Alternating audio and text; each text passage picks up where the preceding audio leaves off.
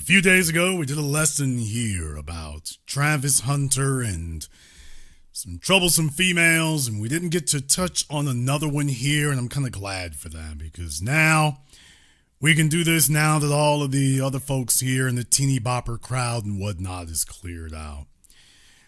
We need to have a discussion about Remy Ma and Papoose here and their levels on levels for this. Tonight's program is going to go ahead and dissect this out for you here. So, as you're all aware, at least you should be, Remy Ma is a rapper. I mean, okay, we're not going to say was, we'll say is. And basically her claim to fame was a couple decades ago, when it looked like she was actually going to have something going for herself. Bad habits jumped in there. Remy Ma, who already had a kid, she gets with a well-known New York rapper named Papoose. He is a hopeless romantic. He's head over heels for this woman. They're both in the same business. You know, the perils of getting with somebody in the same industry, but he went for it. She was the hottest female in the game at that time. So what was there not to like? She had that New York edge to her. And a year after finally getting her solo album, she goes to prison for shooting another female. Papoose, of course, wanting to show something, not just to society, but let's be honest, to show something to the industry. He was connected to this woman, and he wanted to show that he could stay connected to this woman. So he marries her on her way to the joint, and 6 years later, she's released. So Remy Ma is back out there on the street, and her and Papoose have a child together. But there's a problem. There is a problem. And the problem that there is that Papoose did not understand. Maybe he did not wish to understand. Maybe he did not want to see what it was. Papoose did not want to see that the woman that he was enamored with was not actually enamored with him the same way. He had street credibility, and certainly she respected that, and that was useful. But Papoose grossly underestimated the griminess of the female he was dealing with. Now, let's be clear. If you're in New York City, this is where it gets to be deceptive.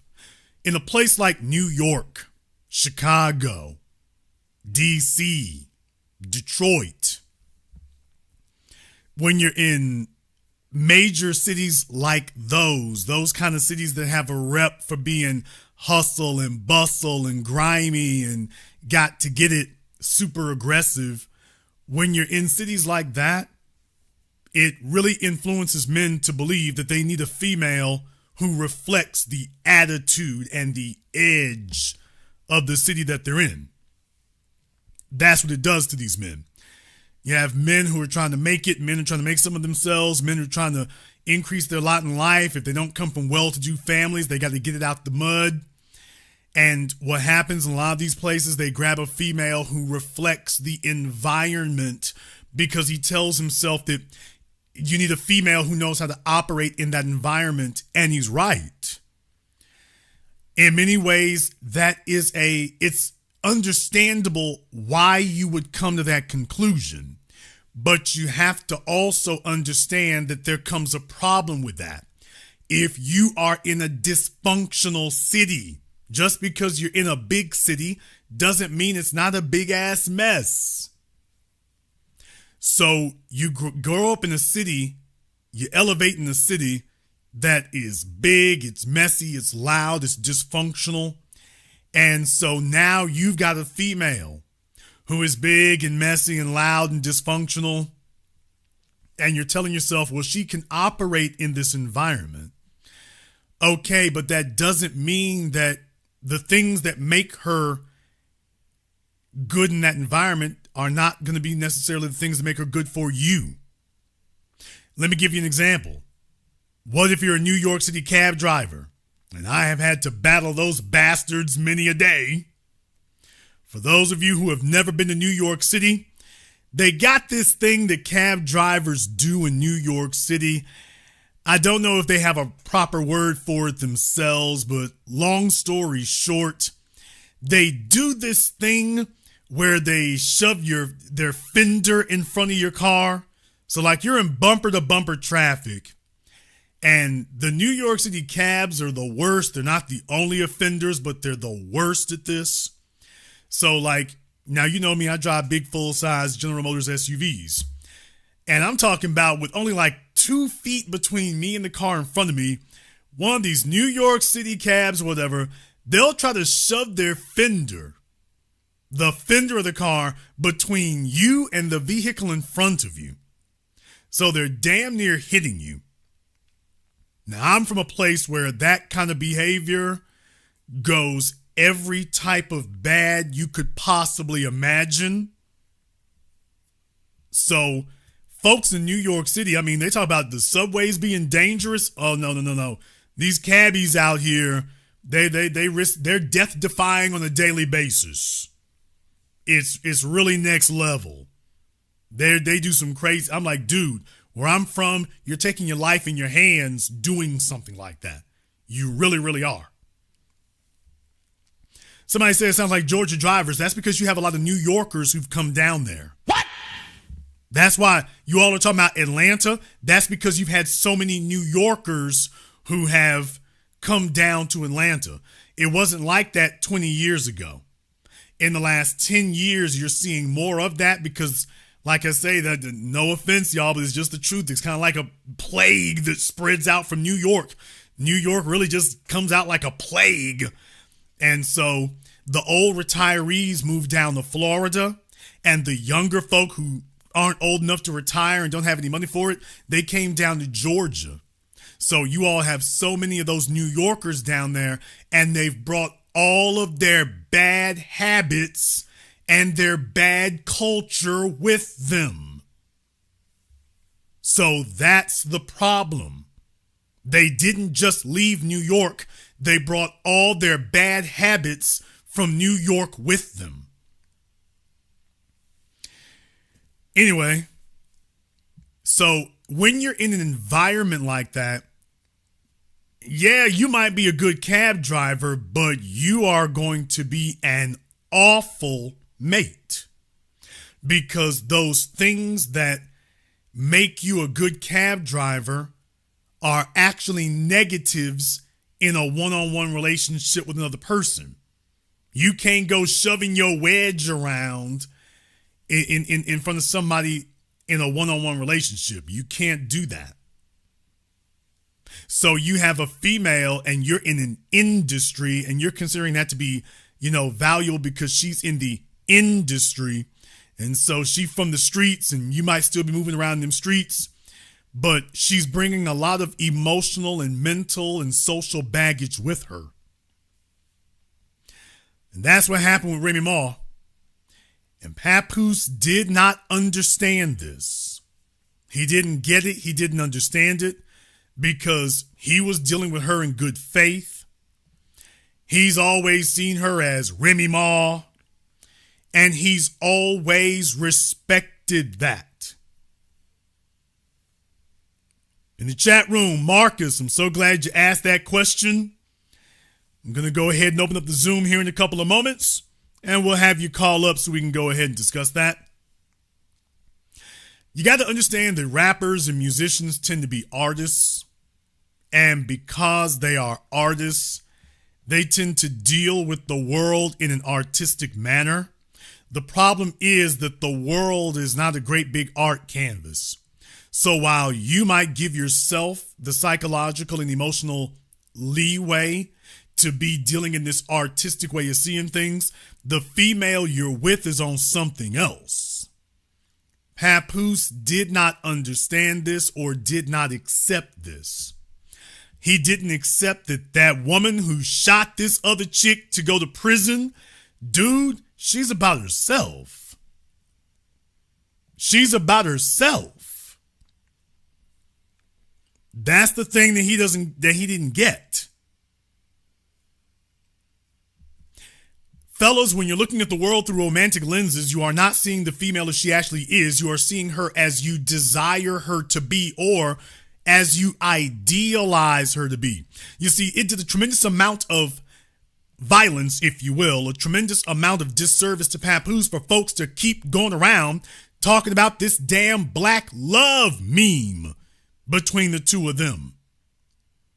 It was the world creating an idealized version and an idealized image of them that, for social reasons and for social capital reasons, he had a very large incentive to buy into. Do you see what I mean? All this is doing is influencing him to ignore the woman standing in front of him. Instead of seeing her as she really is and accepting her as she really is, he sees her as Remy Ma. The name, the image, the shine, the name recognition. She's known in the streets. She's known in your social circle. She brings you clout and she brings you status being with her. And that is who Papoose fell in love with. Not the woman standing in front of him, whose baggage from previous relationships and everything else was so obviously there. And so when the rest of the world sat there and told them black love, and y'all didn't know nothing about these people, certainly didn't obviously didn't take any regard to what she did. She got a record deal and then goes to prison the next damn year. Red flags all over the damn place. Shout out to Tupac. But we knew that, those of us who were objective about it, but the rest of y'all should have known that there were red flags when he went to prison the first time. The prison, the tattoos and whatnot. You trying to walk both sides of the line. So it's at that point, it's not going to be surprising he gets into a damn gang fight at the casino and somebody gets killed. Because you're listening to his rhymes and you're falling in love with the rhyme and the melody. Are you actually seeing the man in front of you? Are you actually accepting the person in front of you? Not the person behind the microphone. The person standing right there. And realizing that the show is him on the microphone. The show is that CD that you listen to. The real thing is what was sitting in front of you. That was the real thing. Papoose liked the image. He liked the shine. He liked the respect. He liked the fact that them being a couple who had supposedly been together for so long, he was in love with all of that because that raised his image and his profile. It meant something. You had folks all over the place looking up to them. A man likes to be admired. Sometimes you may mistake people's false image for you as being valuable. But Papoose knew something else. He knew that wasn't real. He knew that wasn't real. He knew that that was not real. That was the thing. And he's been floating around for a while knowing some things that the rest of us didn't. Or at least the details that the general public may not have been aware of. Well, there were some other issues out there. There were some other details out there because somewhere along the line, Remy Ma and Papoose have had a major falling out with each other that did not result in divorce for reasons that I feel pretty safe to speculate on.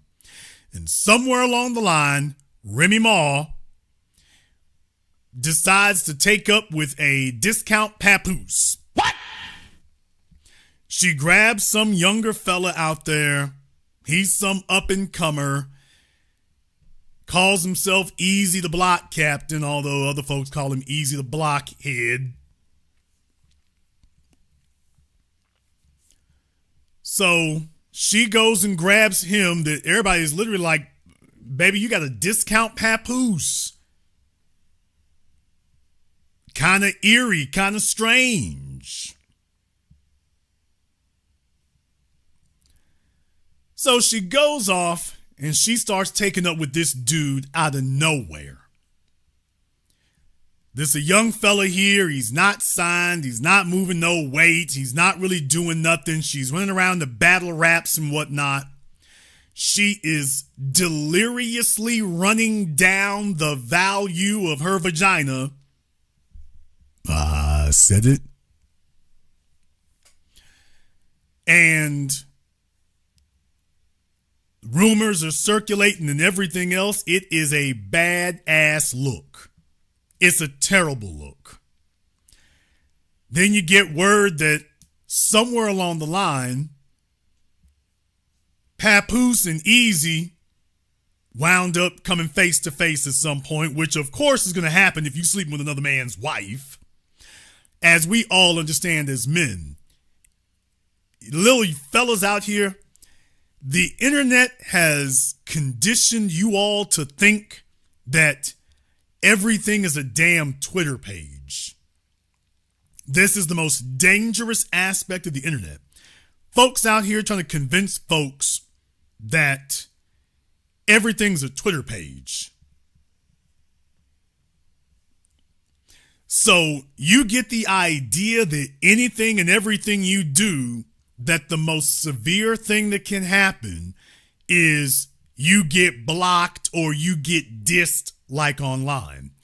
That's the problem with the internet. It's got a lot of young males, a lot of people out here, but young males in particular, conditioned to think that that's the way life works. The most that'll happen is folks flaming each other online. Dude, you jump into bed with another man's wife? Since the beginning of man, you're taking your life in your hands. He better be glad that the only thing that happened was Papoose knocked him out. That's the nice version. Dude,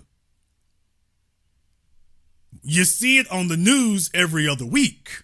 I just did a program about it a couple of weeks ago. You're sitting up here with this woman and you're letting her tell you, oh, my man a punk, my man a hoe, this, that, there, and the other, because she is relatively certain that if the heat comes down, if old dude goes off, he's not going to do anything of a permanently injurious nature to her. Whole lot of women in the cemetery. Let me just lay it out there real.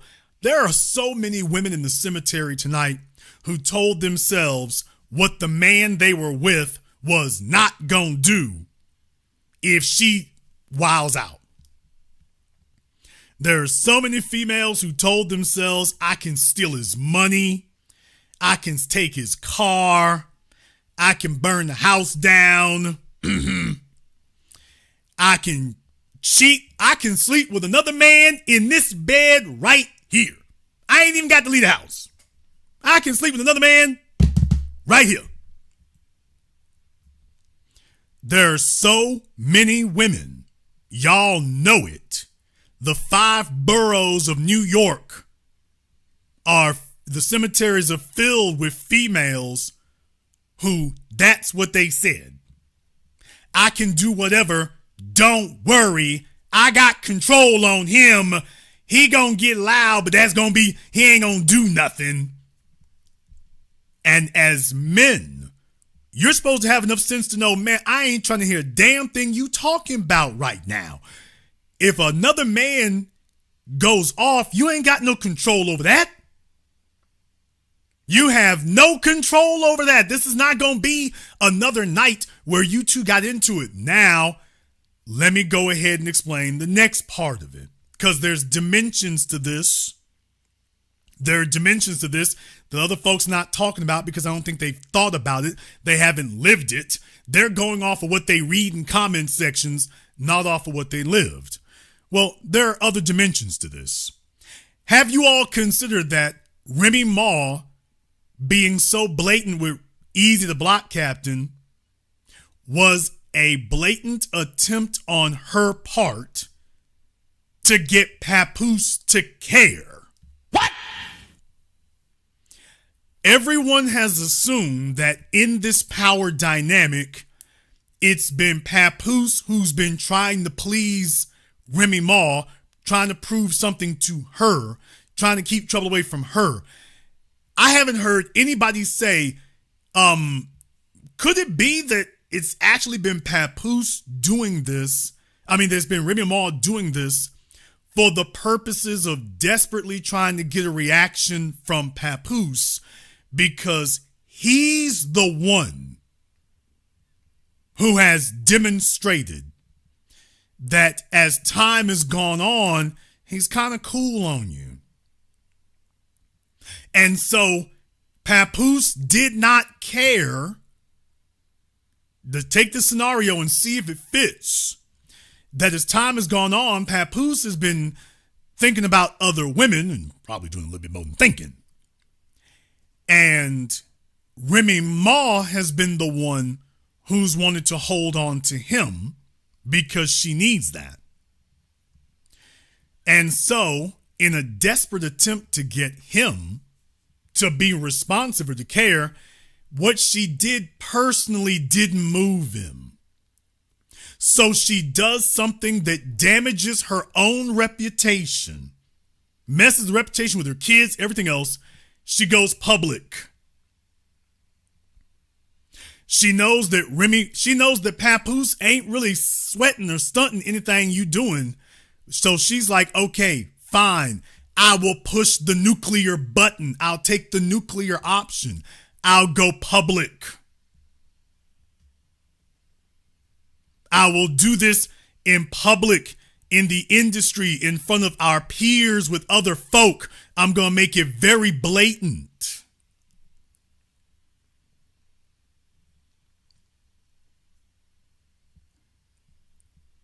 Has that occurred?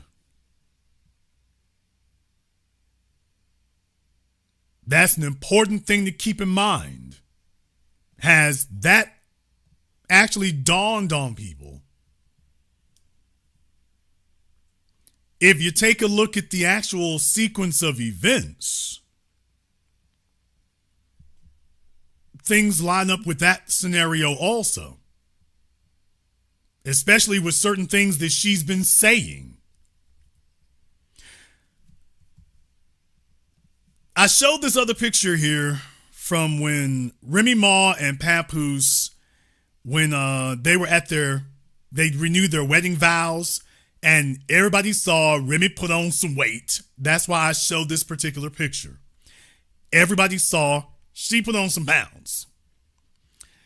Yeah, she Remy Ma, not Slimmy Ma. Damn! So, she had put on some pounds. She certainly had. Papoose is sitting there, he's skinning and grinning and whatnot, but it's like, you can tell that it's going some kind of way. And that's why I show this particular picture to show, by the way, life is doing some things. I mean, could that bottle be any bigger?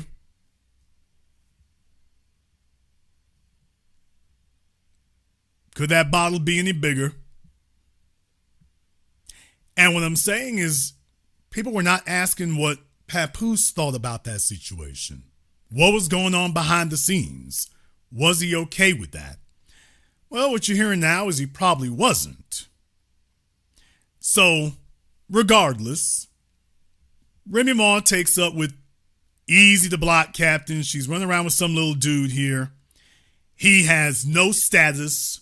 He has no name. Everybody, when they heard his name, everybody was like, Jamon Hansu in Guardians of the Galaxy. Who? Star-Lord. Who? I'm Easy the Block Captain. Who? Who are you?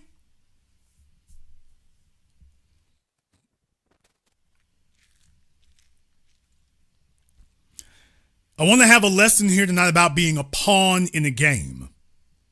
Right now, you have a situation with folks who are pawns in a game.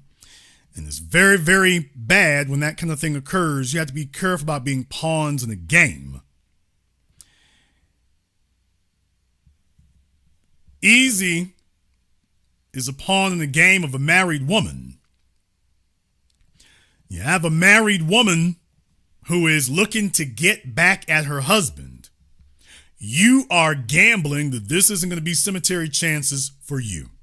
That's a dangerous game to play. And the first lesson I want to say here is to young fellas out there, and I was in my 20s. All my girlfriends were in their 40s, some of them older than that. I didn't mess with any married women. I did not fool around with any married women. When you walk in that house, that is that man's home. He sleeps there. If you all turn on YouTube, Twitter, you can see fights in the animal kingdom. You see them with bears, you see it with lions, you see it with hyenas. That is a sign of dominance. When you walk into the place where another man sleeps and having sex with his woman where he sleeps, nigga, that's marking your territory. You are walking into another man's domain and trying to mark your territory? And you on some goofy playing a game stuff. Focus now. Focus.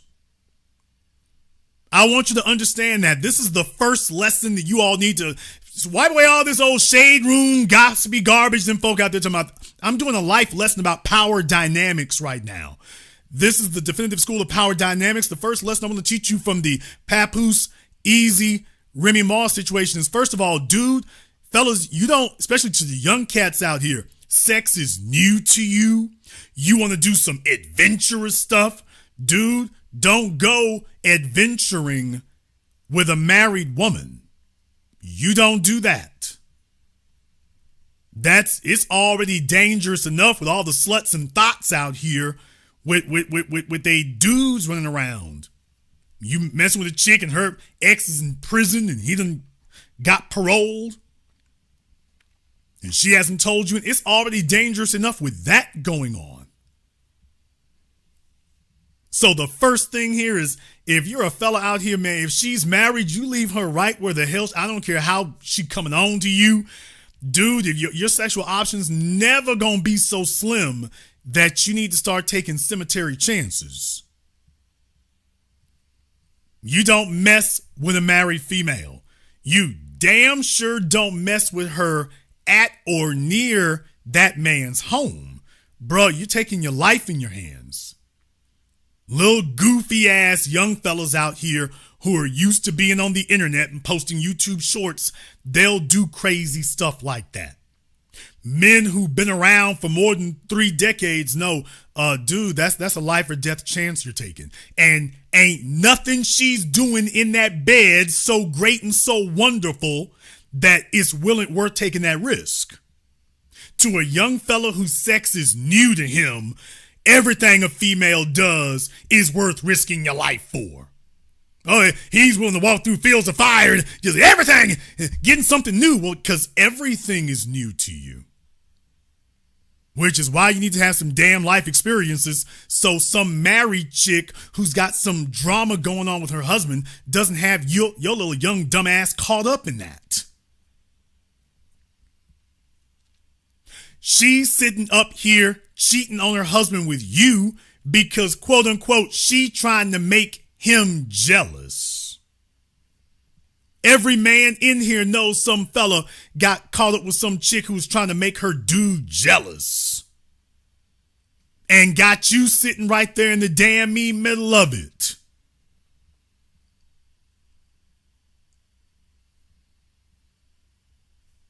She's trying to play games with this man and got you sitting in the middle of this damn game she trying to play.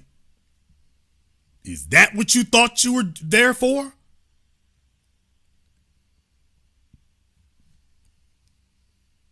So these are some life lessons that you need to learn here early, although there's a bunch of older folk who haven't learned these lessons either. There's some older folk who hadn't learned that either. She goes and grabs a powerless younger dude, a younger dude who has no clout, no status, no money, no resources. He doesn't have a name. He doesn't have anything. That's how you know you're a pawn. This is the height of easy to blockhead's life. He's never been this high before because he ain't built nothing for himself. So that's how you know you're a pawn, dude, because you're easily controlled. You're easily controlled. And that brings us to the next issue here. Papoose has been sitting back, and that's why I said here that he's upgraded, because the truth of the matter is that right now, at this point in stage right now, Papoose is winning. And deal with it, nigga. But it's true.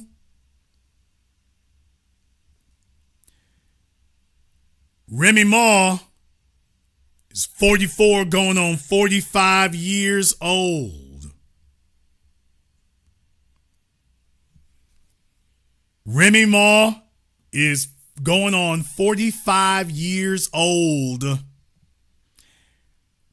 A man reaches a point in his life where he's done talking, he's done arguing, he's done proving things, and especially if you go out and you go public, a man reaches a point where he's done talking. And what Papoose did, this hurts Remy on a whole bunch of levels, because the idea that people had was that Remy was running things and Papoose was following up behind her.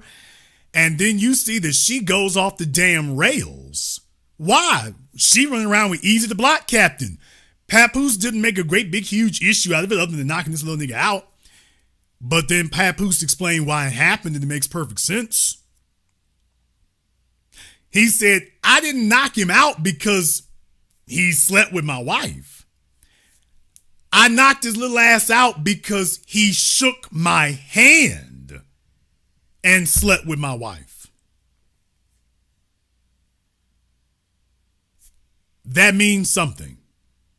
For those of you who follow the mafia, that means something. And the mafia dudes, they would get whacked if you brought a rat, if you brought a fed in. There's several famous stories in the mafia where you brought a rat, you brought a fed in. When they got you, when they clipped you, they cut your hands off when they buried the body. When they dumped the body, they cut your hands off because you had us shake hands. You shook hands with a rat. You see, there are mores of honor and respect. And you got a little clown out here violating everything. There's a reason why dude ain't never made it in the business and is never going to make it in the business. You're a rat, you're a vermin, you're a bottom feeder. You can't make it. You don't have the principles to be able to cooperate among men of honor. So nobody's going to have honor with you. It ain't going to work. It's not going to work. So Remy Ma did the best she could do. She grabbed a little bummy struggle rapper and she wants to make a public spectacle out of it to humiliate her husband. Papoose just played it slick and just like, okay, two can play that game. And he did something that she didn't wager he could do. Now we're going to go to the parallel. We're going to go to the comparisons here. Remy Ma, 20 years ago, when Remy Ma's star was taken off, Remy Ma was 24 years old. Follow me, follow me, follow me, follow me. Remy Ma is 44 right now. 20 years ago, let me go ahead and throw the graphic back up for you. 2004, for those of you who life done got ahead of you here. 20 years ago, 2004, Remy Ma was 24 years old. 24. about the time that she's going to prison, she's 27, 28 years old. Clarissa Shields is 29 years old right now. What? So in other words, at the point in life where Remy Ma was at the top of her game, she was cooling her heels in prison. Clarissa Shields is out here in the biggest thing in the world for what she does. Remy Ma was the biggest thing in the world at what she did, and then she got sent to prison. Clarissa Shields is the biggest thing in what she does, and she's riding on top of the world. What kind of man does it take to be able to get that chick, even if she does have a fiance? Kind of grimy over there, Clarissa, kind of grimy, but we'll come back to that in a moment. Oh, this is some devastating mathematics when you think about it. If you're Remy Ma, this is hurting your damn soul on every level. She is the younger, fitter, hotter, more well-known version of what you could have been. And he's grabbed her she's at the top of what she does. Oh, that's gotta rip your soul apart with fishing hooks. And clearly it does, because if Remy was actually happy, if Remy was cool being with Easy the Block Captain, then what the hell is she sitting up here going off and making an ass of herself, complaining about Papoose and Clarissa Shields for? If Easy the Block Captain was where she actually wants to be, if everything was fine, if everything was okay, and she's the one who started this, then why the hell ain't she over there enjoying her get back to enjoying Easy the Blockhead?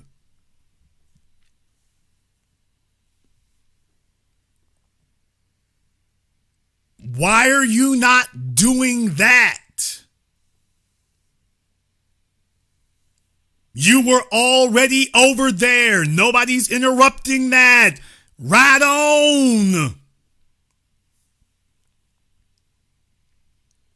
And the bottom line is your attempt to get your husband jealous backfired because you were telling yourself there is no way in the world that Papoose, he ain't on Rockefeller Records, he ain't running around with Lil Wayne, he doesn't have a top 3 album or something.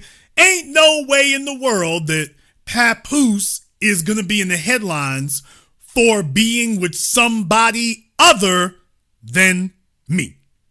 That's what Remy Ma told herself. And Papoose is never going to be with somebody with a name hotter than mine. And she felt secure to do the mess she was doing, either to make him jealous or because she's a grimy chick from the Bronx or whatever the case may be. She felt safe doing that because she felt like nigga, you ain't never going to get nothing better than me. Nobody's ever going to talk to you about being with somebody other than me. I'm the only reason folk talk about you in the first place. They don't even talk about you. They talk about me.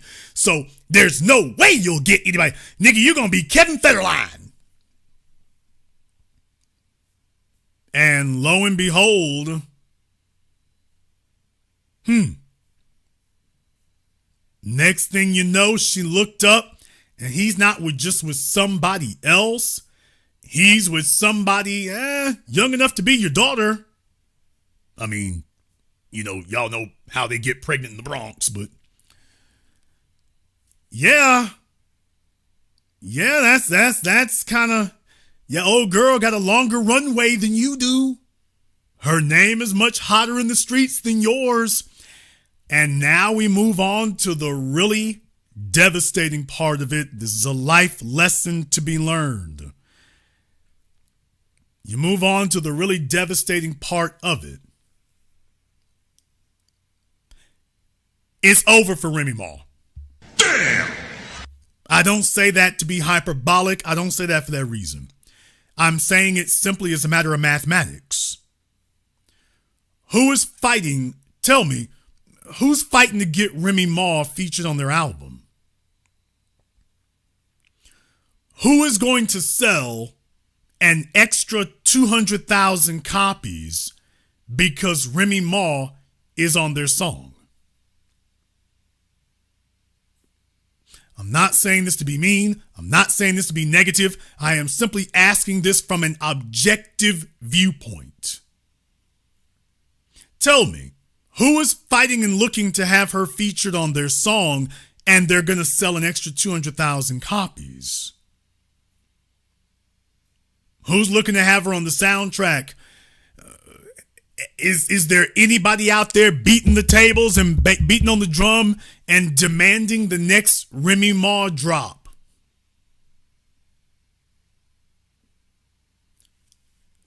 Who's doing that? Everybody's saying this. I see a bunch of folks saying the same thing in the chat room. Her career fizzled out when she went to prison. Her career fizzled when she went to prison. And how many times have we seen this now? Goldie Loke, Shine, Remy Ma. If your career is already hot and you already going platinum and then you go to prison, you might survive it. If you go to prison first and then you go platinum, you'll survive it. You just had your debut album. You're supposed to be promoting and putting that album out and you're going to prison? Career got derailed. Plus, they kept you in there for 6-7 years.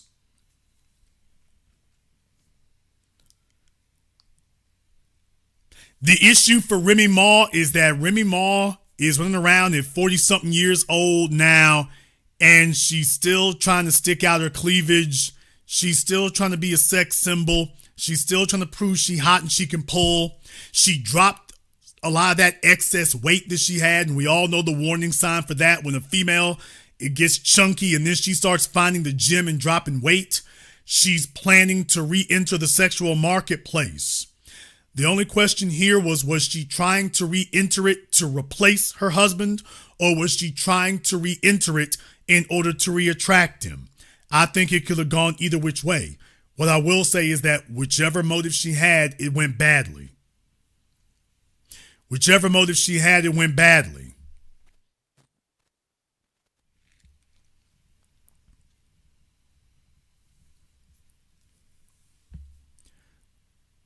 There's another part of this that's also a problem is, as men, the behavior that we give, the signals that we give can be very deceptive to women. It can be very deceptive. And here's what I mean. When you're the woman that we want, when you are the ideal female that we want, as men, we will do anything. That's the reason why females will sit up here and get surgery and risk their lives and everything else in order to be attractive to men, because you get a response. You get this visceral, primal, intrinsic, at your core being reaction from men like you haven't seen anywhere else. It's 100% genuine. This is why females will risk life and death and surgery and anything else to try to maintain that, because there's literally nothing else that gets that type of reaction from men. Oh, it's the greatest, most wonderful thing she's ever experienced. It's power. It's like the world is at your damn feet, and she watches men who'll do anything. Oh, she's living that queen fantasy. Once a woman has experienced that, that is it. She ain't never for the rest of her damn life going to go back to being a regular broad again. This is where debutante syndrome comes from. So she spends the remainder of her days trying to get herself and her body and her image to freeze into place.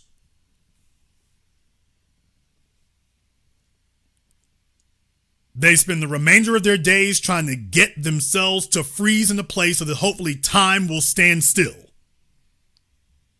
so that she can maintain that pull and get that reaction from men for as long as she can.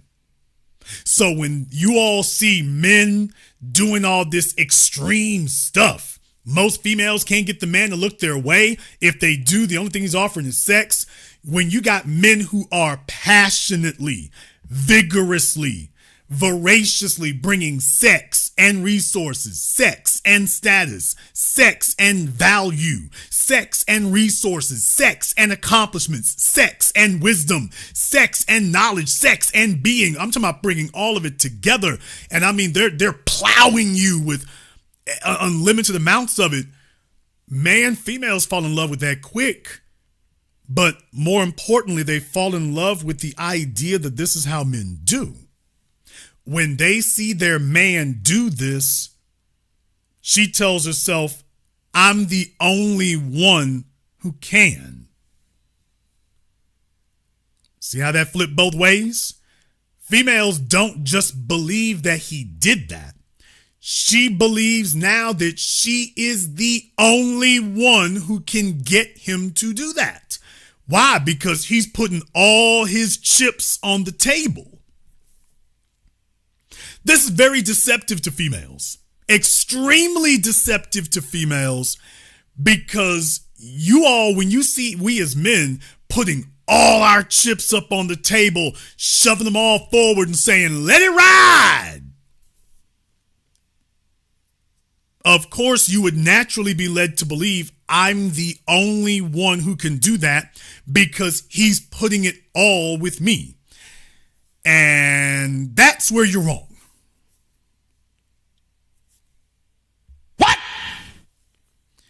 Yeah, ladies, that's where you're wrong. You see, when you go off and get pregnant, that's you cashing in all of your chips. You just put all your chips on the table. You just gave everything you have. And you can't do that a second time. That's the problem. You can only go from being a childless maiden who can choose any man you want to being a mama or a single mama or a post-mama. You can only do that once. You can't do it 3 or 4 times. There's before you became a mother, and then there's after. You don't get to return to the single maiden status. When you leave that arena, baby, you gone. You're gone. You can't go back and get more single maiden status. When you cash it all in, that's it. For men, it doesn't work that way. As men, whatever we put our chips on the table, here's the problem. We can always go back and go get more. Even if, now the only time that the man gets himself into real trouble is when he starts talking about marriage. But other than that, there isn't anything really that we can't go replenish, that we can't go get more of. Even as time goes on, we're going to have more of it. That's why when men get married, the first thing women want to do is start killing your productivity. She's like, okay, now that you've done that, I need you to focus on me, not on building more of what you're already doing. So fellas, that's where that comes from. As soon as you're productive, you marry her, and you're like, man, all the stuff I was doing to be productive, now she wants me to stop doing that. Well, yeah, so she can make sure she locks you down. Because if you continue increasing your value, why, you could replace her. You see, for a female, becoming younger and sexier is only good for one thing. Even if you had a magic wand that could make you younger and sexier, it's only good for returning to the sexual marketplace. Women think the same thing with men. The things that made you valuable to her, why are you trying to increase that? The only thing you could do, if you get twice the amount of resources, the only thing you could do is have twice the number of women. Damn! So she's like, you're doing good enough like you are right now. Why don't you stop that? If what I'm saying makes sense to you all here tonight, give me the pencil and paper emoji in the chat room and hit the likes button for me. It's over 2,200 people in here live. No, we're going to the holiday weekend here, but definitely had to show up tonight. 2 programs in 1 week. But this is definitely important for you, especially for those of you who are trying to figure out how to navigate this thing. And there's a whole lot here you haven't learned or don't understand. Whole lot you don't know and don't understand. And if I'm offending people, that's okay. I'll wrap it up early. It's a holiday coming up sometime. We can go ahead and get ready for that. Men, the things that make men valuable, we can go get more of it. The thing that gives women their peak value, you only get that once. So your idea as a woman, what you cashing in all your chips is far different from when we cash in ours. This is why even in the current environment, I've had to try to teach men to deal with things differently. You know what it is? Here's the issue right now. A single dude can tell a married dude about being single. A married dude can't really tell us a damn thing really about being married, except, oh, well, that's the end of that. But you know what? As single men, we're prepared for an environment where you're not married anymore. We know how to move differently. Y'all lost that. This is why I've had to remind the married dudes out there, man, if a chick wants to get divorced, you never lower your value. You're always increasing your value. If a chick wants to get divorced, make sure you're not married in California. That's the first thing. She wants to get divorced. Dude, don't fight over no damn house. Don't fight over the house. Don't fight over the car. You don't fight over none of that. Hurry up and get that thing finished. Tell her, you know what, Wench? You can have the house. You can have the house. You can have the car. You can have all this funky ass furniture. Brother, they built other houses. I promise you they built plenty more cars. I bought some of them. There's plenty of more furniture out there. And there's a younger, grateful chick who will be grateful for it. And you can start the process all over again. What are you fighting for that house for? Let me tell y'all something. I have never, in my half century of walking this earth now, I have never met a divorced female who was able to upkeep the damn house. Nigga, please. Especially if it's a nice one in a nice neighborhood. Fellas, get a nice house in a nice neighborhood with a funky ass HOA. Go ahead and do that. If she gets divorced, remember, all that burden goes from being on your shoulders to being on hers. She's got to maintain the house. She got to upkeep it. If something breaks, she got to pay for it. HOA, here it comes like a fist to the face. Property taxes, lawn care. God help you if there's a natural disaster that comes through. Repairs. Go slug it out with the insurance company if she has insurance.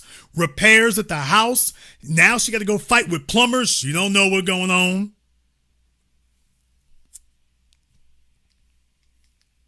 Fellas, if you're going to go get something nice. You want to go ahead and get a car? Go ahead and get a nice one. Fellas, ain't no need to hold back on that. Oh, man, am I about to do it tonight? Why did y'all mess around and wake this up?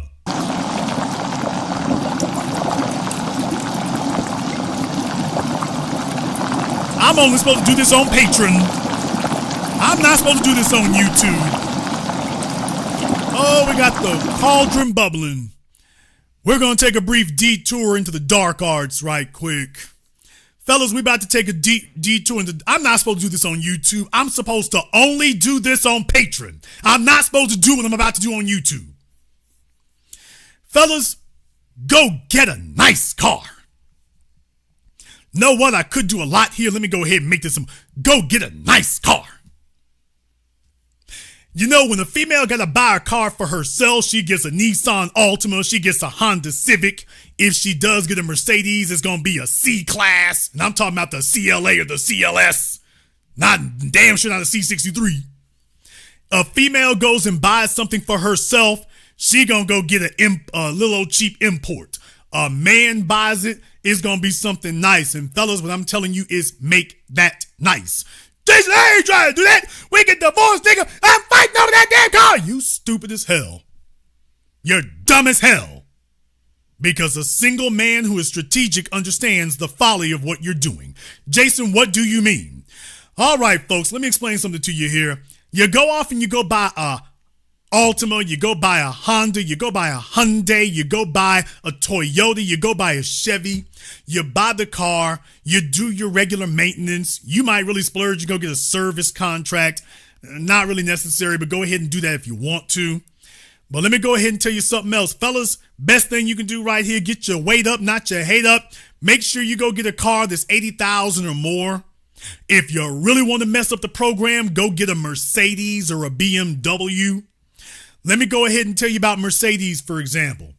Mercedes, and all the manufacturers have an equivalent of this, but Mercedes is one of the most notorious. They call it the A service and the B service. So when you go get a Mercedes, when you go buy a Mercedes, everybody gets ready to pay for the car. What they don't tell you is that, by the way, they have the 330. So it's 330 is going to be either 330 or 33, depending on how diligent you want to be. But long story short, you have things that wear out and you have things that time out.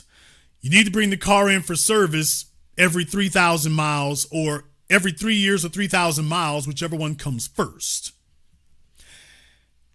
They will break your ass in half. When you come to Mercedes for your A service, they will break your ass in half. If you have a Mercedes C-Class, it's gonna sting. If you have a S-Class or higher, I'm talking about S-Class, GLS, G-Wagon, Maybach, GLS 600 Maybach, you go for the A service on anything above the E-Class, and E-Class is expensive enough as it is. AMG, which is anything that ends with 63, you go for that, dude, that's your ass. That's your ass. If you've never been through the experience, you don't know what it's like. That's your ass. The oil is like $15 a quart. Now, you might be able to get it online for something closer to $8 or $10 a quart, but that's not a hell of a whole lot better. Okay, and that's just A service. You don't want to go into B service. And everything is hell to get to. Everything's hell to get to. Change your air filters, change your cabin filters, hell, changing the oil. Everything's hell to get to. Yes, she was smiling big when you were paying the bills and you were paying for the Mercedes. She was smiling big. When you were making all the payments, she didn't realize that, by the way, even if you pay the car off, you still have to keep paying. So even if the car is completely paid off, baby, the car still got to be maintained. Yes, it uses full synthetic, only it uses depending on the car you have, it could be anywhere from 12 to 16 quarts. You'll easily pay $300 or $400, easily. Forget other things. Now, some people think they can get around that by not going to the dealership. There are some things that you can get a lower cost from for the dealership, but it's not going to, depending on what it is, it's not going to be tremendously different. Any oil change place is going to charge you more for a Mercedes or a BMW or an Aston Martin than they do for a Honda or a Nissan or a Chevy. That just is what it is. You're always going to pay more, whether you go to the dealership or an independent shop. She doesn't know this because every time that bill hits, that's hitting your pocket, not hers. When the mortgage hits, that was hitting your pocket, not hers. Repairs hit, that was hitting your pocket, not hers. So fellas, get the nice house, get the nice car. You're the one who's playing that balancing act. Let me tell y'all something. Females don't do maintenance the way men do. And deal with it, nigga. It's true. Especially on a luxury car. Fellas, you go buy a luxury car, the women ain't trying to maintain that. Oh, do I need to get deeper off in the dark arts to remind you all again? Remember, with your newer cars today, they don't have transmission dipsticks. What? They don't have transmission dipsticks, so you can check the fluid level in the transmission. They don't have transmission dipsticks anymore. And guess what? Now that's for most new cars today, don't have transmission dipsticks. But guess what? For the German cars, they don't have transmission dipsticks or oil dipsticks. What? Damn! What? So for those of you who have not bought one in the last 5 or 6 years, by the way, they don't have oil dipsticks anymore. You have to go into the infotainment system and it'll tell you what the oil level is, but there isn't an oil dipstick anymore, not a transmission dipstick anymore, and there's not an oil dipstick anymore to check the oil level. You can fill up the oil, but you don't have a dipstick to tell you if you're high, low, or whatever. Now now that would be tough for you as a man to handle. You think this chick you bought that damn thing for is going to be able to keep that son of a gun rolling? So for those of you talking about, I ain't going to the dealership, that's because you haven't bought one. That's because you haven't bought one. You gonna lift up the hood talking about, okay, where's the dipstick? And they gonna be sitting there at the dealership giggling at you. I'm telling you right now, you gonna lift up that hood thinking it's going to be like your damn 1996 Chevy, and they're going to be giggling at you. Fellas, get the nice house. Fellas, get the nice car. Go ahead and do that. If she wants to get a divorce, it'll be damn frustrating, I understand. Tell her, you know what, Wench? Here's the house, here's the car. Good luck to you, you're gonna need it. She gonna be sitting there dancing like them hoes do on TikTok and Instagram. It's all gonna be fun and games until the first time some man stuff need to get done. When she goes to get an oil change and she thinks she's gonna be slick, I ain't going to the dealership. I'm going to Valvoline. Baby, you in for a Valve surprise. She doesn't know what it's gonna cost to get the spark plugs done.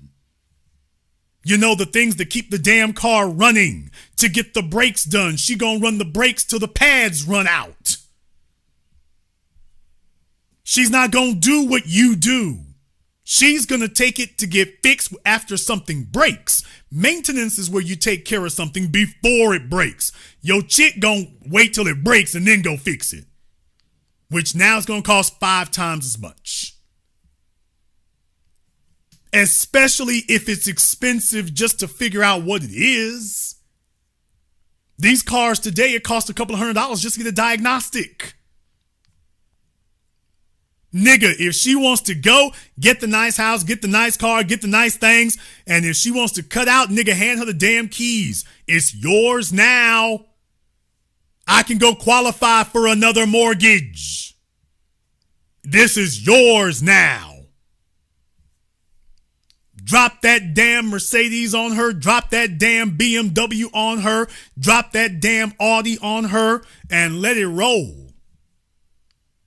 And then you go buy another one. Hopefully you listened to me and you bought the damn thing before you got married, dumbass. No, never mind. You're in love. In any case,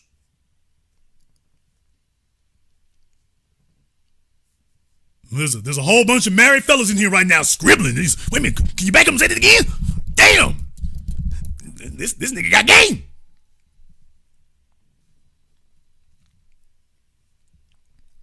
Fellas, there's a whole bunch of fellas right now have no earthly idea. Shout out to all my Dodge Charger people. Damn!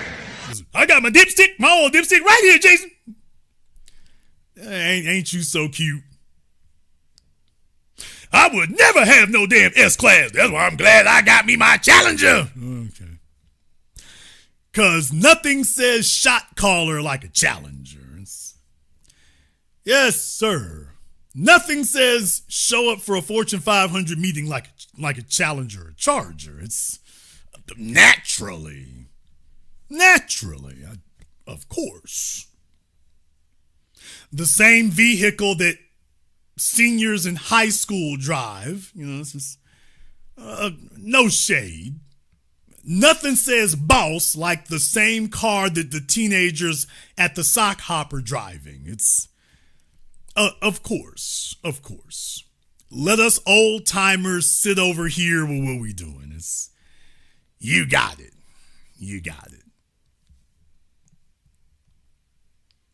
So ain't it a damn thing when you get with a chick and she figures that she's the best you could ever have and the best you could ever do? And then one day you say, you know what, heifer, you can have the house, you can have the car, you can have all this mess. Make it do what it do. The reason why Remy Ma crashed out on Papoose is because he didn't talk with his words, he talked with his actions. He showed her, I'm not going to tell you can be replaced, I'm going to show you can. And he did it in the most effective way possible. He went and got a chick who was younger, fitter, hotter, the whole 9 yards. At that point, you ain't got nothing else to say. You don't have anything else to say. Let's just be honest. When women think they're dumping on you, they really hope that things go terrible for you. They really hope you'll never do better. They really hope that. And because men act so ravenous, if you're the woman that we want, we act so ravenous and just so famished, she believes, yep, he'll never have that feeling with somebody else. He could never do that somewhere else. And then it's like, yeah, once you do find somebody else, I mean, this is the crazy part. It's like she didn't exist. I mean, she existed, don't get me wrong. But, you know, it's like when you left 7th grade and went to 8th grade, or when you left 8th grade and went to high school. It's just like, yeah, you remember where you were, but it's like, when a man upgrades, that's it, man. It's like buying a new car. Papoose is taking a look at Clarissa Shields' abs, and he's like, I'll be damned, she ain't got, you know, that post-maternity stretching going on. Damn! He's looking at it, he's like, I'll be damned, ain't all them stretch marks and road miles, is not all that going on? Because she had that before it even got started. He's like, I'll be damned, she got muscle tone. She doesn't have the 1,000 sex partner stare. She actually looks like she has a genuine smile on her face. She looks like she could actually enjoy being somewhere. Let me tell you something. When a woman has a smile, not a devious smile, not some skullduggerous smile, not that Brooklyn smile, not that Bronx smile where you just happy because there's some mess going on. No shade, Bronx. You gotta take it on the chin tonight. But a female who's actually just looks like she could be happy and content, and she's got that light in her eyes. Let me go ahead and back it up for a minute here. You take a look at these two pictures right here. This says everything. Take a look at Remy Ma's eyes, and then you take a look at Clarissa Shields' eyes. That tells you everything. You take a look at Clarissa Shields' eyes. She has that light in her eyes. As men, ladies, that is wonderful for us to see that light in your eyes. You know, before y'all went off and did a whole bunch of sexual globe trotting, you take a look at Remy's eyes, man. The light left them damn things a long time ago. You can put on the damn paint eyeliner and you can sit up here and strap on them spider leg eyelashes, but the light is gone. That youthful exuberance where it looks like the whole world is ahead of you and you're happy to be alive. That's the kind of thing that makes a man ravenous when he looked at you. Ladies, when you were 21 and 22 years old, you had a light in your eyes. You had a light and an exuberance, and you looked at the world with this sense of wonder, and it was all in you. The muscles in your face, they shaped your face differently. That's when we say you looked younger. Yeah, because the muscles in your face were holding up your face in a different way. You looked youthful and exuberant and passionate and optimistic. You had eyes filled with optimism that tomorrow was going to be a brighter day, that things could get better. But once y'all sit up here and have enough niggas lay on top of you, and you let enough niggas run through you, and you grab 3 or 4 bastard kids and drag them on through here and whatnot, and then you start becoming this lying, deceitful, backstabbing, scummy, gutter individual, and then you want to blame the rest of the world for what you've become, baby, that light just falls straight out your damn eyes. You start looking like a man who has seen too much. You see, it's one thing when a man looks like a soldier. It's one thing when a man looks like he's lived some things. You can take a look at his eyes and you can see that he's seen some things. It's another thing when the woman he's with starts looking the same way. He been through the battles, he been through the trenches, and the female, the light in your eyes is what's supposed to remind us as men, number 1, what we're fighting for, and number 2, that things will be better. If both of us have lost that light in our eyes, we're done. And Remy Ma, you take a look at Remy Ma, you take a look at what she's wrought, you take a look at what she's done, you take a look at her son now, her biological son, you take a look at the son that she had when she met Papoose, you take a look at how that's turned out. Is that not the definition? They both got the same kind of eyes. As men, road miles on a female are not just annoying. Road miles on a female are dangerous. And so if you're in a place like New York, you might tell yourself that you need a chick with some edge and a chick with a little bit of dangerousness to her, a chick with some gangster in her. And I can understand why you would think that, and that is okay for a young man who doesn't have a lot to lose. Please understand, a female that has no light in her eyes, she can't be coached, dude. You can't coach a female who's lost that light in her eyes. She's seen too much. She's been through too much. She's done too much. She thinks she's on your level. You can't coach her. She's past that now.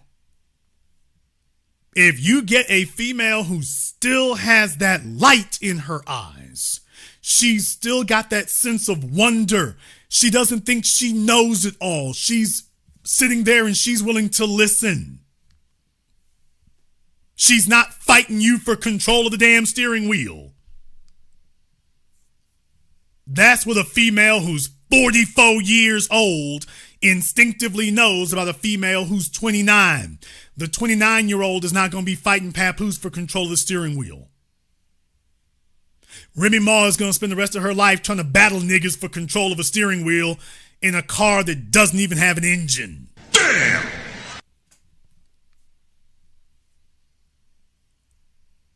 So to the women listening here tonight, I've talked to the men earlier, but to the women, I want to go ahead and appraise you to that reality.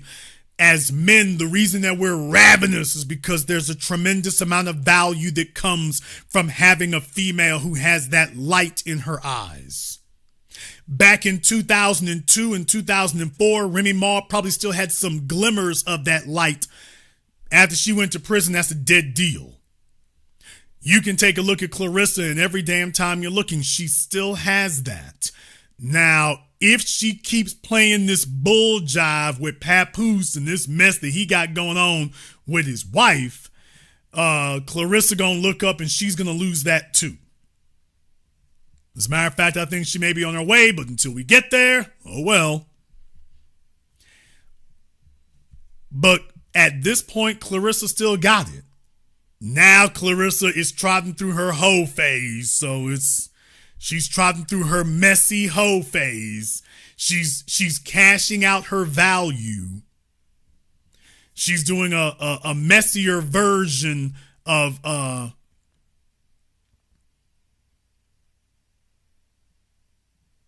who's the girl? Harvey. But I'm forgetting her name off the top of my damn head. Lori Harvey. She's doing a messier version of Lori Harvey right now. So, baby, you running up a body count. You're sleeping with married men. You all out here in public. This is not a good look. This is not a good look. This is not a good look. However, that's another program. Till we get there, that's another program. Right now, she still got that light in her eyes. And as men, we put an extremely high premium on having a female when you take a look at her and she's got them great big anime eyes looking at you. I know it's hard for y'all to, as women, it can be hard to hear those words, man. It can be hard to hear that. But when you got a female sitting there with them big anime eyes looking at you in the morning, that tells you got possibilities in front of you. Enthusiasm is contagious. When you have a female who is optimistic and isn't beaten down, that's contagious, man. That's what you want around you. You want that optimism. You want that resourcefulness. You want someone who's a believer. A female with a light in her eyes. She's looking at you like your kids do. Like your favorite lion does. Okay, for those of you who have states where you can keep them things. Your favorite pets do. She's looking at you like that. She believes in you. Remy Ma don't believe in no damn body. That's the issue. Remy Ma lost that a long time ago. She doesn't believe in anyone. She doesn't believe in anyone or anything. And the worst part about it is that success is wasted on her. Jason, why are you saying that? Because she doesn't believe she can actually keep it. That's the reason why the situation with her son is what it is. She's not surprised. She went to prison. Now her son is looking at going to prison. She doesn't believe you can actually keep it. She believes that every day is just an IOU on the day that you're going to have to lose it all. Shouldn't she be the biggest damn Susie homemaker in America, y'all? She been to the joint for 6 damn years. Shouldn't she be living a very quiet, very stable suburban life? She out here cheating on people and being as messy as she can in the middle of the damn street. In her 40s. She went to prison in her 20s. Now she's in her 40s and still engaging in the same garbage. What kind of future is a man gonna look forward to under those circumstances? What the hell is there for a man to invest in for the next 20 years? She doesn't believe in you. She doesn't believe in anything. She doesn't really even believe in herself. You take a look at this picture on your screen of Papoose and Remy Ma. He got more of a light in his eyes than she does. He looks like he's more in the moment and more present and more optimistic than she does. Everybody's simply talking about she got more of a name than him. He's got more of a vision than her.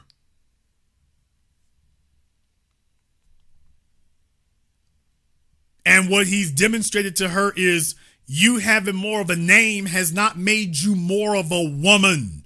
and the rest of the world sees what they think you are, he sees what she actually is.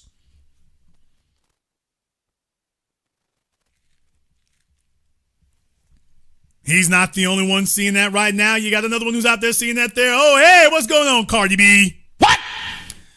Gonna try not to make too much hate going on here tonight with Cardi.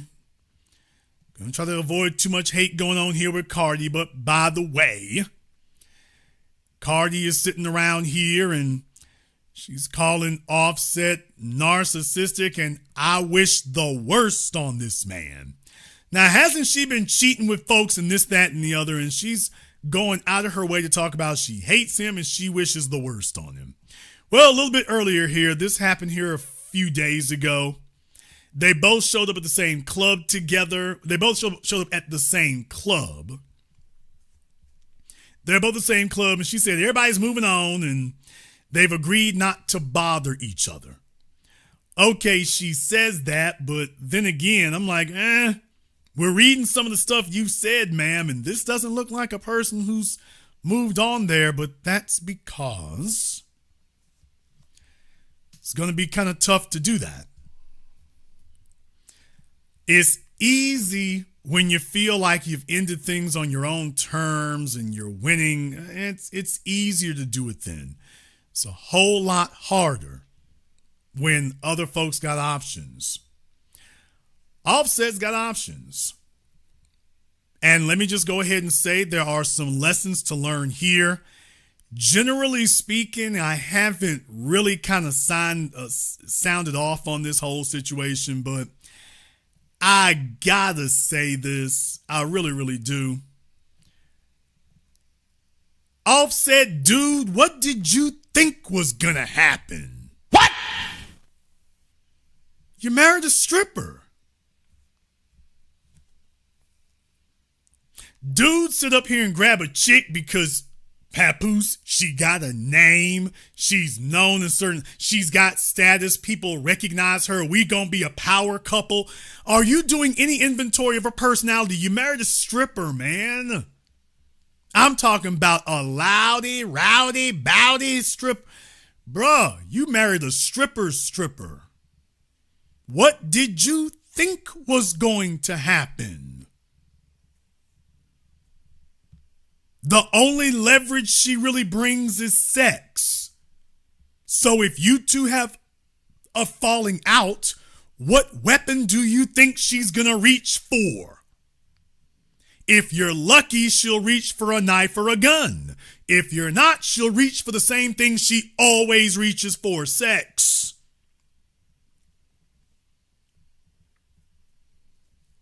You saw her on TV and all that stuff, dude. What did you think you were gonna get? Fellas sit up here and tell themselves they're so valuable, they're gonna turn hoes to housewives. We're gonna turn strippers into Stepford wives. Dude, if you're marrying a stripper, just, it is what it is. If you're talking to a stripper, bruh, it is what it is. It is what it is. And I don't wish bad on anybody's relationship like that. I'm not wishing bad on them. What I am going to say is, hey, bro, you got what you paid for. You got what you paid for, man. Fellas, if you roll the dice and you grab one of these chicks from Magic City and she goes home with you, it's going to be what it's going to be. And what has it been? It's been nonstop drama. The biggest issue of all is, fellas, when you got status, hoes, if they can't attack you, then they're going to try to go public. So they're going to just destroy their relationship. They're going to destroy their own reputation. This is reputation killing. This is horrible for Remy Ma. But then again, she knows she ain't going to be selling no more albums. So this is it. This is her life now. Cardi B, you're starting to get the same feeling there. How does this help Cardi B going all public with this stuff? What's the point? And the point is that man is that valuable.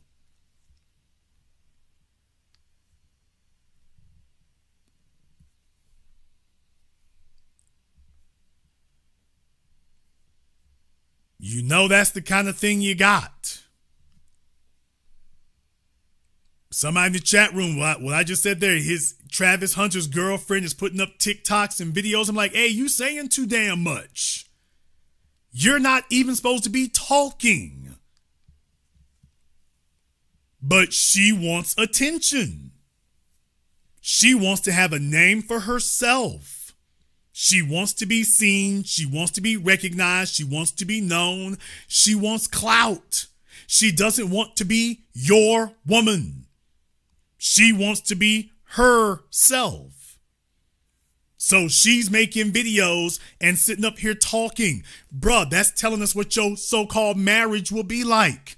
If you marry her, that's what it's going to be. You're not going to be running the house. She's going to be turned on the camera to tell everybody, okay, here's what's going on.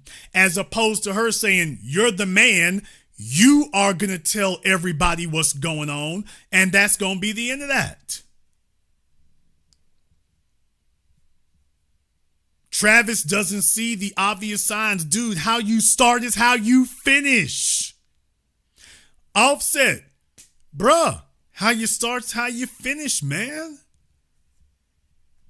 If you marry a stripper, you end up with a stripper. And I'm not saying there's not a place in this world for strippers. It shouldn't be a big one anyway. But marrying them? Strippers don't really make wife material. Strippers don't really make wife material, but come on, let's just say it like it is. Fellas, you might not be a celebrity. To the men listening, you might not be a celebrity, but if you feel like you have a female who raises your status, you could find yourself caught up in the exact same thing. There's a bunch of guys right now, listen to me right now, you got wrapped up with a chick. Maybe you were in high school with her. Maybe you were in college with her. They call me every damn week about it. Maybe you were, and you felt like she raised your status, at least relative to where you were. You feel like she raised your status. And so now you buying houses, you buying cars. Yeah, but she's still a disciplinary problem. Still a disciplinary problem. So if you're going to come out the game, I guess if you're going to come out the game, maybe you'll come out of it like Papoose is coming out of it. Maybe you'll come out of it like him. Maybe you'll come out of it with some better options and a better look. Maybe you'll come out of it with some better options and a better look. Also, just a brief reminder to the men. This, as a man, you can listen to the sissified, thong-wearing mama's boys online who are addicted to Andrew Tate or whatever. They watch other men. They don't build themselves into it. Never ease off on your value. Never back down on your value. Continue building your value. If they're the only reason, listen to me, everyone, the only reason, let me go ahead and throw the damn thing back up here right quick. The only reason that we are talking about Travis Hunter today is because of primetime Deion Sanders. That's it. If it weren't for Deion Sanders, we would not be talking about Travis Hunter today. Okay, but if Deion Sanders had not continued the push to maintain his value and his relevance, we wouldn't be talking about Deion today. And deal with it, nigga. Deion Sanders did not allow himself to become just another washed-up ex-NFL player. Deion Sanders has stayed in the fight. Deion Sanders has stayed in the hunt. Deion Sanders has stayed competitive. He might not run the damn ball, but he's commanding the ones who do, doing a hell of a job at it. Deion Sanders has remained competitive. He hasn't gone off into the sunset. He hasn't been put out to pasture. He hasn't become a retiree. They haven't retired his jersey. He's still out there on the field. He's still making things happen. He's still a playmaker to this day. And that's the only reason that we are saying Travis Hunter's name today. We talk about Travis Hunter a hell of a whole lot more than last year's Heisman Trophy winner. Ain't no arguing with that. Deion Sanders is super relevant because he never stopped competing. That's my point. Papoose right now is super relevant because very clearly he hasn't stopped competing. Offset is still relevant because he hasn't stopped competing.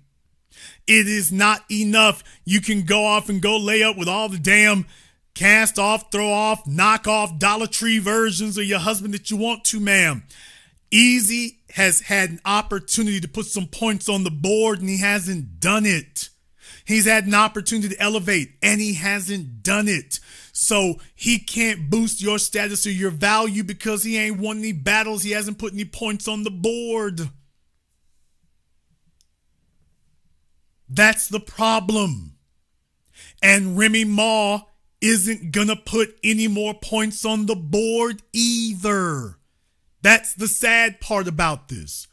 Remy Ma ain't gonna win another championship. Her championships are in the rear view mirror, not the front windshield. You damn right she went crazy when she found out that the man that she thought was safely trapped with her, not only has he been testing other options, he's found better, somebody with a future.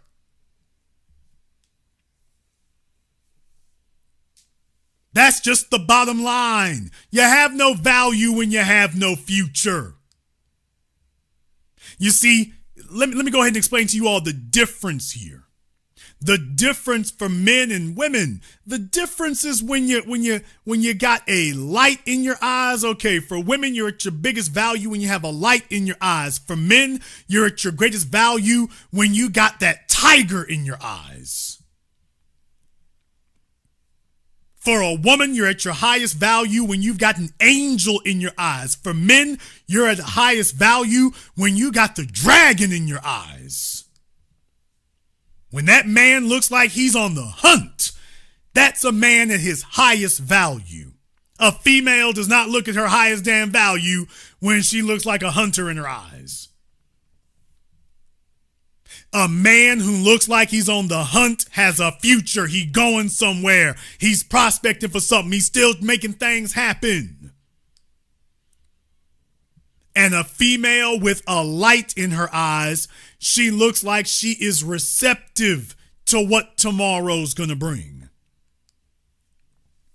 That's the difference. When a man is old and beaten down and worn out and his best days are behind him and he's wearing them weird ass flower shorts on the Tom Joyner cruise and all that stuff, you're done. You're through. Let's be very, very clear about this. There isn't any female anywhere who would not give everything she got to be standing on that field with Deion Sanders at the end of that football game. She doesn't want to be on the Tom Joyner cruise with Judge Mathis and the retreads. She doesn't want to be there with a bunch of funny dressed old fossils. As evidenced by the fact that Deion Sanders' ex-wife had the nerve to try to sashay herself out there. Heifer, you ain't got nothing to do with this. Shout out to Deion for curbing that heifer. He kept it 10 toes down, baby. I don't know what the hell my kids brought you here for. Nobody showed up to see you. They showed up to see me. They showed up to see my sons. Ain't nobody showed up to see you. This is my victory, not our victory. That's the difference. This is our win, not yours. This is my win, not yours and mine. Damn right, she wanted to be out there because that's where the action is. Ain't no action at the beach. Ain't no action on the cruise ship. Ain't no action at the bingo hall. The action is still on the football field. The action is still in the boxing ring. The action is still in the arena. The action is still on election day. The action is still on the campaign trail. The action is still at the concert. The action is still in the arena of gladiatorial combat. That's where the action still is. That's where you're alive. That's where you're still relevant and you're still alive. And Papoose literally sitting there with old girl at the arena. While Remy Ma is sitting with a damn nobody. She's sitting with a damn nobody. How we gonna stunt with this?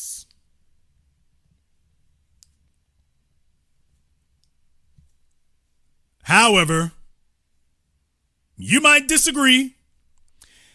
Therefore, we've gone ahead and thrown the Zoom link at the top of the chat room there. So you are welcome to go ahead and call me up on Zoom. You might see things differently, but I am just going to call it for what it is right now. Right now, at this moment in time, I don't think it'll last, but at this moment in time, right now, Papoose is putting on a clinic for how you upgrade. He's putting on a clinic for how you establish and raise your own value. He's putting on a clinic for the folks who thought that Remy Ma was the one giving him value. Take a look at how she acting. For all the folks who thought that she was doing him a favor just being around. By the way, if you're doing him a favor, man, why the hell are you crashing out like this? Why are you going nuts if you're doing him the favor? If he's all stressed about where you at and where you laying up with, then why are you saying a word about Clarissa Shields? Because Pap's winning. This isn't about album sales, ma'am. The truth of the matter is that ship sailed and sank a long damn time ago. This isn't about album sales. You two will always be known as names in the rap music scene in New York. But there's not going to be another #1 album barring some type of miracle. That's not happening. Papoose has had the better part of the last 2 decades to accept that reality and to maintain his status where it is and make connections where he's at. This is all new for Remy Ma. Remy Ma has never had as little relevance as she currently does. This is new territory for her, having to navigate a market where nobody's looking for a new album. Nobody's looking for a new single. Nicki Minaj ain't gonna beef with you. And deal with it, nigga. Yeah, I'm yelling it because nobody else is telling it. Remy Ma ain't gonna beef with you. Nobody's gonna sell an album going back and forth with you. That ship sailed and sank 6 years ago. That's it. If you're going to make your name hot, you're going to do it some other way. You're going to have to do it some other way. And I submit and suggest to you that the fact that of all the people Remy could have chosen, she got a guy with no points on the board. And his only real claim to fame is, wow, he could be a knockoff of your husband. And that was the best she could do. Somebody who's not going to put any points on the board. Remy Ma's best days are behind her. Remy Ma's best days are behind her. Isn't that something? Remy Ma is a nobody at the end of her career. Easy the Block Captain is a nobody at the beginning of his. Damn! Ain't that the killing part? Remy's a nobody at the end of her career. Easy the Block Captain is a nobody at the beginning of his.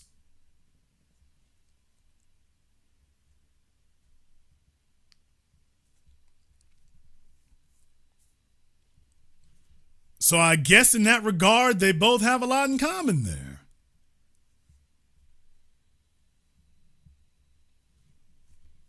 They got a lot in common. I don't blame Papoose for getting with Remy in the first place. I'd have grabbed that too till she got into the pen. Never would have married it. Too many problems. Furthermore, you didn't need to. I don't know. Like I say, look, we're just in an era where there's going to be a bunch of men. I say the word men advisedly. A bunch of men who are just going to learn things the hard way. What did Papoose get marrying Remy that he couldn't have gotten staying single?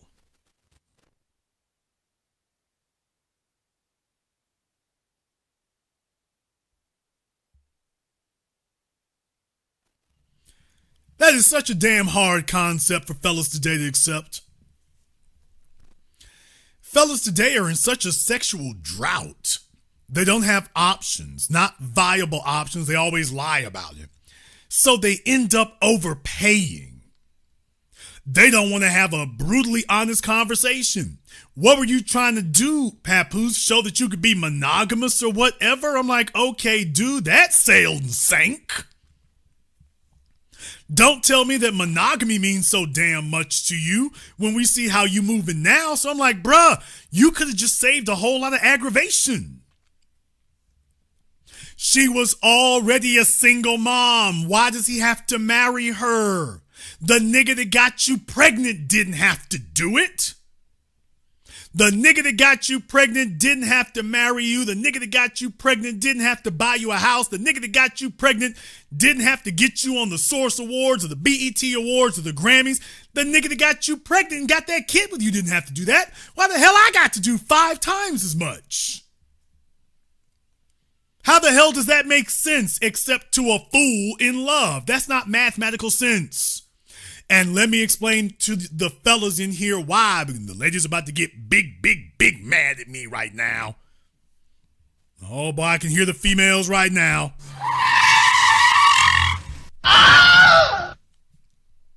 They about to scream and squeal. Fellas, please understand something.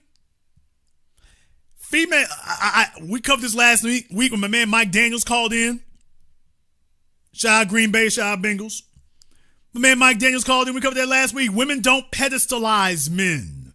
Men run around giving rules and stuff that women don't never do for us. Women don't pedestalize us. That don't happen. And guess what? If you meet a female, you don't get to tell her, well, she has to do more than the last chick you were with did. Did you get that? Damn! Fellas, remember the females, they don't let you tell her, well, the last chick, she didn't have to cook and clean. You gonna have to do that though. You gonna have to cook and clean. My last chick, she didn't do that. But I'm gonna give you the same thing I gave her, but you got to do more. No, your red pillars, all the Kevin Samuels fans, no disrespect, y'all, but let's just keep it real. Nobody ever said this. I've been waiting years for your so-called gurus to explain the very simple logic that I just told you right now. I'm the one who told you going on 2 decades ago that women don't pedestalize men. Well, by the way, I'm the one who told you that there's no such thing as a 40-year-old dime. Anything over the age of 30 is a bill. Okay, I'm back with another gem for you. Fellas, women don't pedestalize us, and the woman will come to you telling you got to do more than her ex did, but there's not a single female here who will let you tell her that she has to do more than your ex did. She gonna take a look at what your ex did and try to figure out if she can do half that and get the same rewards. She's not trying to figure out how she can do more. Unless you're a fella who there's a crazy amount of competition for. If you're the average guy, you have not been a single female who's letting you tell her she got to do more. Okay, my last girlfriend, she refused to have threesomes, but you got to go for threesomes. What? My last girlfriend, she didn't really want to do the freak off, but if you gonna be with me, you got to be down for whatever. How long were you with her again? 9 years. Let me get this straight. You were with that chick for 9 years. She didn't have to do freak off number 1. Uh-huh. You still driving the same 1996 Buick. What? And I got to do the freak off now.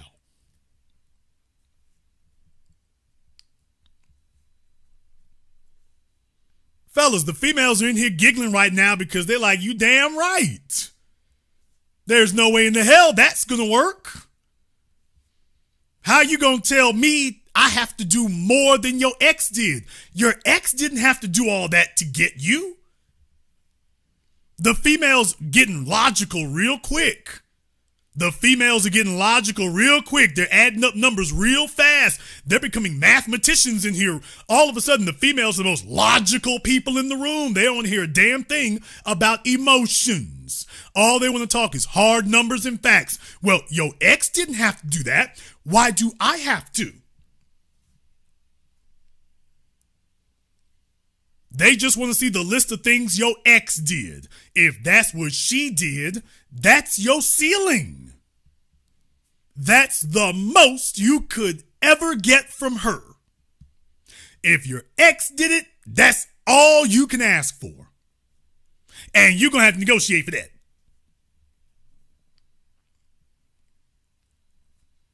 All right, fellas, the issue with Remy Ma was, I'll be damned, you had a kid when you met Papoose. Nigga, why are you raising the damn bid? Why? That the part doesn't make any sense.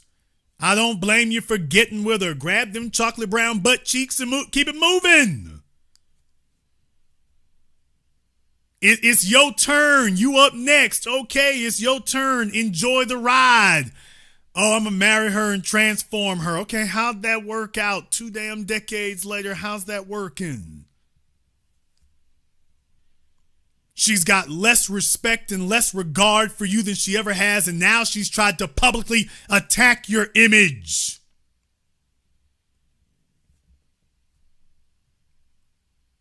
That's what she doing. She out of pocket. She out of line. She out of turn. Oh, you think that's exciting? Okay, when you're in your 20s, I bet you that she is liquid lava in bed when in your 20s. That's great. And your job is to make sure there'll be another one. Your job is to make sure there'll be another one. And that's not what you did. Instead, he went all the damn way in. He went all the way in, and then he got her pregnant his damn self. He tried to do it twice. Fellas, come on now. Everybody talks about the men today. It's the women are the damn players and the men are the damn simps. And deal with it, nigga. But it's true. Y'all, the world is upside down world right now. The square people are the stand-up gangsters who ain't gonna talk to the stand. They don't call the police. They don't talk on the stand. The so-called street niggas and the gangsters are the snitches. The square niggas are the stand-up dudes and the street niggas are the snitches now. It's upside down world. The women are the players and the men are the simps today. It's upside down world, man. The women wrapping up the body counts. The women are the players and the males are out here hoping they can get chose up on.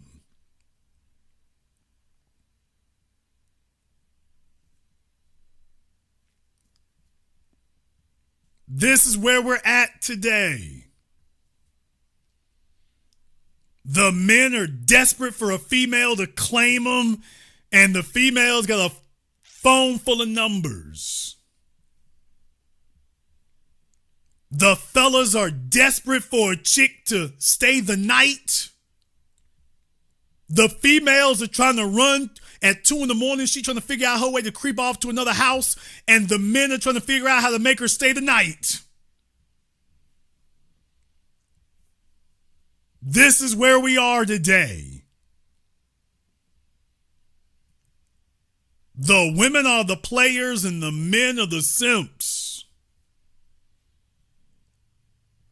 The women are the ones exercising power dynamics, and the males are sitting around hoping they can hang on and hold on like Simply Red.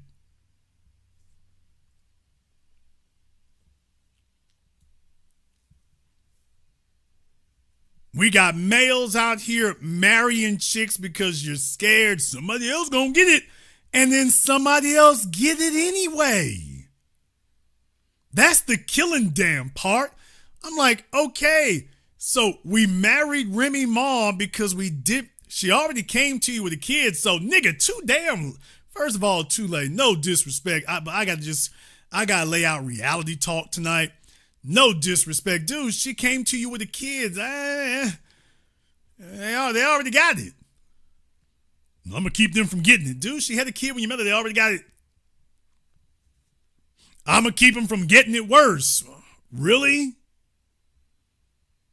Okay, and then after you married her, she didn't change. She didn't demand marriage for the man who got her pregnant before she met you. What makes you think that she's not going to meet another man that doesn't have to marry her for him to be able to lay up? You think a wedding ring going to do that? Okay, how'd that work? How'd that work out?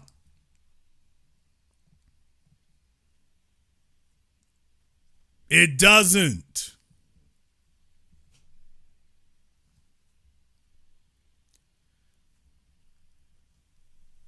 All right, let me go ahead and jump over here on Zoom. Hey, wait a minute. Is that Elijah's damn KRS-5 looking at me? Yes, sir. All right, dude, they got your edge coming in nicely. Kinda. Oh, I'm sorry. Looks a little afflicted. We'll see. He's trying to get some waves. Y'all, this nigga is trying to get some waves. I'm like, you got ways to go. We'll see if it works. Yeah. Are you back in the States? Yeah, I'm back in the States. I've been back since December 8th. All right, nigga, I guess that hairline's going to sink or swim now, so we'll see how it goes. Yes, sir. The Turkish doctors ain't there to help you no more, so that hairline going to sink or swim. I'm hoping for the best for you. All right, thanks. Thanks, big brother.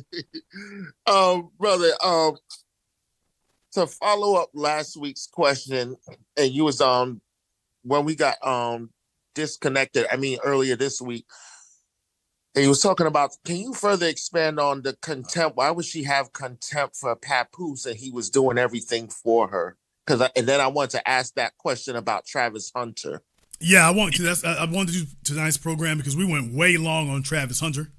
Right. Too long for me to squeeze in everything about Remy and Papoose, so I'm doing that tonight. Yes, sir. Why would she have contempt for him? Dude, because he's not what she really wanted. Really? Yeah, because remember, you in New York City, so you got a chick, she wants the lights, the glamour, the action. Papoose was very clearly talented and respected. He was the guy, he was the best she felt she could do. Listen to me. Yes, sir. You see the logic here. Papoose was the best she felt she could do before she got signed. What? Oh, wow. Yikes. Folks, follow the damn mathematics and it makes perfect sense. Yeah, you're the best I thought I could do. Oh, wait a minute. Because remember, mathematically speaking, Papoose, he really should have been the one that happened to. He should have been the one whose career really took off.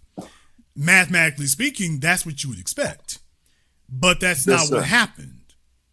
So she wound up getting on before him.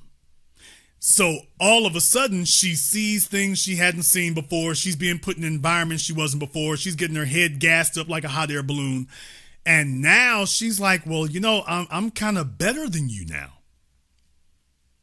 Yes, well, sir. Yeah, I always thought I was. Now I know I am. And, well, why are you with me? Well, I thought you were the best I could do. I didn't know I was going to get signed. I didn't. Come on, let's just say it. She didn't really know she was going to get signed. She didn't know it. Everybody hopes it. Every rapper in New York hopes they'll get signed. Nobody knows they're going to get signed.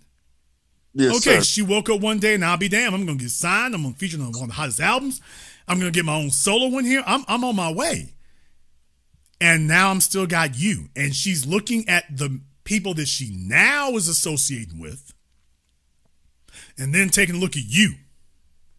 Yes, sir. She's looking at Papoose and she's like, I'm around Terror Squad and Death Squad and everything else and I'm rubbing elbows with fellows on a higher level. Yes, sir. So it's not that Papoose did something wrong. It's that ultimately she feels like she outgrew him. And so the real thing could start coming out. Yeah, I always knew I was better. Now I know I am. And slowly but surely that starts to come out. Now, remember, when she was going to prison, everybody think they're going to be Tupac. Yes, sir. Now, we had a couple of them go to prison now. Tupac went to prison. He came out. He was hotter after he got out. Tyson went to prison. He came out. He was hotter after he got out. Of course. Mystical went to prison. We can name a few of them. As long as you don't do like 10 years, you can usually get through that. So if you do 5 years or 5 or 6 years, you can probably survive that. So yes, coming out of the 90s, we saw a few people that happened to. She was thinking the same thing. She was thinking that this prison bid is going to be a hiccup and like Gary Coleman syndrome. When I come out, I'm still going to be the baddest broad in the game. I'm going to be ready for these hoes. The public is going to be ravenous to see me. So this is going to enhance my street credibility because now I done shot a heifer. And so this is all going to be a plus. Then she got out and that wasn't what happened. The world had moved on. Nicki Minaj runs the game. And nobody was really checking for her. She didn't know that was going to happen. So now you've met reality. But she still has this feeling of superiority that pre-existed Papoose. And she was waiting for that to come back in. Okay, she makes a song with Fat Joe. That was cool and everything. But let's be honest, that has not translated into reigniting her again. Yes, sir. So the contempt isn't something that just happens one day. Contempt is a part of your psychology and your character already. It's looking for a target. People have to want to believe they're better than you. And she always believed it. She always thought it. And when she got signed, she was like, yeah, now I know it. And now when people get power, you find out how people really feel about you when they think they have power over you. Now, you know that for a fact. That's what they tell you. Go take a person. If you really want to know what a chick is like, take her to a restaurant and see how she treats the staff. See how she treats the shopping carts at Walmart. See how she treats the hairstylists. See how they treat people that they think they have power over. That tells you what kind of person you're really dealing with. And you saw that before she went to prison. But he was in love and he wanted to believe we're going to be this rap power couple. He bought into that romantic notion. And that's not reality. So the contempt was there. He was just ignoring it because at the time he could. Now she's no longer letting him ignore it. Brother, I have a controversial question, but I have to beat the drum on this because this is something you taught us tonight. Even last week, but over the course of years. I remember years ago when a man would deal with a single mom, generally, and please correct me if I'm wrong, she used to be what you call an easy win because you would have the women who had their options. They had no children.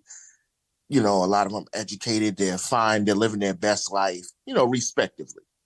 But I've been seeing this epidemic of single moms today acting up.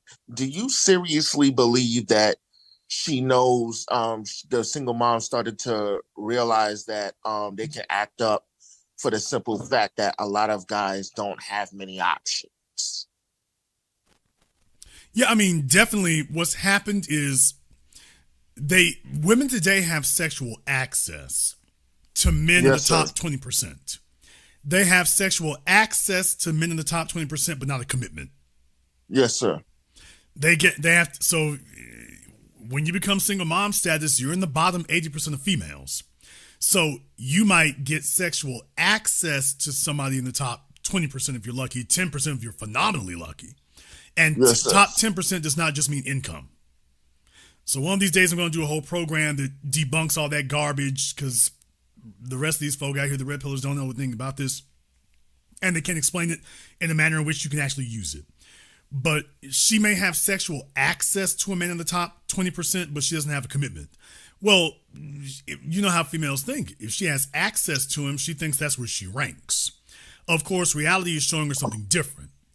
So she's not really able to get a commitment up there and whatnot. So she really winds up settling for the bottom 80% while telling herself, well, I'm just settling. As opposed to, no, this is where you really are. This is where you're really at. So what they're telling themselves is their ability to have sex outside of their ranking is a fluke. That Yes, is, sir. the men who are outside of her ranking, every time she struck out, that was the fluke. As opposed to that's the reality. Yes, sir. That's the reason. So that's where we're at with it today. You have a lot of females, single moms or not, who have sexual access outside of their ranking. Now, let's add to it that men lie. What? Let's just be clear. Men lie. Men lie relentlessly. Men lie relentlessly. Men lie unforgivingly. Men lie remorselessly. Men lie like they got Tourette's. If a man is desperate for sex, he will say anything. He will talk about his mama. He will say anything. If he's hurting for sexual access, he'll say anything. He will say anything she wants to hear. He'll do it. Whatever it is he thinks she wants to hear, that's where he going with it. Straight there. No detours. Well, that's a hell of a situation to deal with if you're not actually what those men want, isn't it? Yes, sir. Because you can look that man straight in his face and say, listen to me, nigga. We gonna have sex tonight. It's going down regardless. Just don't lie to me. Just tell me it is what it is. And we'll take it from there. A female will say that. If most females will not do that.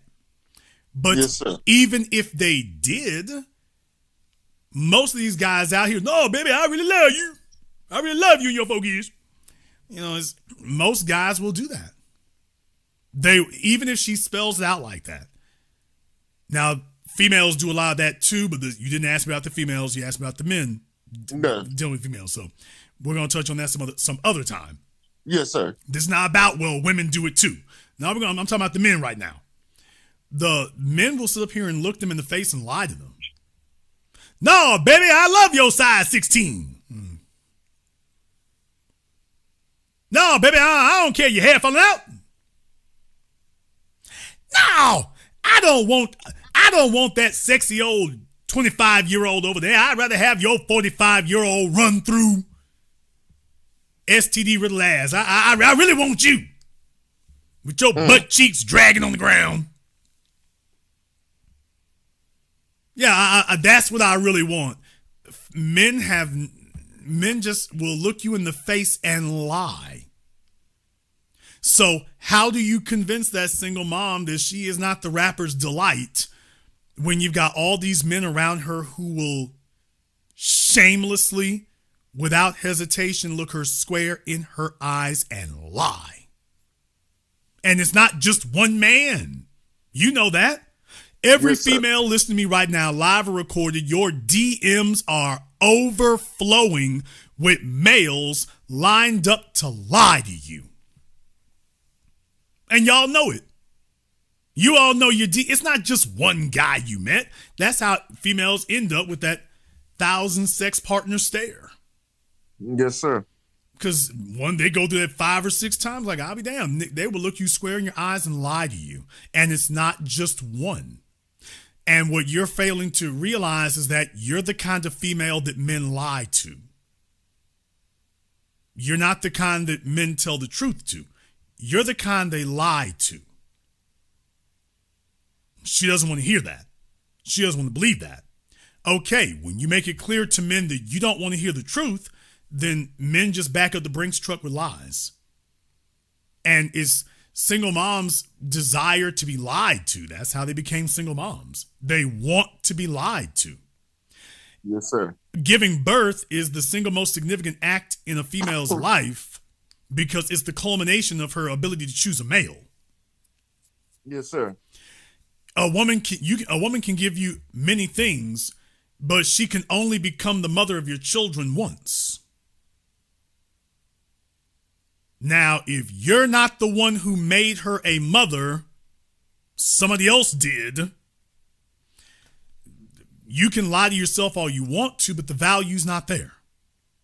As men, biologically, we cannot avoid that because, as we said before, if she's giving birth to another man's kids, that man has dominance. Yes.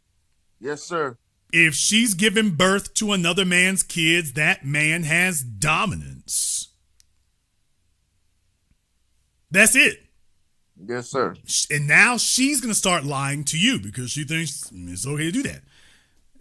He's got dominance, man. And you said that's the man she wanted.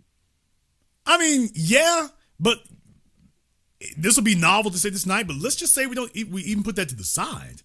The bottom line is whatever led her to go ahead and do that, you can't undo it. Even if you were just being silly, even if you were just being stupid, even if you were just high, you can't undo it. That dude got dominance. And now you're asking another man to come in and jockey for position? Yes, sir.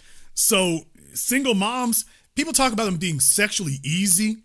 That's not the real, that's the biggest problem. I guess that's the big one you're dealing with. But it's an outgrowth of another one. They're socially easy. Yes, sir. Because when you're not, getting pregnant was simply a product of their unwillingness to discriminate. And there's a whole ball of explanation that goes in that also. Yes, that's sir. where that comes from. So that's why you're supposed to be on the lookout for that. I'm not beating up on Papoose for laying up with an old girl. I'd have done it. Are you kidding me? If I had girlfriends back in 2002, do you think because 50 Cent was jumping out back then, 50 Cent and Vivica Fox, you think I would have been booed up with Remy Ma? You crazy as hell. I'd have been right there. I wouldn't have married her. Of course not. I wouldn't have married. I'd be at the damn Source Awards and Hip Hop Awards. I'd be right there next to her cheesing. I wouldn't have married her, though. I wouldn't have done it. That would just be stupid. That's just dumb. And what I'm saying is 2 decades later, we're seeing the damn final receipts. This ain't nothing nice. This is nothing nice. Dude, you got a kid with this woman. You got your other kids that you had with another female. Okay, and they're seeing all this. He's talking about, oh, my kids going to school and have to see this and stuff. Bruh, you fought to bring this home. You married it, you sent it to prison, got sent to prison, you waited till she came out, let's get her pregnant.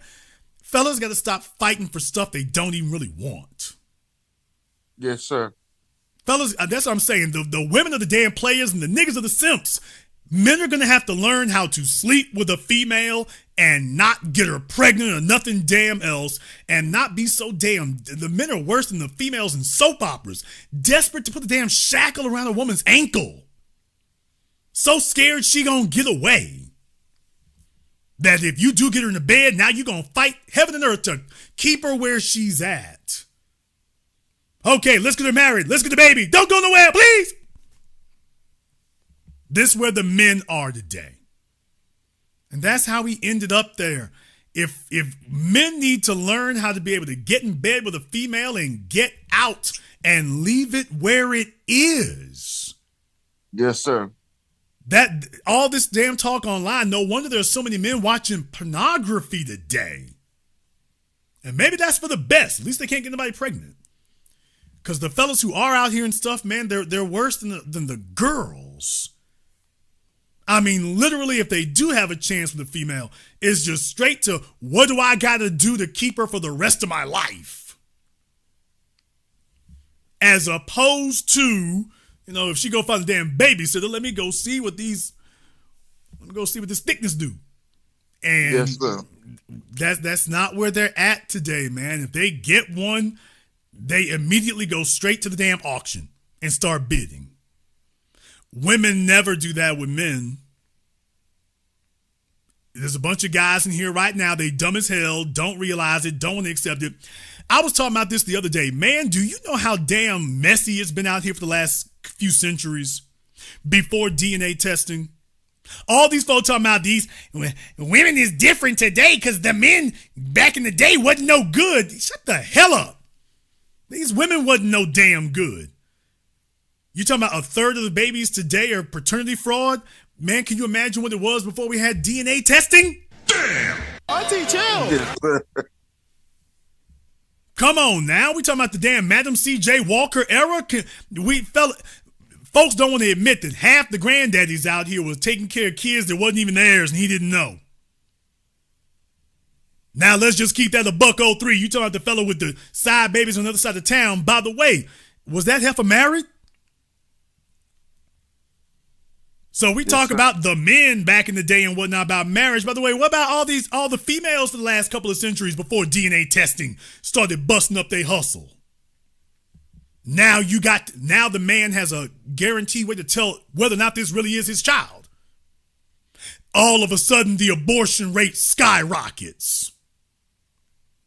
By the way, you've had more abortions since the Dobbs decision than before it. What? Oh yes, wow. since the Supreme Court's Dobbs decision saying that sending abortion back to the states. By the way, you've had more abortions since then, folks. By the way, the rate's gone up since then. Now, what does that tell you? That men are actually looking at whose baby this is, and now all of a sudden the females are having abortions left and right. If you were having children in monogamous relationships, that wouldn't be an issue. It's an issue if you're afraid that you're a dark-skinned female with a dark-skinned man and you about to have a light-skinned baby. Damn! So back in the day, that's what that was. You're a dark-skinned female, he's a dark-skinned male, and you know full well you about to have a light-skinned baby with some good hair. Now it's the DNA test gonna tell him if this kid just looks different or if he actually is. She's like, I'll be damned, you better go throw this damn baby in a damn trash compactor. Get this little bastard out of here. So that's where we at with it. And one of these days, I want to do a post online so bad about that. Because they want to talk about the men back in the day and whatnot. Nobody wants to talk about what the women been doing this whole time. All these, back in your grandfather's day, dude, I'm saying that half these fellas have no idea whose kid that is. Yes, sir. They have no idea. Y'all go take a look. I've seen some folks posting some older pictures and stuff. I'm like, do you see all these color variations? Do you see the color variations with your damn aunts and uncles? This is not natural selection. Anybody asking no questions? Come on now. So, like I say, dude, the social aspect is the thing that men need to pay attention to because that tells you what you can do. The bottom line is put a female where she belongs. Don't put her in situations and positions she doesn't belong in. Stop trying to turn hoes into housewives and single moms into Stepford wives. Stop trying to do that. If she wants to be in denial of where she really is, let her be in denial of where she really is. Don't you get handcuffed to it. If she wants to be a fool, let her be a fool by herself. But don't you sit there and make a lifelong commitment. Now you wrapped up in her drama for the rest of your damn days. Yes, sir. Papoose should be able to go kick it with Clarissa Shields today because Clarissa is technically not married, though. Ain't she supposed to be engaged? What? All right, Clarissa, you riding dirty, girl. You riding dirty. But in any case, ideally speaking, Papoose should be able to just go ahead and go kick it with Clarissa, and that's it. He can't even do that. He can't even do that. Legally speaking, he can't do what he's doing right now. Legally speaking, if somebody wants to make a big issue of that, they can. Legally speaking, what can he do with Clarissa? She's not entitled to anything. She can't be. Because they're not going to acknowledge her that way. So he should be able to make this move, but he can't. The other thing is you're kicking dirt on the name. What's the value of being with Papoose and damn it, you married, nigga? Right. How is Clarissa supposed to hold her head up and go do interviews about you? How is she supposed to do that, man? You're running down her damn value by replicating that whorehouse garbage slum stuff that was going on with your wife. Well, can I ask you? She can't just do a Alicia Keys move, just sneak up and just take Swiss beats. Swiss was willing to leave old girl. Right. Papoose, he's talking about she won't let him get a divorce. Nigga, please. Nigga, please. Papoose is happy where he at. He's literally sitting there in bed texting Clarissa. He is literally in bed next to Remy Ma texting the other female. He got sexual access to both of them. If you're willing to share your wife with Easy the Block Captain, which is a rather shameful position to be in, but in any case, Papoose, when you think about it, he got access to both of them. Yes. Okay. So for him, that's all right. But for Clarissa, it's a bad look. In any case, though, like I say, if you're willing to put up with that, I wouldn't. It's unnecessary complication. It's definitely trash of your character. Hey, Clarissa, how you get them is how you lose them. If Papoose is willing to do this to the woman he's married to now, I don't give a damn about the reason. If he's willing to do this to them, he's willing to do this to you. If his word doesn't mean a damn thing, if he's okay putting you out here like this while he's married to another woman, what makes you think he wouldn't do this to you? It's a bad look.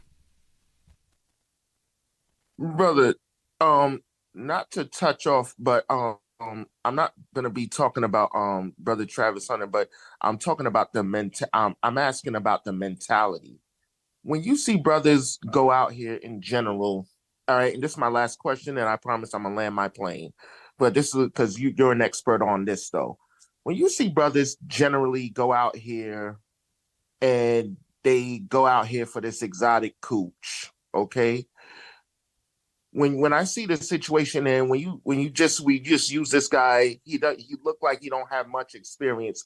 Do you really think that this is a smoke screen that he's actually sending to the sisters out there who didn't give him any play? Like, hey, I want her and I want her to go with me because you tried to you was disrespectful all them years, so you're not going where I'm going. I mean, certainly there's probably an element of that. I suspect more there's mommy issues. But look, you're dealing with a bunch of young men who are having opportunities financed for them that they didn't pay for. So when you're going to the University of Colorado and whatnot, like I say, okay, for those of us, like I was born and raised in Louisiana. Yes, sir. So the racial makeup is really just black and white. You got some Hispanics, but since Biden let 20 million over here, we got a lot more Hispanics now in a couple of years. So yes, sir. Needless to say, that's happened. You don't really have a strong Asian presence down here except in South Louisiana, only because after the Vietnam War. But other than that, you really just got black and white. So Louisiana, Arkansas, Mississippi, Tennessee, Kentucky, the southern states. Yes, sir. You don't really start having a Hispanic presence till you get to Florida on one side, Texas on the other. Come all the way up to New York, that's where you got that big mix of people. Move on over to the Midwest states, it goes back to black and white again. Yes, sir. With a little ethnic from certain groups mixed in, either Middle Eastern, African, not really a strong Asian presence. You don't really start to pick up that until you get out west towards California. Yes, sir. All right. What I'm saying is that, so if you're a black male who was raised in the regular South, you ain't really met no Dominican chicks. Not a real, actual Dominican. No, you haven't. All they people are up in New York. You haven't met a Cuban chick. Those are all down in Florida. You probably haven't really met a regular Mexican chick except by the by, unless you go to live in Dallas. Then, because even in East Texas, there's not a really strong Latino presence there. That really kicks off when you get to Dallas and keep going west. Yes, sir. Or you go south. So it really thins out. When the closer you get to Louisiana, the more it thins out.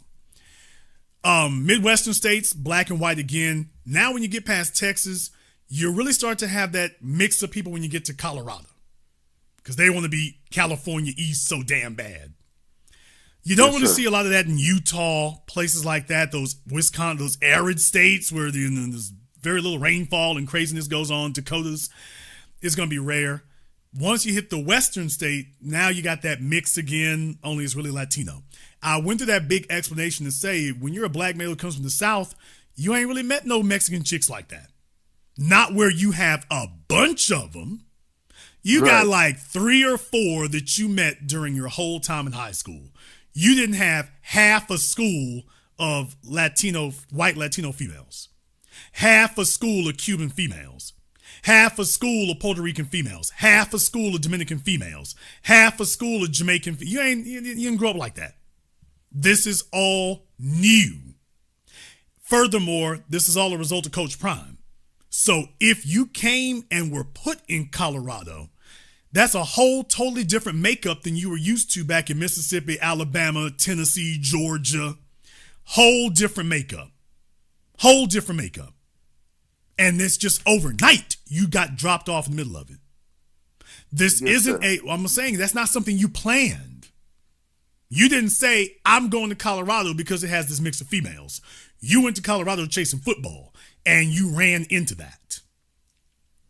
So now you're in the middle of having options you had no plans on making. What you're going to do is, in my case, you're going to go hog wild. This is new to you. So you're at a point in your life when sex is new, and now you got a whole bunch of crazy options that you didn't have where you were before. Yeah, you might go a little hog wild and lose your mind. Yes, sir. Simply because it's different.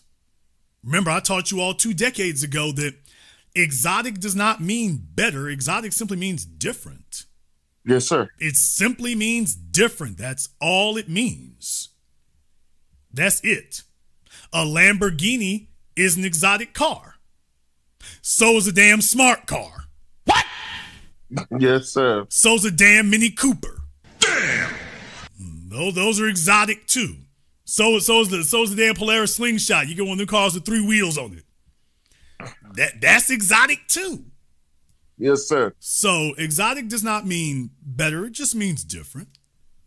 Yes, and sir. if you're not used to having a mix of personalities and types and things like that, you found something different and you're telling yourself that because she got the same skin tone as J-Lo, you got a J-Lo. And it's like, not quite, bro. Not quite. Furthermore, are you actually factoring and filtering for personality, or are you filtering for your newfound sexual variety? Because if you are, you're going to be easy to deceive. Of course. And right now, we're seeing all the hallmarks of somebody who looks like they're being easily deceived. So is there some of that, which you mentioned in there? Strong possibility that there is. Strong possibility there is, because, like I say, in a room full of black women, he's just another black male. Right. And, like I say, he may be feeling himself right now. Hope it lasts. I hope so, too. $1 sign, big brother. This is The Biz. Thank you very much for giving us a call, 9 a.m. Hope it lasts, dude. I don't wish anything bad on the young man. I'm not wishing anything negative. I don't do that kind of garbage. I don't do that kind of mess. This will be no different. I just want folk making smart decisions, not emotional ones. Very easy to make emphatic emotional decisions. Very difficult to turn those down. Very difficult. Okay, let me go ahead and see if I can get over here with Demetrius. Okay, Demetrius, I need you to just go ahead and turn your camera on for me. Nobody else is going to see you except me, but just to make sure we don't have any trolling issues, just need to go ahead and turn our camera on for us. I can give you 5 seconds to go ahead and do that, and then we're going to have to move on. So I can give you 5 seconds to go ahead and do that, Demetrius, and then we have to move on here. So make sure you have your camera and your microphone turned on for me. If we don't have that, we're going to have to move on. Okay, Demetrius will not be joining us for the rest of the night. Let's go ahead and see if we can get Digga Dan up here on Zoom. Okay, we're going to see if we can get Dan and his Zimbabwe broadband up here on Zoom. All right, there you go. They got Southside broadband. Dan's is outside broadband. All right, Dan, what's on your mind? I've just been checking. I've been listening tonight. You said a whole lot though, man. I do want to comment on some things that you said. You said that most of the women is players nowadays, and most of the dudes is simps, and some of the most squares dudes is stand-up dudes, and some of the most so-called street dudes is the biggest snitches. I actually 100% agree. I look at most snitches as coons. And if you're a bigger simp, they could. I think all three of them is correlate with each other. You know what I'm saying? Like the snip, the simps, the coons. Yeah, I mean being willfully naive. Yeah. You're not just naive, you're willfully naive. You're deliberately trying to remain naive because you don't really want to face the full ramifications of what your actions mean. And with Papoose, you could definitely see he got a type. But the problem with that Carissa Shields, that's gonna end. I already see this coming. Me knowing what I know, that's gonna end real badly too. But it was something else you said too, probably not too long ago. You was talking about the maternity frogs, how back in the days, how a lot of chicks was having kids and was naming the kids behind other dudes' last name. That's still going on right now today. Like literally, like, and that's another thing. I think dudes need to be smart enough to find out if you dealing with a chick that got kids or a kid, you need to find out, like, is that dude the real daddy or not? You know what I'm saying? Because the signs is really there, and one of the things I could pick up to tell if you dealing with a chick with a kid and she don't know who the baby daddy is, and she tell you, well, he's the father and all that. Usually, one of the signs that I kind of picked up on is that kid don't got the father last name. That's one of the signs that now that could be some what's name in there, but number two, she ain't got no pictures of the dude at all. Or she'll lie to you, say, well, he died a long time ago, or something like that, but no type of pictures of him at all. That should tell you something. Let me tell you how I know, because there's some older women in my family that done something to grind me shit. So, yeah, so I think it's very interesting that you breaking this down with Well, you know what you just said? That's a really good reminder for men not to be willfully naive. You know, if you got women in the family moving grimy like that, you can't afford to adopt that and become protective of it. Your mama moving kind of funny. Your mom moving kind of weird. You're being willfully blind about that. As a man, you can't afford to do that. You might not be wrapped up in their sexual indiscretions.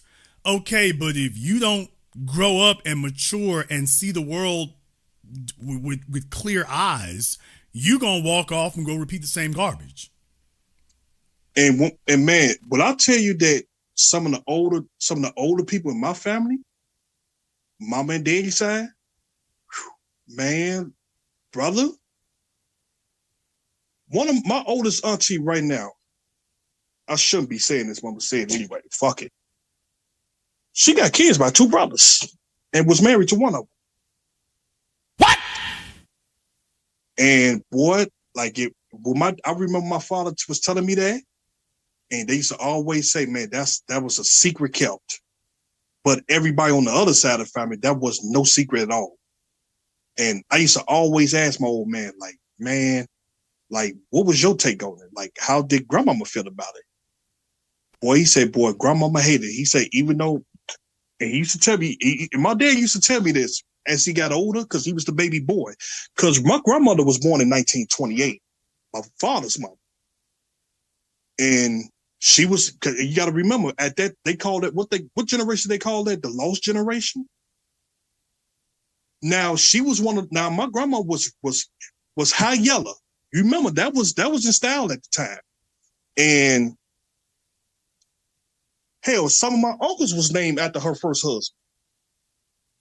Even though my granddad, even though she was having an affair on the first husband, my granddad was having an affair on his second wife and had multiple kids. But that's a whole different story. It's a lot of that going on. And truth to be told, it's still going on right now. The only dudes that's paying a heavy price for it is really the simps. That's the simps that who she want to put the bait, who she want the responsible father. Wait a minute, hold on just a moment. I want to clarify something here. At least this is not as bad as the damn handicap hose night, so I think this will go a little bit better. Because I don't think I could take another handicap hose night, but I'm like, Dan, I seen something right after that reminded me, damn, Dan, you was so dead on the money. But, okay, you said she had sex with 2 brothers and had children with both of them. Man, 100% fact. Colin Maury Povich. Here's my issue. Here's my question. So, I'm assuming, other than by a fluke of biology and genetics, she would have had to get pregnant by one and give birth. Then meet the other one later and get pregnant by him. Now, we're assuming that they both would know this, but I'm not sure. You haven't told us whether or not they were aware. Of course they was aware. Ain't no way. So one brother followed up behind the other brother's baby mama. Absolutely. Listen, and this is real shit. My family comes from Contempt, Arkansas. My father's side of the family, all them foundationals, they all come from Contempt, Arkansas. She's still down there to this day, and she's my daddy's oldest sister. And from multiple stories, I didn't talk to some of my cousins. They didn't told me like, hey, listen, first baby daddy got killed. She started messing with the other brother while he was locked up. He was locked up, started writing him while he was locked up. And once he came home, married her and now mind you, both of these brothers already had children already before they met my auntie. Was they last name Biden? Never mind. Just keep going. No. It started with a B, but not Biden. But and when I heard that, and I was hearing that as a kid, and once I got older, my dad explained it to me. So I always ask them, I'd say, how y'all feel about that? They like, a lot of them be like, hey, it's not our business. That's not our big sister. And now we don't like what happened back in their day, because obviously my daddy wasn't born. He the baby boy. And of course, my grandma was a hoe too. I mean, I'm gonna be honest, both of them. You know what I'm saying? So yeah, you got to be careful. Like I say, these can these will be uncomfortable conversations to have. Oh yeah, but you must have them, because that which is not resolved will be repeated. That's an old saying in psychology. That which is not resolved will be repeated. If you do not reconcile this in your family, you will repeat it. And listen, look, I was always the more advanced guy. I was always more advanced dude at a younger age, you know, so I was very smart about a lot of other things. Even the grimiest people in my family, the good ones and the grimiest one, they also told me what to watch out for in everything. So this is why, like, so some of the shit that I'm talking about now, I've been was talking like this as a kid, even though sometimes my peers may look at me crazy, like I don't know what I'm talking about, which is I like, I kind of like that. You know what I'm saying? Just like the shit you be talking about on here. A lot of people look at you like you crazy or act like you don't know what you're talking about to try to make it seem like you crazy or people in the grassroots is crazy. Like we know what's going on, but we just know how to move. We just know how to move swiftly and do. And no, look here in the chat room, y'all. Let me go ahead and remind you all of something here. A lot of you, this is what I mean by being willfully naive. There are a lot of you who are used to folks lying to you. And I'm just not the guy who gonna do that, and I haven't made a platform for doing that, and I don't have one that's prejudiced against males or females. We're just prejudiced against lying and bullcrap. I'm the guy who had to remind you all, the younger generation, I don't let these old bastards talk down to y'all. I'm the one who called them out for the old niggas. Because I'm here to tell you what he talking about in Arkansas and whatnot. That was really going down. They got it from somewhere. Now we can go into the historical American parts of it and stuff, but that doesn't change the fact of what you're seeing. So when you see so-called young girls out here twerking, and then you got some old heifer in your damn family wearing her pantyhose and her house slippers, trying to talk down to y'all, and I'm like, hey, I ain't gonna let her get away with that. All I got to ask her, did you like the Temptations and the Four Tops? Ooh, I love them. And Jackie Wilson, yeah, when she was your age and could actually have a G-string that fit correctly, she was throwing them draws on the stage. And Jackie Wilson and the Temptations and the Four Tops will tell you about the females, that was the thing back then, throwing their panties on the stage. These young girls today would never do that. Now, there's the crazy part. And there ain't no females at the Chris Brown concert throwing their draws up on the stage. There are no females at the Usher concerts throwing their draws up on the stage. They trying to get backstage. But they wouldn't just be freestyle flinging it up there like a damn slingshot. They wouldn't be doing that. But your mamas and your grandmamas, they was throwing draws on the stage, and now after all these decades, they don't want to remind you that that was a thing that was happening because we didn't have Instagram and YouTube and Facebook back then. And the cats who were on the stage and the performers and Smokey Robinson and the rest of them will tell you, oh, that was the thing. That happened every night we were up there. Every night. And then here's the thing. And in every city that they named, when they came down to Biloxi, when they came down to Little Rock, when they came down to Knoxville, when they came down to Memphis. If your grandmama was in Memphis and saw Smokey, he might have a pair of her drawers up there on the tour bus. And deal with it, nigga. So that's why I'm letting y'all know that we having real talk about this so that you understand it. By the way, if you act like your grandmama was a saint and this, that, and you don't want to talk about what's going on, next thing you know, this is how you ended up with 3 kids by 4 different niggas. And let me tell you something. My auntie was a real street bro. Met with all the gang cheese. You know what I'm saying? Because she up there, was how old she is now? She's 74, 75. And it's some deep shit with my daddy side of the family. And boy, and that used to fuck with my father when he was younger. He talked about that. He like, man, hey, like he used to ask a lot of questions. But when I came along, that's when me and my old man had that man-to-man conversation. You know what I'm saying? And my daddy realized I was a whole lot smarter than what I was. And still is to this day. Like, this is why, and some of the young people now that's my age or younger, we more smart than ever. Now, a lot of these dudes, now we do got some bigger simps. I'm not denying that. Now, we're not going to deny that part. But on the flip side of that, it's a lot of smart dudes now, because now you will hear stories about your own mama. Because one thing about me being in the streets for so long and picking up information and seeing how people move, one thing about the streets, they do not lie. One thing about certain dudes, especially old cats, you get locked up or surround yourself with a bunch of old cats, they're gonna slip up. They're gonna tell you some shit. And if 3 of these old niggas is saying the exact same thing that do not know each other, they ain't lying. Trust me. I know. And And I even got hell, and that's just what it is. The problem is we got to stop. We got to stop this. The problem is we got to stop allowing people to lie to us. Yeah, this cycle of holding folks' secrets and covering things up, because now you become that kind of person. That's the issue. Now you become that kind of person, and now you start cultivating your own, or worse. If you are comfortable with your grandmama doing it, I didn't say that she did it and you're uncomfortable. She did it and you're comfortable. No, okay, how you going to keep from being with a Remy Ma? How are you going to avoid that? You already comfortable with the type.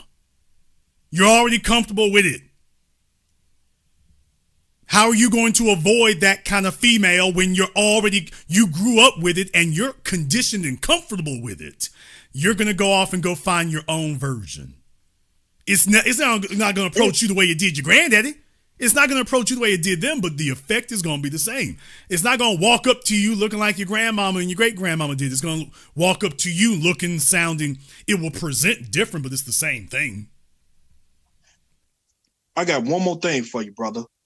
Early on in the broadcast, you also mentioned something about dudes sleeping with married women.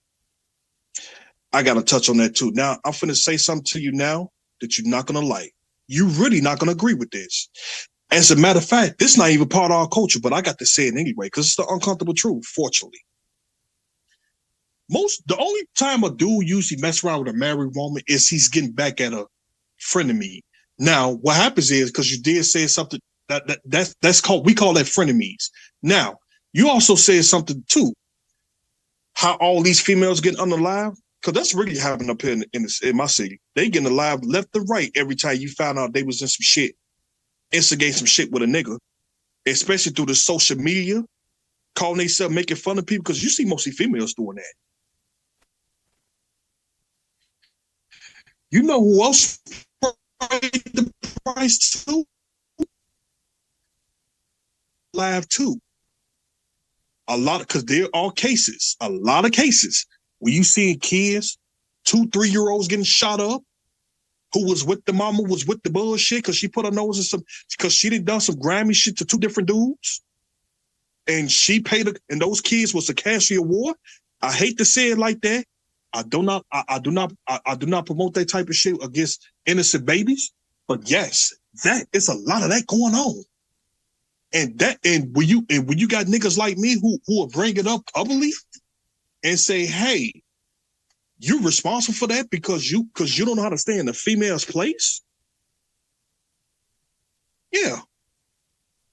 As men, you cannot be so damn dog ass desert, dried out, drought desperate for some female sex or companionship that you're willing to lower the bar to getting into grimy situations that can get you caught up. You can't afford to do that. You in Chicago, you could probably get away with that downtown. Cell phone reception goes to hell. Downtown Chicago is a maze to drive around. It is just undamn real. You get off Dan Ryan, it's a damn maze to get around. It's unrealistic. Okay, what I'm saying is you can talk trash to somebody and they ain't gonna catch up to you downtown. It's gonna be hard. Oh, yes, they will. Nigga, stop. Oh, they don't give a fuck. It's gonna be hard to do it downtown. Now, listen to me. Southside Chicago is a big piece of real estate, but it is crazy easy to get around. Southside is crazy easy to get around. West Side is crazy easy to get around. Los Angeles is the most deceptive city I ever been in because it's a big sprawling thing and usually traffic is awful. On the one hand, Los Angeles is the hardest city to get around I've ever been in. But if somebody want to get at you, it's one of the easiest cities to get around if somebody wants to get at you. Chicago, except for downtown, it's the same way. It's an easy place for folk to catch up with you. Easy place to catch up with you. That's why I'm saying it doesn't pay for you to get yourself in spots like that because you know, like I know in Chicago, I'm going to see you. Not an if and a maybe. In Chicago, I'm gonna see you. It's a big Or city, somebody it's a close to huge you. place. Oh, it's if at the very least somebody I know gonna see you. And as soon as they do, the call coming in. Hey, bro, I'm down here. You know, I'm down here off of First Street, and I see him. And I don't care where you at in the city, they're gonna be there within 20 minutes. If you stay where you at for 20 minutes, anywhere in Chicago, especially if it's after 7 p.m., they can get anywhere they need to in 20 minutes in Chicago. Anywhere. Tell me I'm lying. No, you ain't lying. I don't care if you listen. It was a situation. It was some situation with some Latinos. I went to the Bally's downtown, the temporary Bally's they got downtown. You know they building the new Bally's down there, right off the expressway, right off the I-94 expressway. It's right there on Holston and Chicago Avenue. I was at the temporary Bally's. And boy, and saw one of the dudes who got out on one of his people's decades ago. Now we talking about decades, 20, 30 years ago. Man, it was all right then and there. And they heavy police down there in downtown. That's the killer thing. Like it's so much cameras and so much police down there. That dude didn't say a word, left the casino, and the security notified what was going on because they know. Like it will go down there, cameras or not. And when a bunch of police officers had the streets blocked off, them Latinos was out that jam. Like, I'm like, oh, but a lot of but if you ain't got the street smarts or the knowledge to see what's going on, you will be lost. You know what I'm saying? So you got to pick up on that you got to really, really pick up on that type of stuff, and especially in jail. Oh, let me tell you something. Ain't no hiding in jail. I don't give a damn you in PC. Trust me, you gonna get touched. One way or the other. Ain't no protected custody in prison at all. Protected custody is another form of segregation, unless you want to go to the hole. But yeah, you will get touched up here. That's why that's why you think a lot of young people all over, especially up here, they get touched so easily. You play the social media games, and then the chicks, they even over reckless with the social media games. Yeah, really.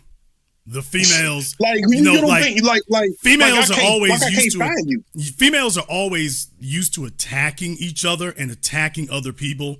They're always used to saying stuff. So unfortunately, social media has become a place that really fertilizes and cultivates trash talking to a crazy level and giving you the illusion that you're insulated because, okay, you turn off your cell phone and quote unquote, that's the end of that.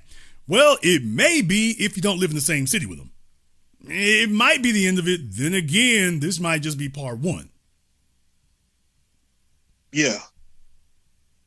And I really want folk to understand that all this stuff is cute. They get online, they go to Reddit stories, they read about folks sleeping with other folks' wives, other folks' husbands, and then they come out here into the real world where folks can touch you out here. And you're doing the same thing. You're taking chances with your life and don't understand it. I'll let you have the last word. Keep doing what you're doing, and I want all our people to stay up to date. See, this is a good reason why we got cats like you and a few others that's keep the people up to date on the information. Because what I'm saying and what you're saying, you know what I'm saying? Like, it's nothing new. The problem is we got to be updated. We got to be up to date on our information and be ahead of the mainstream media at all times. And that's it. Thank you very much for giving us a call. Now we appreciate that. Yeah, like I said, I mean, that's a big, big, big issue here. And getting around, it's just like places can be very deceptive. It can be real deceptive. Manhattan is hell to get around during daytime. Manhattan is a whole lot easier to get around when it gets dark. Once rush hour gets done, I mean, New York City is crazy, man. New York City is crazy. Going across the George Washington, like when it's rush hour, oh, you can't get nowhere near it. As soon as rush hour is going in New York City, literally like after 6 o'clock, between 3 o'clock and 6 o'clock, it's jammed. As soon as you get past 6 o'clock, man, you can get up on the damn George Washington so damn easy. I'm talking about leaving out the city. You can get on that damn thing so damn easy. After 6 o'clock, it might as well be 2 a.m. Night and day difference. 1 minute, nothing's moving. The next minute, it's a ghost town. Los Angeles, same thing. Places are big, they're huge, but if somebody want to get in touch with you, all of a sudden they become very small, very easy to get around places. Did anybody warn you about that? Let me go ahead and jump back over here on Zoom, see if I can get AD up here on Zoom. All right, AD, you got your camera turned kind of funny there, but what's on your mind? Oh, yeah, my bad. Yeah, I just want to ask, like, what's kind of the end game for Travis Hunter? Like, not really the end game, more so in like 5 years when he starts getting kind of bored of the chick he's kind of with.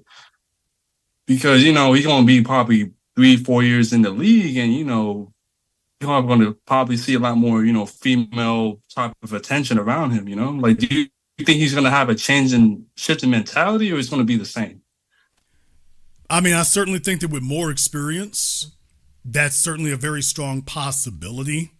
I don't know where his head is at in that regard. I don't know what his motives are for what he's doing right now. I wouldn't want anybody, you know, trying to judge me by my level of maturity or mindset when I was 20 years old or 21 years old. Certainly not for commitments. I don't think any of us would want that. So I'm not going to cast aspersions on that. What I will say is for the line of work he's going in and that he aspires to be a part of, we know how that curve goes. The chick he's with now, like I say, I don't know if she's had an OnlyFans or not or whatever, but there's word is, like I say, everybody done heard what's going on. I know about the tattoos on her fingers and stuff. I'm like, I mean, it is what it is. You got tattoos everywhere. And I know about the ones on her fingers. Will time make him more used to that? And once the novelty wears off, because, I mean, he's young. This is obviously new to him. He moving so damn fast, it hasn't even really sunk into him yet. Right now, I think it's a novelty for him. The way he's acting when there's all these warning signs and he's just being real dismissive, that's being young and hard-headed. When the novelty wears off, is he still going to be equally as dogmatic and stubborn and bullheaded when the novelty wears off? When he gets to the league and when he's got 6 or 7 certified bad, wherever he goes, is now that he'll have something to compare it to. Right. Because right now he doesn't have that. But when he gets in the league and he gets certified bad to compare it to, then you're going to find out what he really thinks. Exactly, because you never know where he might end up. He can end up on the Chargers on the West Coast, end up in Tampa. He can end up in New York City, end up in the Midwest. So we just have to kind of wait to see. It doesn't really matter where he goes because them chicks going to follow you everywhere. They're at all the games, including Louisiana, the Superdome. They're everywhere. Once you're in the league, you're in the league. Once you're in, you in. And in his case, he's going to be one of the most high-profile people. So they're going to be following him. He just needs, it doesn't matter where he goes, where he gets signed, they're coming to him. Like, if he goes to the hotel, look, for those of you who live in those cities, because I don't know where you live at, but for those of you who live in the NFL city. I'm in DeRidder. You where at? I'm in DeRidder. Oh, okay. Well, you're not near, but you get the idea. But if you live in an NFL city, everybody knows the hotels they stay at. Everybody knows the hotels where the NFL players and the NFL teams go to. They know the hotels where the NBA players and the NBA teams go to. Everybody knows which ones those are, and especially the females. So they know they know the clubs them dudes go to. They know the clubs, they know the hotels, they know all that stuff. They gonna be waiting for him. They will be waiting for him. They'll be waiting at the hotel bar. They'll be waiting at the hotel lobby. They'll be waiting at the club. He's not going to have to do anything. They're coming to him. And when that happens, then you're going to see when he actually has something to compare it to, that's when the pressure's going to come on. Yeah, and another thing, too, because, you know, off rip, I suspect he might get maybe like a $10 million deal, $12 million, who knows, right? I just want to know, like, hey, like, once the money comes in the middle, is that going to be the equalizer? That actually causes him to wake up, or is he going to still just try to just play in the same game for, like, 5-6 years until, like, the steam kind of starts to wear off a little bit, and then kind of reality. Money's the bad part. Money's the bad part because look at Zion Williamson. That's your nightmare scenario right there. You get in the league, you're doing good, you get a big contract, here come the hoes. And you're financing it. Because, I mean, take a look. I'm glad you brought that up because take a look at Zion Williamson. What them chicks get at him for? They talking about a Richard Mille and a Bentley. So you're talking about him getting a $10 million contract. The hoes are only concerned if you got enough to get that Richard Mille she always wanted. He said hoes. I damn sure did. And deal with it, nigga. So, brother, they ain't worried about the 10 million. She's worried, do you have the 300,000? I just want 300,000 of it. She's like, I'm being generous. Nigga, I don't want the million. I just want the 300,000. So think about that. 300,000 for a watch. On the back end. Yeah, 300,000 for a watch, 300,000 for a car. These women are going to be telling themselves, nigga, I'm not asking you for nothing.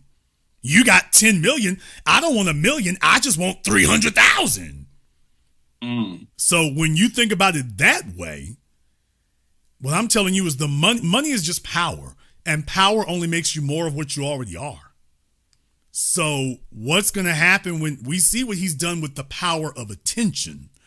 What is he going to do with the power of dollars? Yeah, because that kind of brings me back. Okay, like how is this family structured? Like his father and his mother? Because I play football too, right? All my other friends all play like D1 or D2 or D3 or whatever.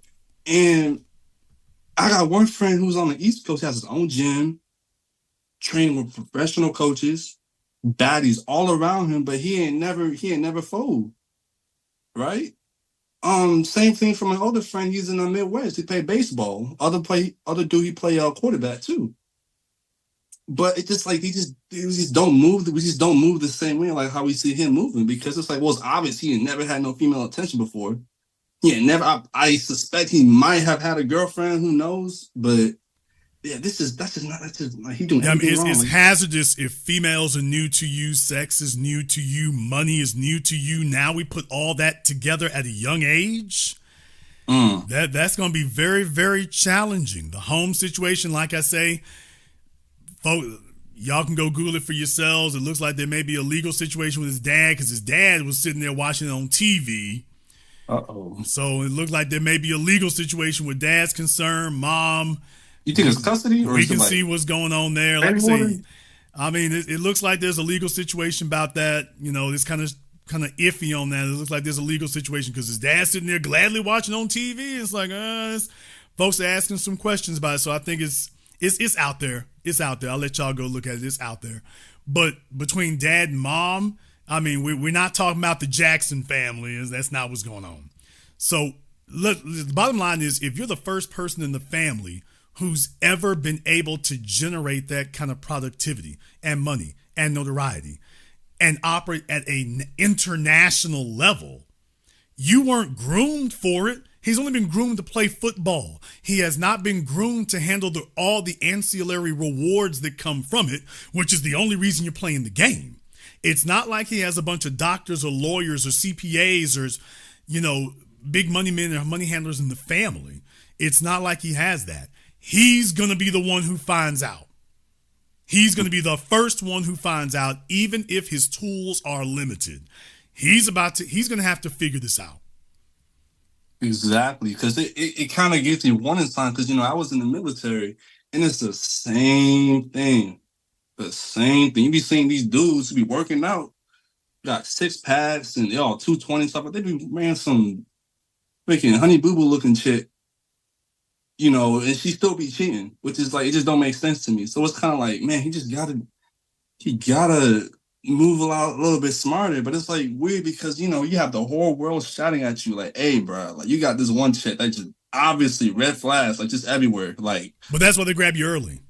That's why this chick has put her hooks in him early. And even though we all see the warning signs, you know how it is. They're smart enough now to grab him. They want to grab him when they're in high school now. So they're grabbing you early. They hopping on your back like a praying mantis and hanging on to you early. So she didn't wait. That's why the stuff she was saying was just straight garbage. Talking about he was with another chick, so she got with him. And I don't deal with cheaters. That's why I waited 2 months before I answered him.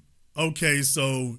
But she still ended up with him, though. Yeah, I'm about to say, you ended up with him anyway, so you don't like cheaters, so you gave it a 60-day waiting period, and then said, okay, let's talk to the cheater. And now she's talking about he's the greatest thing ever. I'm like, okay, she said all these things that are negatives about you. I made him sit outside the party while I was in there. She's saying all this stuff that's negative about you. And then later talking about, but you're the greatest thing ever. Those are the kind of warning flags we mean. That's not the way. You're inconsistent. And he's in a hell of a vulnerable spot right now to have questionable people around him. I'll let you have the last word. Right, thank you. And like, you know, the cherry on top is that, you know, it's bad enough that like, hey, you dating her a long time, but it's like, bruh, like, you gonna say you gonna marry her in front of the world? Like, it just like, for me, it's like, well, you gotta just wait people out. Like, hey, you gotta, like, when you're with a girl, you gotta actually like kind of be aware of their personality and all that other kind of stuff, right? And it's like, bruh, like, but you know, I mean, she's doing something for him that we can't do for him, just like what you said last week. So it's like, well, maybe he'll wake up. Maybe Coach Prime will say something. Maybe his daddy will come back around after those little legal fees or whatever and try to smack him up the head or whatever. I don't know. But my only thing is, you know, my advice to any young man in that position is, bro, you ain't in no hurry. If she's the one, she gonna be there in 3 years. There's no rush. There's no hurry. You ain't got to marry her. You don't have to have kids. If she's pressuring you for that, this is a setup. If she's the one, she gonna be there in 3 years. Exactly. And you'll be just certain. And you seen if you spend 3 years, nothing's gonna surprise you. Now you're certain. If she's like, she can't wait 3 years, that's because she's after something else. Thank you very much for giving us a call tonight. My only advice would be she can wait. It can wait 3. If she's the real one, she can wait 3 years. She'll be okay when y'all are 23. She'll be okay when y'all are 24. It'll be all right. If she's pressing you, dude, that's your first warning sign. She doesn't want to allow you to wait to make a decision. Where's she going? I'm going to be here in 3 years. Okay, but then why? What's the press? You know it. Let me go ahead and jump back over here on Zoom again. Okay, we got Ghost over here on Zoom. All right, Ghost, why it look like you in an open cell over there? Right, that's how it is, Jason. I'm at work. Looks like you in the next cell from Tory Lanez. All right, Ghost, what's on your mind? I'm at work. Hey, I just want to say, I got led to the business from another content creator, and man, it's like everything you say, Jason, is just like strictly on point. You don't miss a beat so far from what I'm hearing. And a lot of things that I've heard you mention, it's like I've always had questions as a child, and especially with my family, you know, raised in a house with like probably like 15 different other people, mostly different aunts, uncles and stuff, and kids. So I've always seen like this craziness around me, and I'm trying to make a sense of everything. And then even now as an adult, I'm still trying to make sense of things. And then when I come here and listen on the business, I hear you explain clearly, and I'm like, wow, like this is what I've been looking for all my life. You know, so I just want to say thank you for that. Subscribe to the Patreon also. And yeah, whatever you say over here, man, I think everybody needs to be over here to listen, because this is some groundbreaking stuff. Well, I thank you very much for that, sir. Please stick around. Like I said, I mean, you stick with us here. Mine is actionable. Mine is practical. I don't discuss dating. I discuss power dynamics. Everything that I talk to you all about is how you put it in practice. I'm not going to sugarcoat it for you. Some of it's going to be grimy, but you know what? Life is messy. I'm not going to sit up here and lie to you and tell you it's sanitized. Life is messy. If you want to get somewhere as a man, you're going to have to get your hands dirty. It's going to be work. There's going to be sweat on your brow. Life is messy. Okay, well, let me explain to you how to navigate a messy environment. Let somebody else lie to you and tell you can get to a point it's not messy. It's going to be messy. More money, more problems. Well, I'm going to clear some things out. You're going to clear some things out. Then you're going to have other issues jump up. Are you ready to navigate that? That's the way that goes. And that's okay. That's okay if you're ready to navigate that. But somebody needs to explain that to you. This is the only place that really goes in depth. Hell, I think I'm really the only person who actually takes phone calls. The rest of these folk out here don't even actually take phone calls or anything, or if they do, it's bangle conversations, not really talking about nothing. But I think I'm the only person out here who takes phone calls. All right, I'm back over here on Zoom. I got Eric on Zoom here. Eric, I just need you to go ahead and turn your camera and your microphone on for me. Just need you to go ahead and turn your camera and your microphone on for me here, Eric. I can give you 5 seconds for that, and then we got to move on. All right, Eric, what's on your mind? What's going on, Jason Black? All right, Eric, what's happening? Nothing much, man. Called the other day about this situation with your Papoose saga. What I always think about is, the ladies' egos were just a little too big to take not only criticism, but you got a lame, but he's a talented lame. Similar situation with I'm not gonna say Lil Kim and Biggie, but your girl Nicki Minaj and Safari. Safari to me was the brain, but he's just too lame to get anything started. Yeah, this is a professional alpha. You are good at your career, but the things that make you good at your job or your career are not necessarily things that help you excel at your job or career or profession are not necessarily things that will help you excel as a mate. Right. And do you think you always kind of talk about how these ladies have these not saying inflated egos more than it is that she's just too much of a disciplinary problem to see what truly is going to benefit her. This guy, if I rap like he raps, I'll be a star. He can't be a star because he's too lame. So do you think that their ego gets in the way of them being truly who they could be? The woman's ego or the man's? The woman's ego.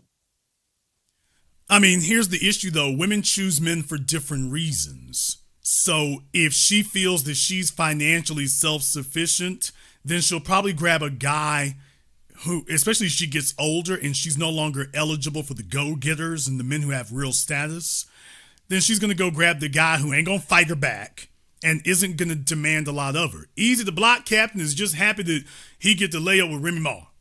So he's a fan of Remy Ma and he's happy to be there. Let's just keep it real. At 44 going on 45, how many men are just giddy and excited to say they were Remy Ma? I'm talking about men who are built. Men who are above her in the industry. There's not really anybody who they say in that. They're looking for the 25-year-old, 29-year-old version of her. They're not looking for the 44-year-old one. They can go to court every day to go see her son on trial. That's the difference. So she's no longer eligible for the men that she desires. Not anymore. So you're stuck with this guy. She chose him. I suspect it was a mix of this is what she could get, and also Papoose is testing options, and she really was doing this as a last-ditch effort to she being emotional and thinking that jealousy is going to get him to double down on her.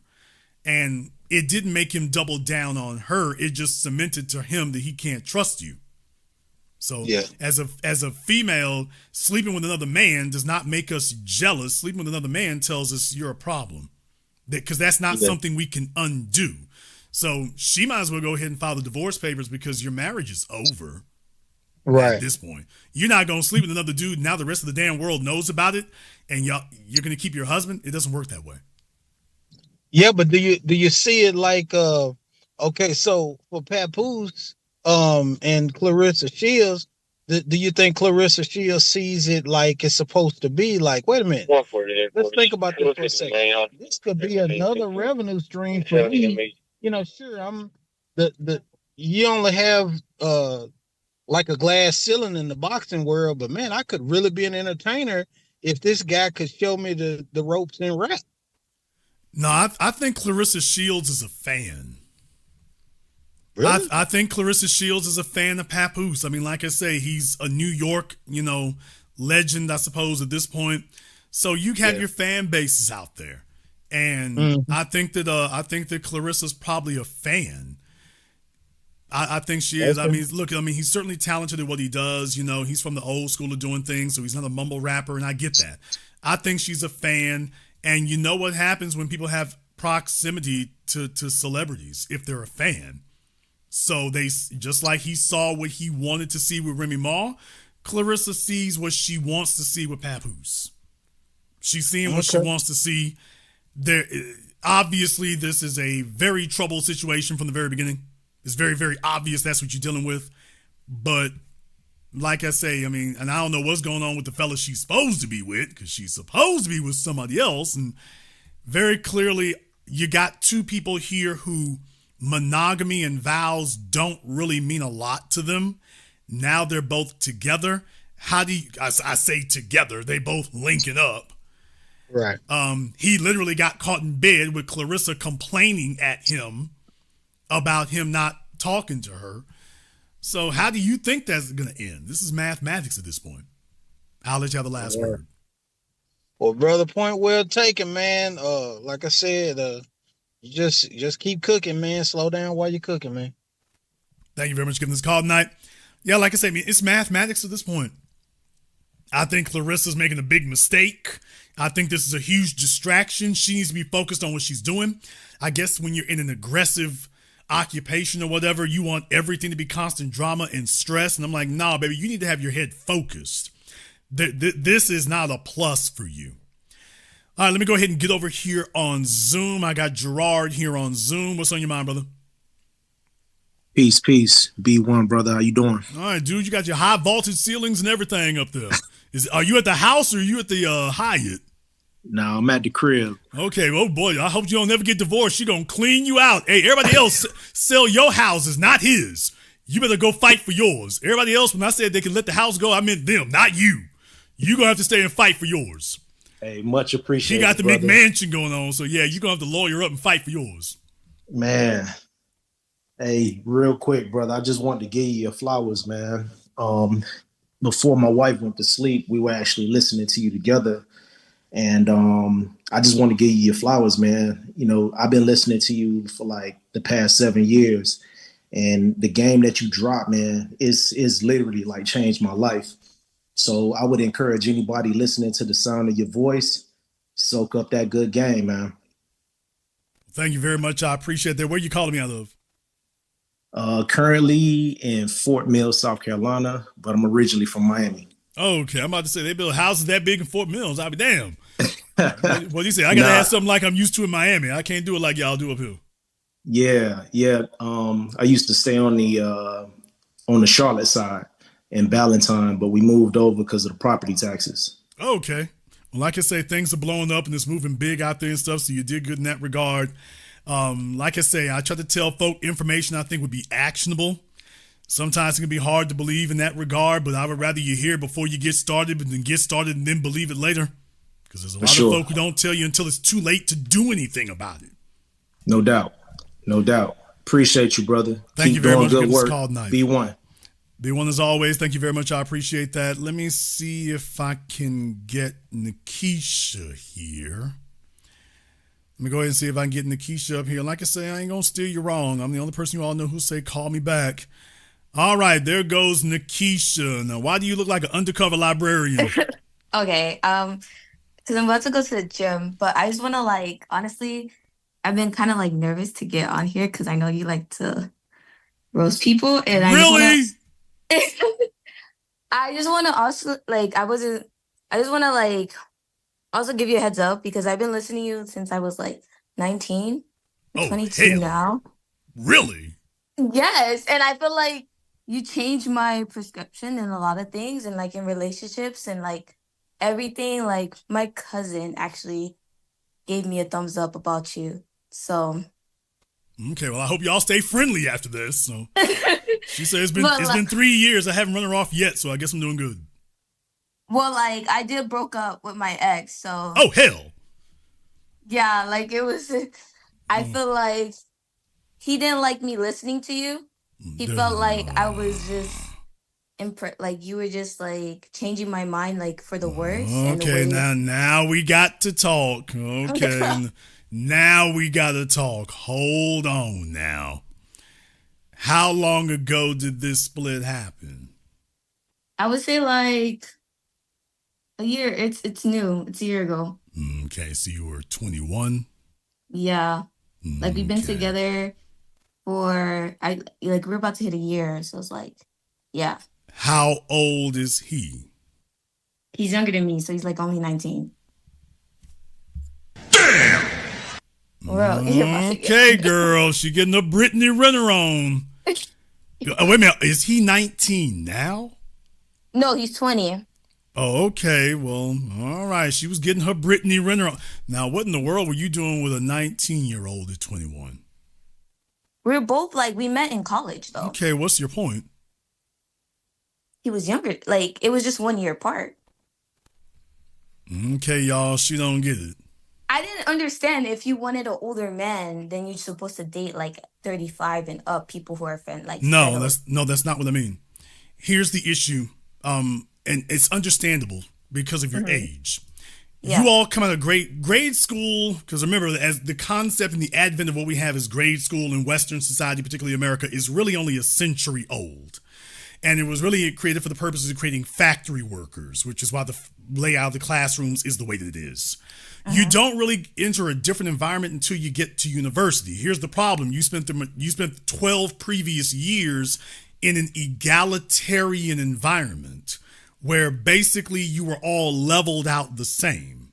Once you leave grade school, now you've actually entered an adult social environment, but you all are still carrying a lot of those standards that you had in grade school. What I mean is that you say, well, he was 19 and I was 21. But what I'm saying is that that's... No, I was 20. Okay, you were 20, he was 19. Yeah, we're 1 year apart. Right, but what I'm saying is that as a woman at 20 years old, you've seen things and experienced things that he hasn't at 19. Like what? Yikes. I feel Girl, do you really want us to get into that? What happened? Okay, let's try this a different way. Okay. At 20 years old, you have had more attention from men than he has from females. There's no disputing about it. There's no questioning it. There's no anything. You have been approached by more males.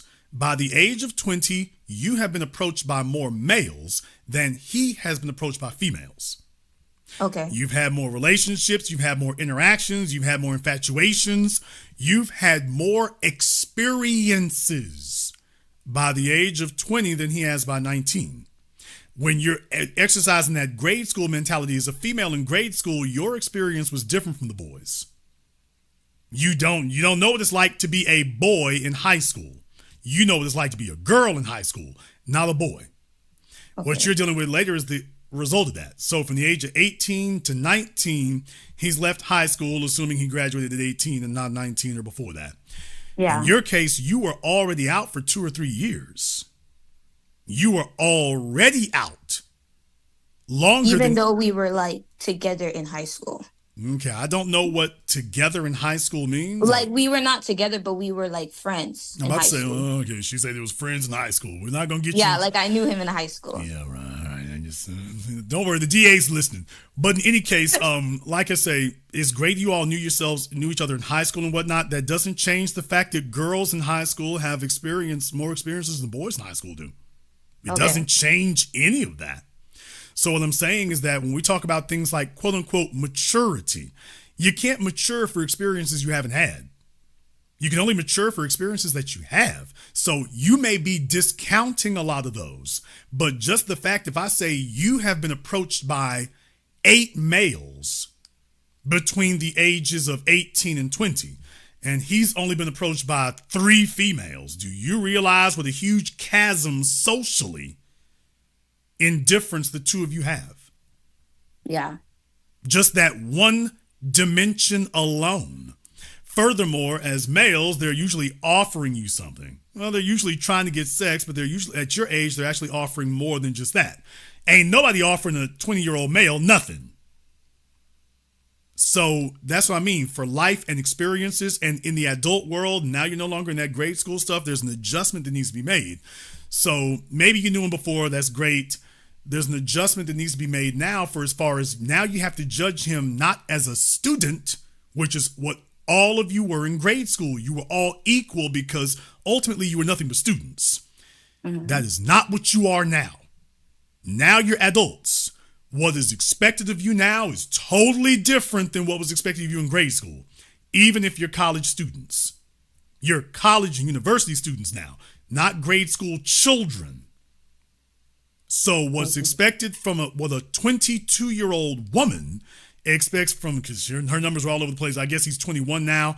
What a 22-year-old woman expects from a 21-year-old man, and she's already moved ahead of him in experiences. And I'm not saying that you cannot have a guy who's got more experiences. I was all at his age. I've heard females tell me that I'm beyond my years my entire life, but that's not the rule. That's the exception.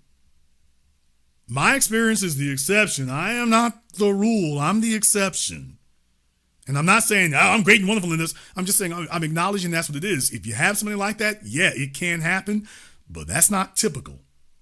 Even for your experiences with men today, I'm sure you can tell you're not really meeting a whole lot of guys who are mature beyond their years. They're really just right where they at. Where's the party at? Where the hoes at? Where the drink at? Where the turn up at? And they're going to worry about growing up in 6 or 7 years. Guys who are really hunkering down right now and, hey, man, how do I double my income in the next 12 to 24 months? You know, how am I going to set up a life where I'm going to be at 30? You know, hey, I'm trying to be $1 million man, not $1,000 man.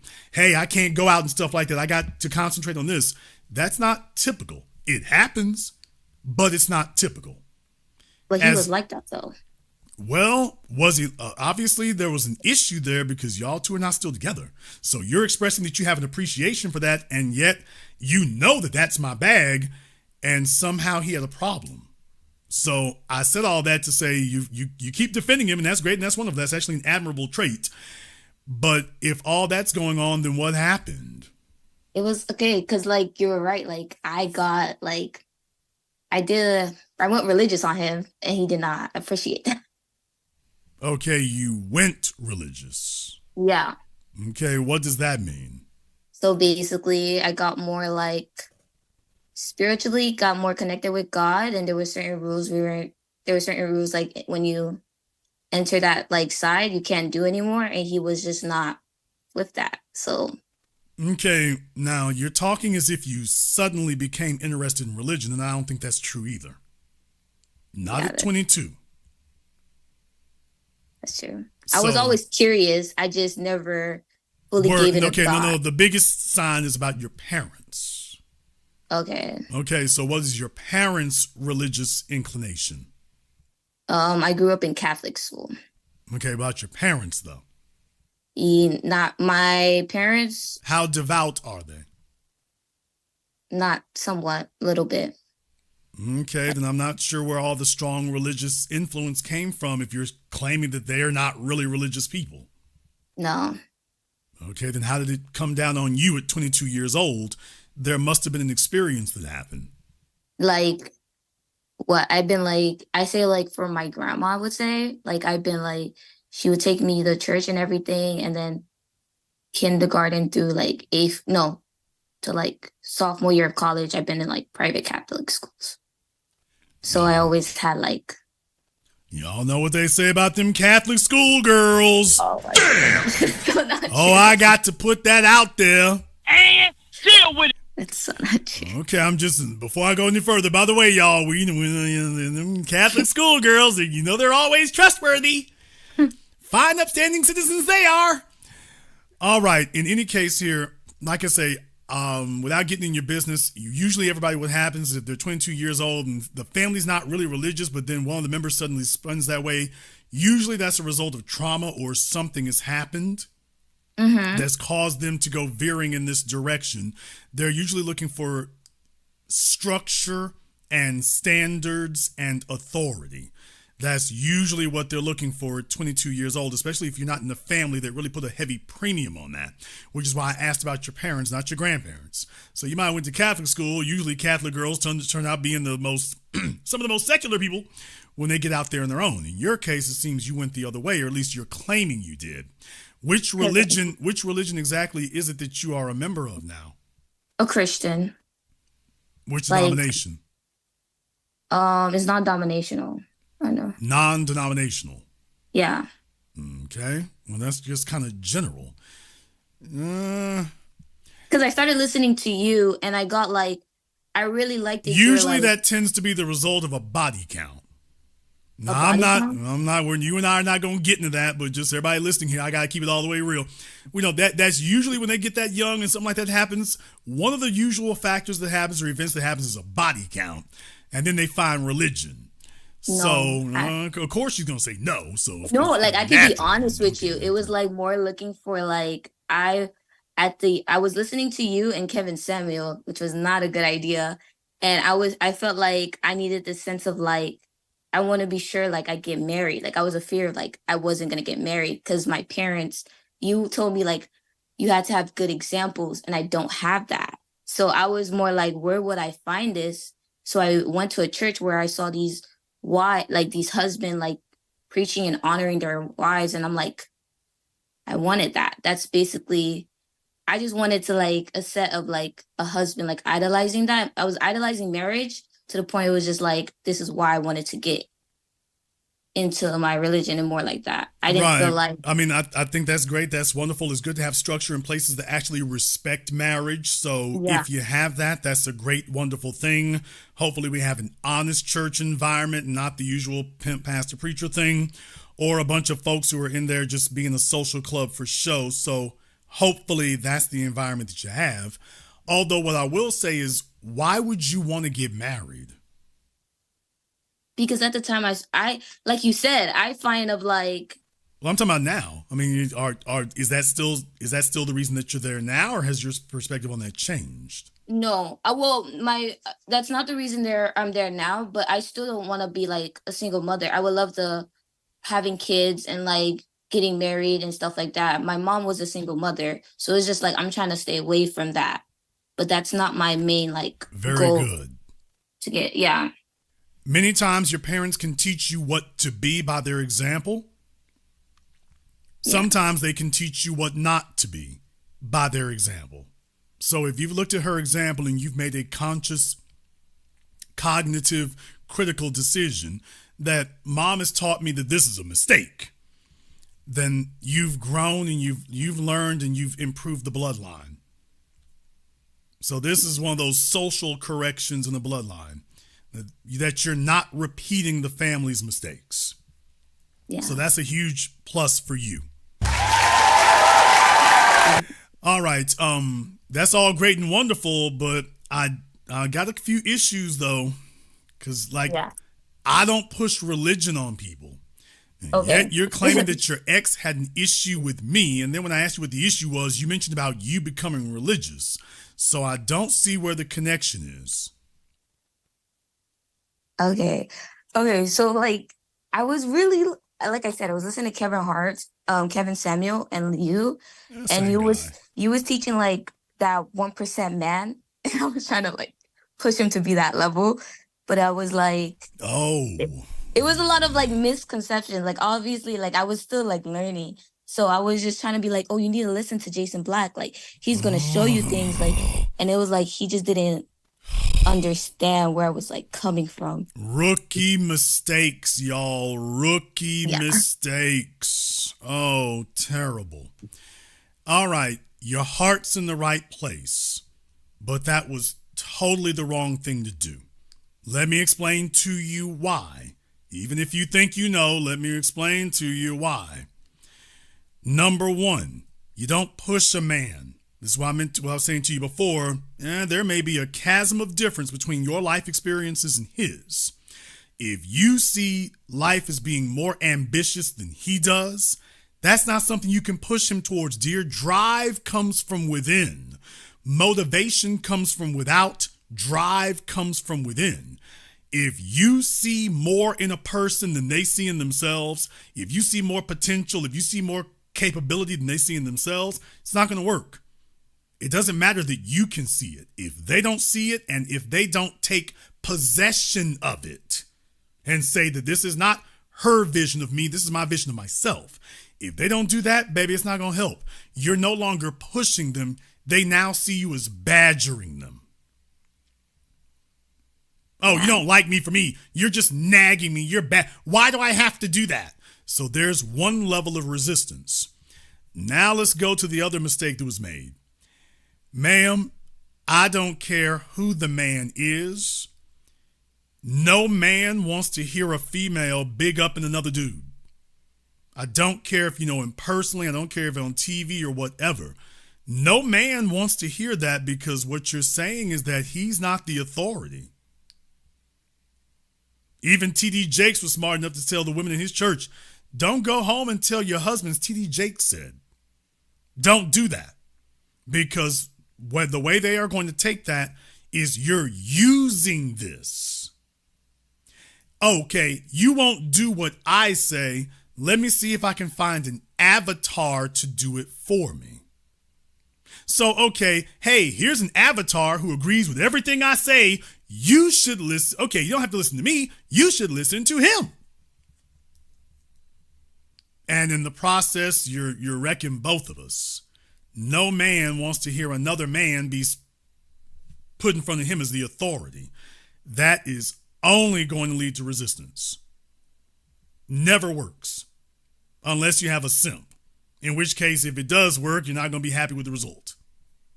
So I'm not saying that what you did was quote unquote wrong. It would be great if he glommed on to it, but being presented to him the way it was, that's not going to end well because it can't. You're now putting me over him. Now that wasn't your intention and that wasn't what you were saying, but that's what you were doing. Remember, men want to be believed in. That's why the roadmap thing is a real thing. Quote, men not asking for directions, because we understand how people's attitudes toward us change when it looks like we don't know what we're doing. I mean, folk literally start abandoning you. If you're a man who looks like you don't know what you're doing, they literally start abandoning you. That's not something that happens to a woman. You never had people get up and start literally physically abandoning you because it didn't look like you had the answer or had the direction. That is what happens to us as males, and I'm talking about as young males, 16, 17, 18, 19 years old. You don't know what that's like. So a man wants to be believed in. He wants to be respected. He can't do that when his woman looks like there's another man who has equal or greater influence over her. All you're telling this man is you're a bad place to put an investment. Now, this is me talking. Yeah, I wasn't trying to do that. No, what I'm saying is that how can this be biased when I'm saying you're talking about me? And I'm like, okay, yeah, you're talking to me about me, and let me tell you. So, I mean, if I'm lying, boy, I don't know why in the world I would. I'm not saying that what your heart was in the wrong place. It was in the right place. Every once in a while, females have done this, and I warn them, don't do that. Don't present me as an authority. Please don't say you need to listen to this guy. Don't do that. Because in this day and time, there are just too many Steve Harveys. There are too many guys like that with bad ulterior motives. And it makes fellas are really wary and really on their guard. And they should be. They should be. And I'm aware of this, and it makes it harder for me. It definitely does. But I'm not going to sit here and pretend I don't know why they're doing it. I know exactly why they're doing it. So for you, the strongest advocacy you could give, and you learn this if you're being a Christian, the strongest advocacy a Christian has is not swinging their Bible around. The strongest advocacy a Christian has is the way they live their lives. According to you, that's the reason why you chose the church that you're at. Not because of them waving the Bible around, but because you saw how they lived their lives. That was exactly what Christ says in the Bible. The strongest thing you can do to convert other people to Christianity is to live this word, not talk about it, live it. That will make other people gravitate to you, and they're like, hey, I want to get what you got. And then they believe in the book because they're like, well, it must be working because it worked for you. You have something I wish I had. But it wasn't the book that you were swinging in front of them that did it. It was them looking at your example. You showed results. They now want your results. And the real thing is, if you want to convert men or anybody else, It works the same way. When a man sees your results, that's what he's looking for. Then he'll start ear hustling. That's the real thing you're looking for. You're due to be ear hustling. When he realizes it's all genuine, it's not that red pill garbage and the, social media con artistry and stuff, then they glum to that. The reason why you did that, though, you've already exposed why you did it. He didn't have everything you were looking for, and you were impatient. And rather than wait for him to get it on his own, you started trying to lovingly nudge him in a certain direction. Do you realize that loving nudging is not him leading anymore? That's you leading. So I want you to understand, for the rest of your life, these are tripwires and red flags that you don't want to run over for the rest of your days, because all men are the same in this area.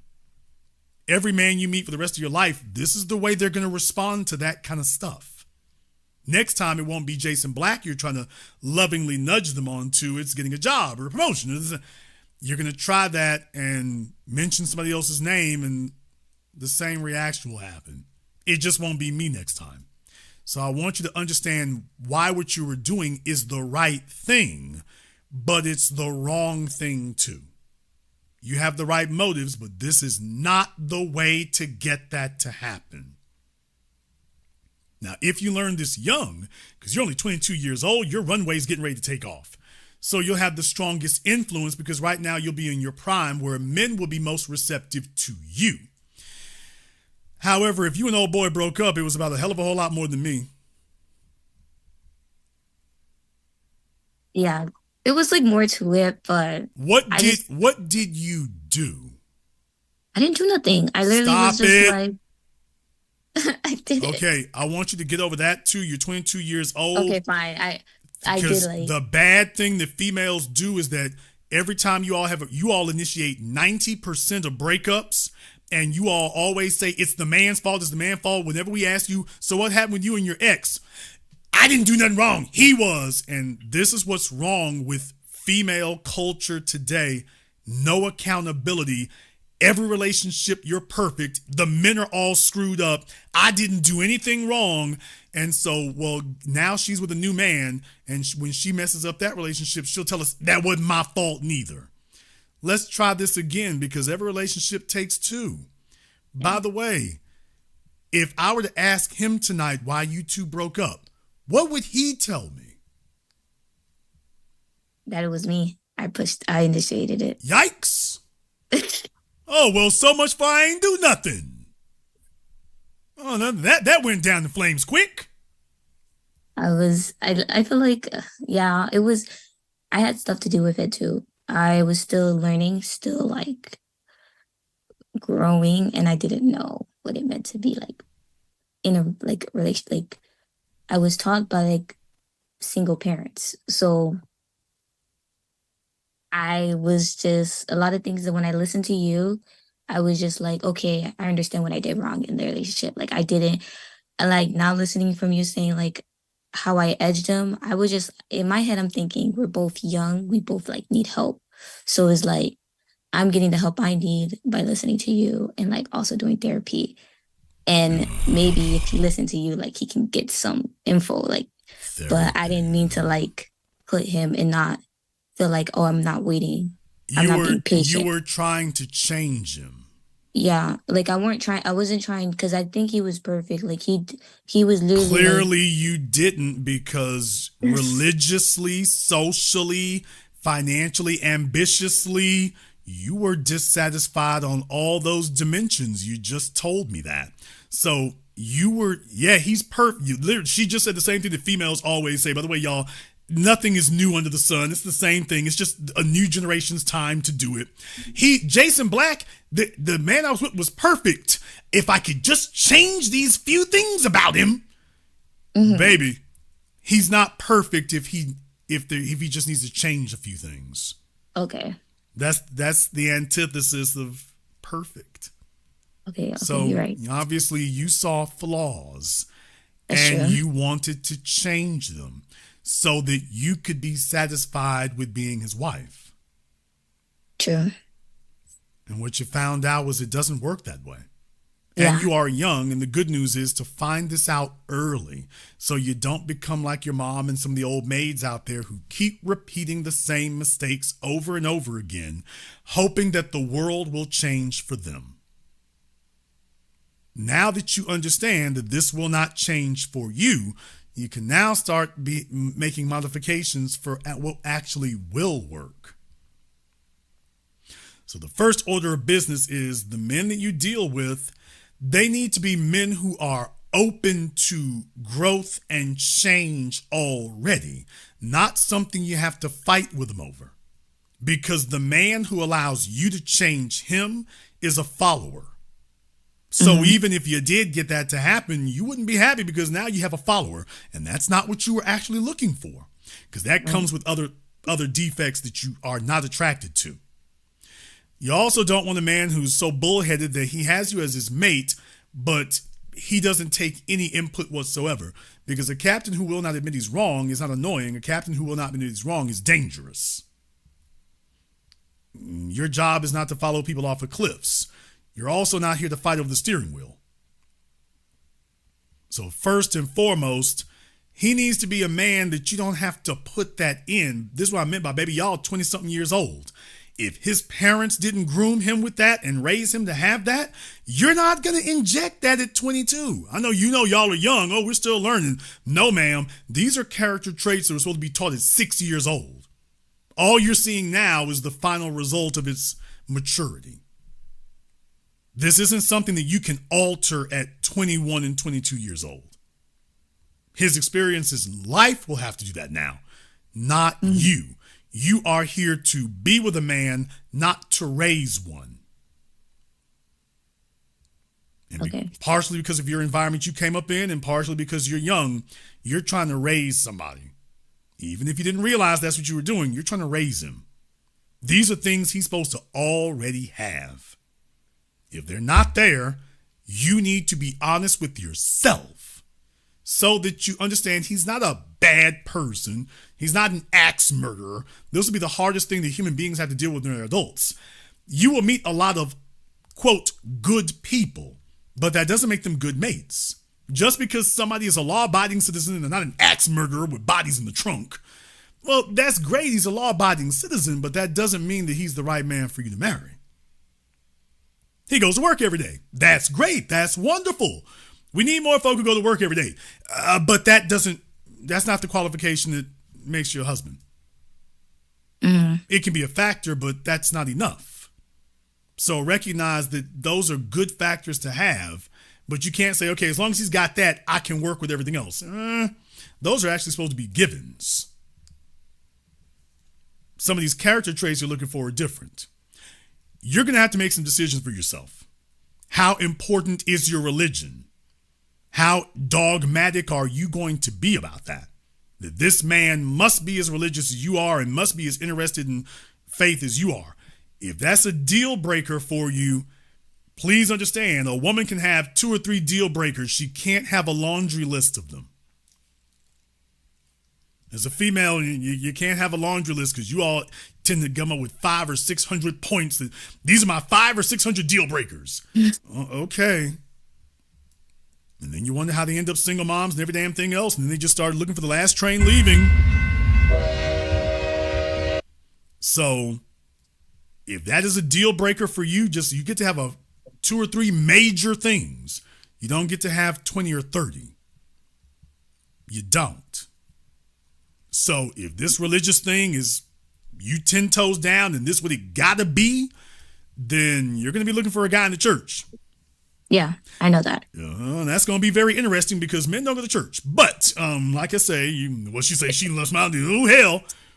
She's about to get her Candace Owens on, y'all. I like Candace Owens. She's not that bad. I'll see what she is. What? Boy, what in the hell's the matter with you? Nigga, please. Nigga, please. Oh. Y'all, did she just say Candace Owens ain't that bad? Okay, I don't listen to your Black authority, so I'm just like... Candace Owens, a woman who never saw a black person hurt by a white person that she didn't sit there and get out the pom-poms and cheer for. I want y'all to keep that in mind. Yeah, what Candace Owens says is spot on, just so long as you're okay with that part too. Yeah, if you overlook that part, everything else is fine. Okay. Okay, why don't you just say, I like David Duke. He makes some good points. David Duke makes some good points too, y'all. All right. In any case, oh boy, we're going to intervention. Baby, where your people from? Say it. Oh. Say it. Like from where originally from Haiti. Oh, there you go. Okay. Intervention! I'm going to have to go to Finding Nemo and get that sound bite from that. Intervention! All right. She done gave me a new one to look for, y'all. I got to go get the intervention sound bite. Baby, do not fall for that kind of garbage right there. Please do not. Let me just keep it straight with you. Do you want to, what type of man are you interested in marrying racially? Racially? Yes, ma'am. I'm serious. You're not going to like it. I don't want to say it. Go ahead. I just know you're not going to like it. Ma'am, all you can do is tell me. I can't whoop your ass. Okay. The same guy like Candace Owens is married to. Okay. Well, you're on your way. Really? Yeah. Huh. Was your ex-boyfriend white? No. Okay, because Candace Owens' husband is white and British. So, like I say, I mean, if that's you're angling for a zaddy, I mean, that's your thing. You can go ahead and do that. I don't know if that's quite what you're ready for in that regard, because there's some personality traits here that I don't think are going to glum very well. But you certainly can give it the old college try. Was your mom dealing with white men? No. Okay, what makes you think you're ready to? I dated a white man before, though. And I had, like, talked to white men. How'd that work out? Hispanics or stuff. Okay, how'd that work out? I don't know. I feel like it's not in Florida. Okay. Maybe I should go somewhere else. Yeah, because she thinks it's a geographic issue.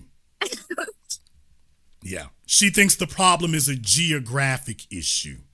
Yeah. Also, she's doing her sexual world tour. Damn! Oh my goodness, no. She's doing her sexual global tour here now. So remember what I said before about body counts. Jason, you don't know. You don't sit your asses down somewhere. This is new to all of you, to the teeny boppers. This is new to you, for the red pill rejects and the pornography interlopers out there and introverts. This is all new to you. This is old to the rest of us. So, yeah, now she's rattling off that list. Oh, what are you going to tell me? I'm in a white man, a Hispanic man, and a few others there, and all we did was eat milk and cookies and have handshakes at Shake Shack. Thank you. So as I said, she thinks that she could be a mate with them because she's already been around the block. And you know what? That's not true. And I'm not downing you for that. What I am saying though is that to be a Candace Owens, like I say, it takes a certain type of female. And if you're hanging around here with me, what I'm saying is there's a certain caliber of male that you're looking for. Mm-hmm. Part and parcel of that is identity. Candace Owens sacrificed identity. She's a woman who doesn't have a people anywhere. Because of who she's dating? Because of who she is. 15, 20 years ago, she was filing a lawsuit for racial discrimination. Now she's running around talking about no racism don't exist. Now, what type of person do you have to be that type of hypocritical contradiction? And the rest of you are sitting there sucking it up and eating it up and just disregarding that? As opposed to, hey, this is an awkward chick who doesn't have a people. She doesn't have an identity. She goes wherever the wind blows. When Ben Shapiro and the boys over there at Daily Wire fired her ass, she tried to sneak her way back over here to black folk, and we said, now get your ass back over there. Now she's on some anti-Jewish kick. Not because she's really interested in that either, but because she's bitter about what's occurred. She's bitter at black people because she was an awkward chick who couldn't get her ass kissed. She's bitter at white society, but she got to make some money. She's bitter with the Jews that she worked for at Daily Wire, so now she's picking at them. How many times do you have to see the same thing work out before you see a pattern form? And then you accept, oh, this is a pattern. Okay. And whether it's Sage Steele, Stacey Dash, or the rest of them, it's the same pattern. So yes, you can do it too, ma'am, if you are willing to jettison an identity. No, you and I have not discussed what kind of identity you have. I suppose you can be a Christian and be a coon, sure. But by the way, if you're listening to me, it seems like you might have an interest in an identity in that way. And the real thing is Candace Owens has no interest in a black identity whatsoever because she's already been excommunicated. Now, if that's where you are, then sure, it'll work. If that's not where you are, this is going to be very uncomfortable. Okay. I was just saying, like, I wasn't saying I'm going to. It was just like, that's what I prefer. I don't know why. Like, I just have that. Well, no, what I'm saying is that you're young and you've already tested the waters. And you said that's what you said you want a white man. That is true, but I don't think that's going to go that way. Like, that's what, like, preference, but it's like, I don't think so. Why do you have, okay, explain to me how a girl of Haitian descent in a dark, because y'all, she's a dark-skinned black female, very dark-skinned black, Lauryn Hill dark-skinned black female. Please explain to me how you ended up with a, quote, preference for white men. How did that occur? So I went to a Catholic school, and it was like kindergarten through 8th. There was only 4 black people there. It was until like my middle school, I discovered a little racism, but I was surrounded by Hispanics. Like I dated one. I discovered a little racism. Yeah, little. Like. You said your folks are from Florida? From Miami. Yeah, we're from. Okay. They're from the other part of Miami, y'all, not the Cuban part. They're from the other part over there where the dollar store is. In any case, you know I'm telling the damn truth because she's talking about a little racism. So she's downplaying it. They come from these places that have been culturally colonized. And that if you want to know why Haiti is in the condition it's in today, it's because identity has not taken root there. Now you have the children over here dismissing all of it.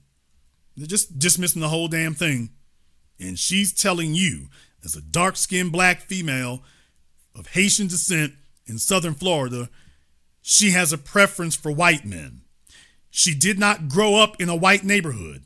She's not from a white family, didn't grow up in a white neighborhood, had some white kids at school. We all had white kids at school. She's a grown woman now, and she tells you I have a preference for white men. Mathematically speaking, that doesn't add up. Now, it's very, very possible, don't get me wrong. But just understand there's only one factor that would allow that to happen, and that's you being colonized mentally. Okay.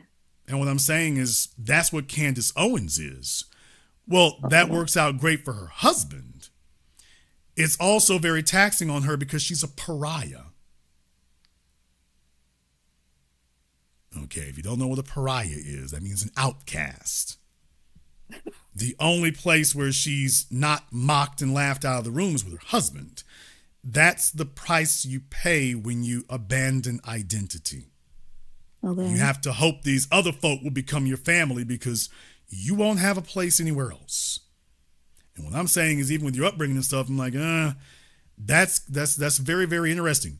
Did you all know this? I'm not arguing with her about her preferences. I'm not arguing whether it's real. I'm not telling her, you shouldn't want that or you shouldn't do that. I'm simply illuminating, by the way, here's how you end up there. And there are concrete reasons for that. Because what usually ends up happening is you become a female who gets run through by a lot of non-black men. What usually happens, y'all get run through by a lot of non-black men. There's a lot of crazy slave play sex going on. No, I never. Candace Owens ain't gonna talk about that part of her life. I never did anything. I just was around a lot of. You haven't done it yet. Like yet? No, never. You haven't done it yet. But the men that you're talking about, they're not going to accept you until you do. Who says? Why? Okay, wow, y'all, to be 22 years old and this ignorant and naive. Baby, you've never seen nothing. You ain't gone nowhere. You're talking about white men you don't know and have never met. You're talking about them as an objective abstract. You're not talking about spending any time around them. The fact you just said that tells me you're speaking about them like cartoon characters on TV as an abstract. You don't actually know any. You don't know any. You don't spend any time around any. You're not trying to spend any time around them. You don't know anything about them. You've made up some fantasy in your head of what they are and how they do and what they want. You haven't actually spent no time with them. This is like a chick with a fantasy in her head about what professional athletes are. They big and strong and cute. Baby, and they do a whole lot more than be big and strong and cute. So what you've told, and the other thing is for a white man to do that, that has a social cost to him. A white man who marries a black woman pays a steep social penalty. In other words, there's only a certain segment of white men who do that. Mm-hmm. Yeah. The majority of white men would not give you the time of day. You're the only one pretending to yourself that they're colorblind and you're going to be their chocolate delight. No, ma'am, the majority would not give you the time of day. There's only a small percentage that's their thing, is black females. Yeah. Yeah. And I know you have not actually spent any real amount of time with any significant relationships with them. Otherwise, you would not be saying what you're saying. It goes the same. It's gone the same since Columbus sailed the ocean blue. This is 500 years later, and you talking like this is new. That's what I'm saying. She doesn't know anything. She's dated one little white dude when she got out of high school, and that was it.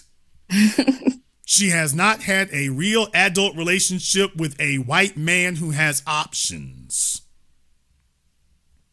You haven't had one. Certainly not in Miami, you ain't. I've been to Miami many a moon. You have not met a single white man down there in Miami that you had a significant relationship with. Not even one. That's why you're talking like this. You're fantasizing. And what I'm saying is, I'm just letting you know what will happen when the reality that's really out there that I know is slams head first into your fantasy. Okay. When you meet real people. I'm not telling you to cut off anything. I'm simply telling you this is what the real world is. Yeah. And the real thing is whether or not you have healthy preferences. Candace Owens does not have a healthy preference. Mm-hmm.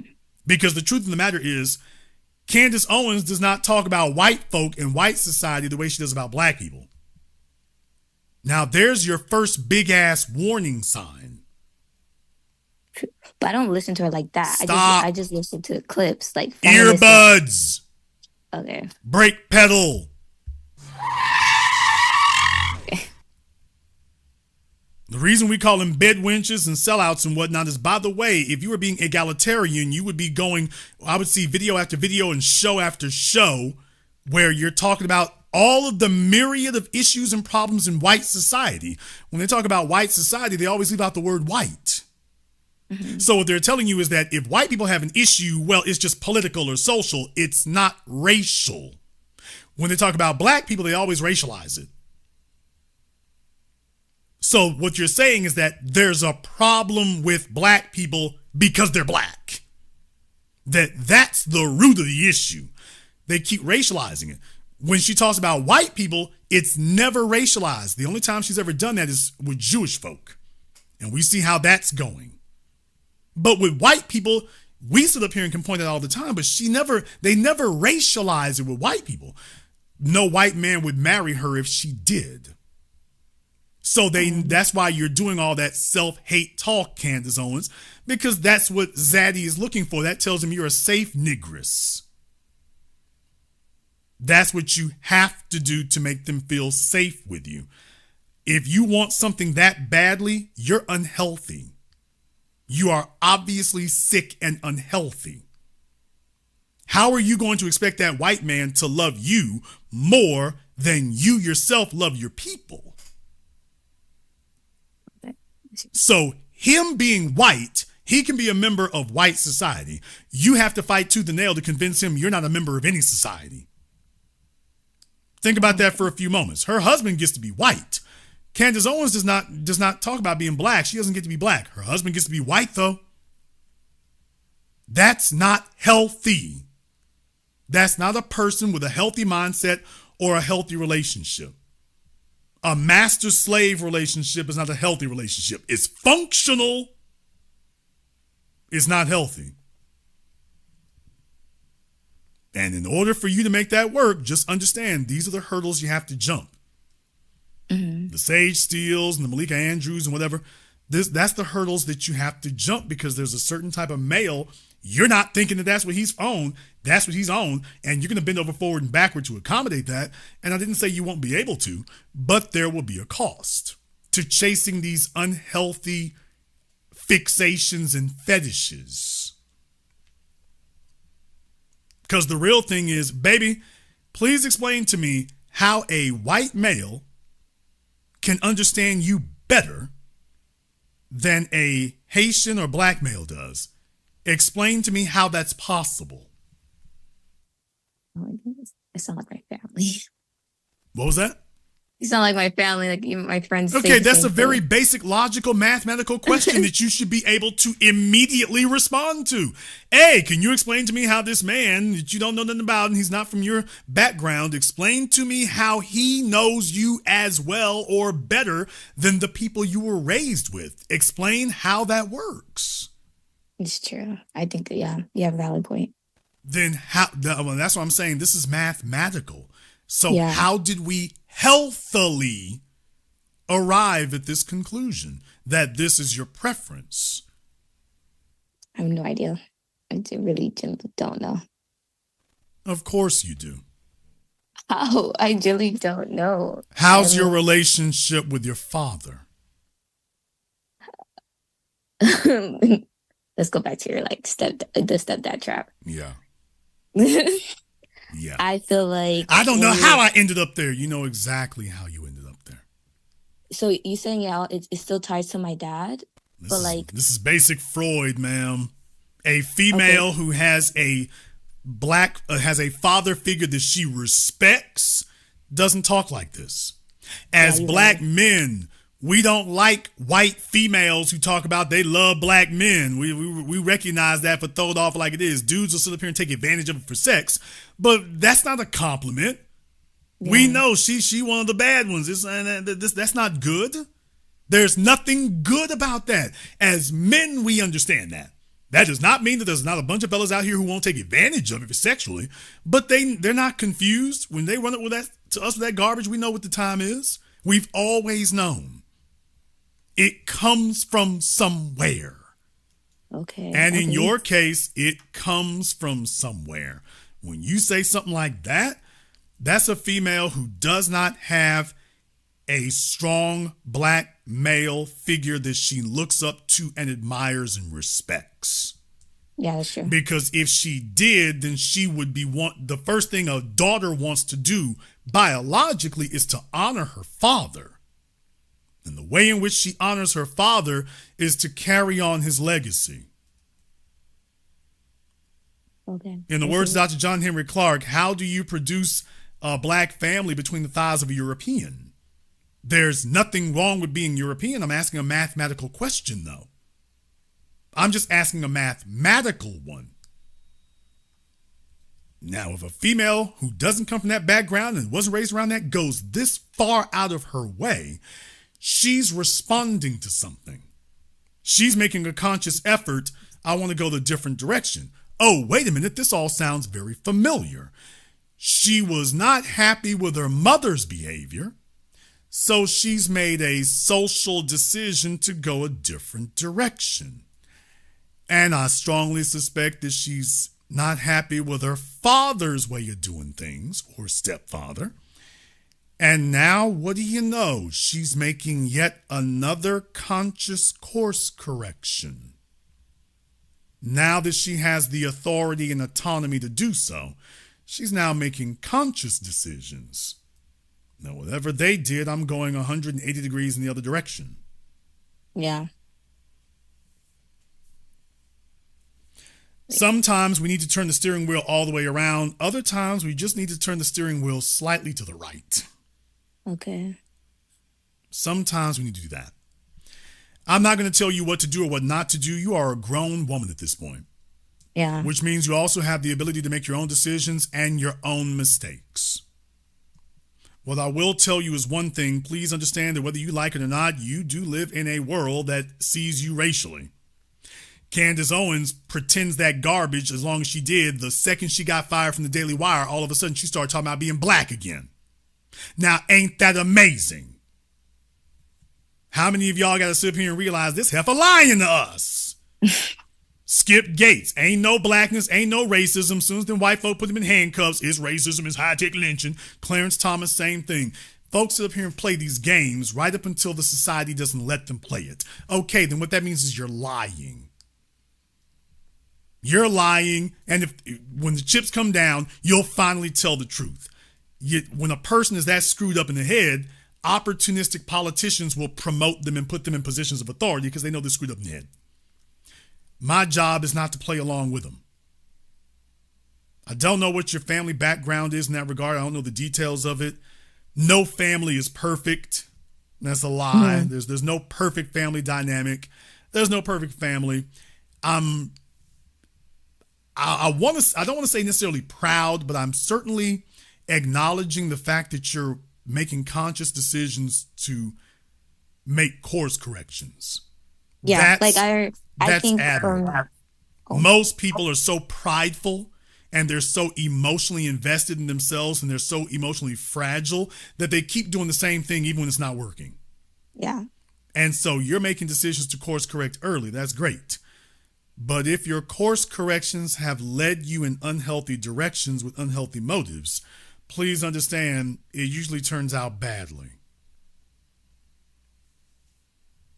And that, I suspect, was the issue with your ex. Yeah. That he was seeing all these things. Because I'm not so sure bandying me around was the issue. But if Zaddy done got a taste. That's not. If Zaddy done got a taste. And then you sashaying yourself back over here. Just remember one thing, young lady. Every man that you get attached to, either emotionally or physically, you're going to take a piece of him with you. Mm-hmm. Yeah, I know that. Okay. But Zaddy never got a taste. I just was like,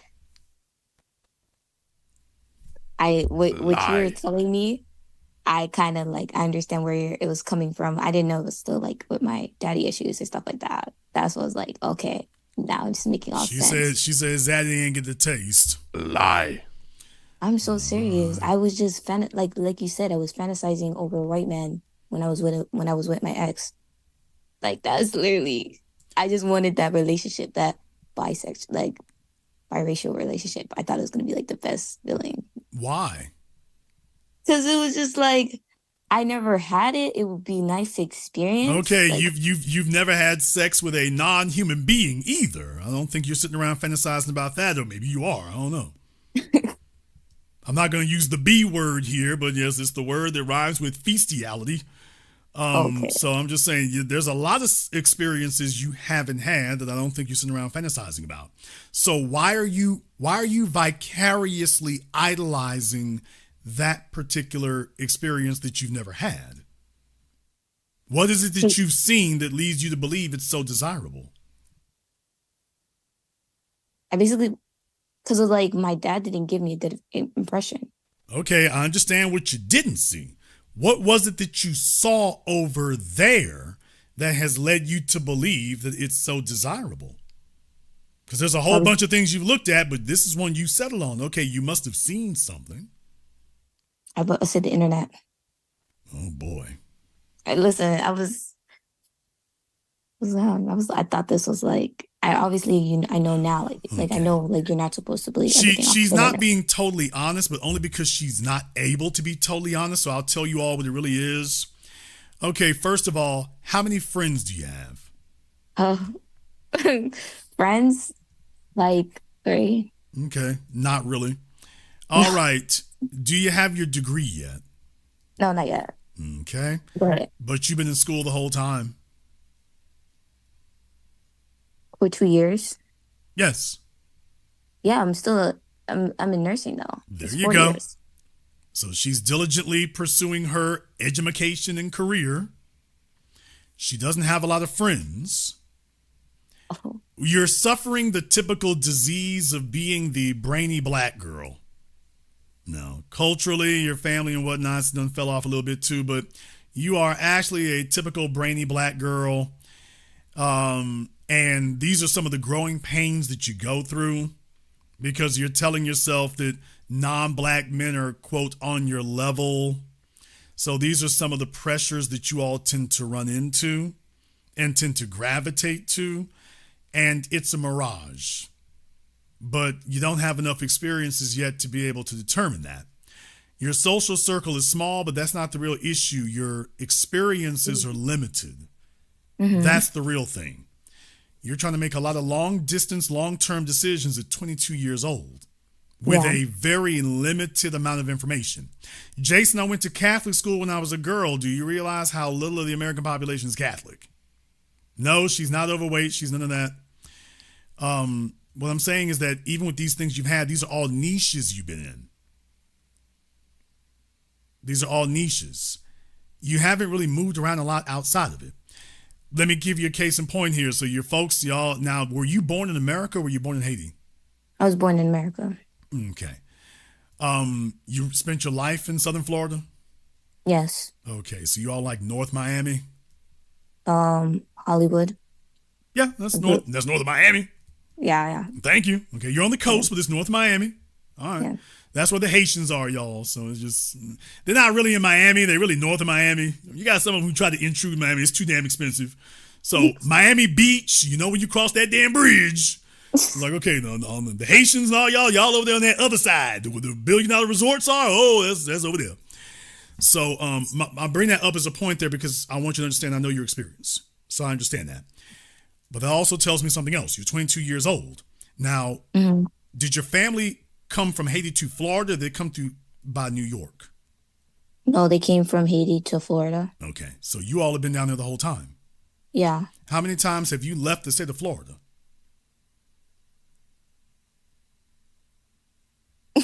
No, don't be afraid. Don't be ashamed. This is a very important question, and you shouldn't be because your experience is typical. I'm not asking this question because I don't know the answer. I'm asking it because I do know the answer, and I want you to understand. I know the answer.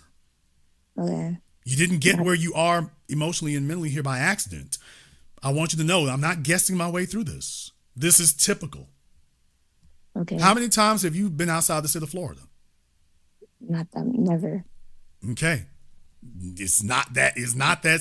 Most black people have not left the city that they're in. If they're raised in a major metropolitan area, most black folk have not really ventured very far outside of it. Yeah. There's the real thing. There's reason for all that, which we're not going to get into here tonight. But by the way, that's the next issue right there. She's never really left the state of Florida. Now, you're in Southern Florida. Have you even been as far up as Disney World? Yeah. Okay, everybody got to go make the pilgrimage to Mickey Mouse Land. How about Tallahassee? Tallahassee? Have you ever been up there? Okay, so you haven't been up there, the Panhandle, Jacksonville, any of that area near Georgia. So basically her life has been Central and Southern Florida. I've been in Philadelphia, though. I don't know if that counts. Oh, Lord. My friend lives there. Like, we went to visit. Friend? Is your friend male or female? She's a female. Okay. Is she heterosexual? Damn. Yeah, there you go. What she say? Damn, my daddy did never ask these questions. I'll be damned. Okay. Yeah, there you go. Well, Jason don't really know nothing. All right. Well, listen, I don't know. Yeah, Jason's just tripping and falling on just the right questions, right? Okay, there you go. All right, y'all. She talked about Zaddy. She didn't talk about the girl over there. That's not me, though. I'm not talking to her. Okay. She's just it was y'all. We talk about body counts. She said she talked about the men. She didn't talk. By the way, there was a friend in Philadelphia. Oh my goodness, that's so not true. If you spent your whole life in Florida, how the hell did you end up with a friend 5 states away? Because she moved. She used to live down here and then she moved. All right. I'm so serious. All right. In any case, you spent most of your life there in Central and Southern Florida. A person could probably do a hell of a whole lot worse. there's a lot of people moving to Florida. They're coming there from other places. So there's a lot of activity going on. But Florida is not indicative of A, America, or B, the world. The reason I say that is because Florida, you're only 22 years old. You need to go watch that old TV show, The Golden Girls, because it's old and stuff and everybody love Betty White. But that's Florida before you. Before you and Rick Ross, the rapper, not the drug dealer, came to prominence. Florida was a giant, it was a southern state, but it was a giant no man's land except for Disney World. There was a bunch of retirees came down there. It was a place where a bunch of old people came to. And because of the socioeconomics, that's all it's becoming now. So young people coming there, even as immigrants and stuff, it's an old people place. That's not America. America is not a giant beachfront retirement community. It's not a giant beachfront resort. The state of Florida is a giant resort state. It's a party state. There's neon lights flashing all the damn time. It's like Vegas without the roulette wheels. And if you don't get outside of that to see other places, then the dynamic that's at play at Florida deceives you. For example, you're used to seeing chicks hanging out on boats on the weekend and whatnot in their bikinis and whatnot, and fellas doing whatever it takes to get them on there. That's not indicative of the rest of America. That's not the way it works. That's indicative of Florida, and that's really illustrative of Florida. That's not the rest of the country. Forget the rest of the world. That's not the rest of the country. Men's attitudes about women and what they expect there is different. I'm going through all this so you all understand, because she's naive about it, but I want you to understand. You come from Haiti. Haiti is an island place, Hispaniola. Y'all get all that. You have beachfront all the way around. You don't know what it's like to be from a landlocked state. Now, I'm from Louisiana, which is technically a coastal state, but nobody really used the coast. We don't really have a beach in Louisiana. Florida is nothing but beach, even if it's all reclamation. Okay, I'm bringing that up because y'all are a bikini state. That's part of the social status. You know when you got the out-of-town chicks down there because she's a size 16 at the beach rumbling by with a herd of her friends. But down there, the dynamic is different. I bring that up because, yeah, your ability to wear a two-piece is going to determine your status in Florida. That doesn't determine your status in Arkansas, Tennessee, North Dakota, Michigan. So for the majority of the states, that doesn't do anything. That's all you were ever raised around. That's the culture. Baby, do you understand how rare sand is? No, you don't. I'm not saying this to give you a bunch of dead, useless information. Most of the rest of the country doesn't have to deal with sand. For anybody who's never been to Florida, sand's a problem. It's every damn where around there. Sand is everywhere in Florida. You all are used to just that one thing alone. Most of the other states don't have any issues with sand. This is a total cultural difference. And you've spent 99% of your life in just that little bubble down there, not realizing what the differences are. You've never been to Atlanta. If you haven't been to Atlanta, go to Lenox Mall. Everybody's dancing like, everybody's dressed like they're auditioning for their demo tape to get signed by the Migos. You don't have that in Florida. You went to Philadelphia, you visited your fluid gender friend. But you went to Philadelphia, that's great, you know. If you can go to West Philadelphia, I guess that's great. Other than that, what have you seen? You haven't seen anything. Furthermore, you're in Southern Florida, which means you've seen a bunch of well-to-do white men because the only folk who can move to Florida are folk who already got money. So the white men she's referring to are the well-to-do white men who already got their paper straight. So do you see how her view is skewed?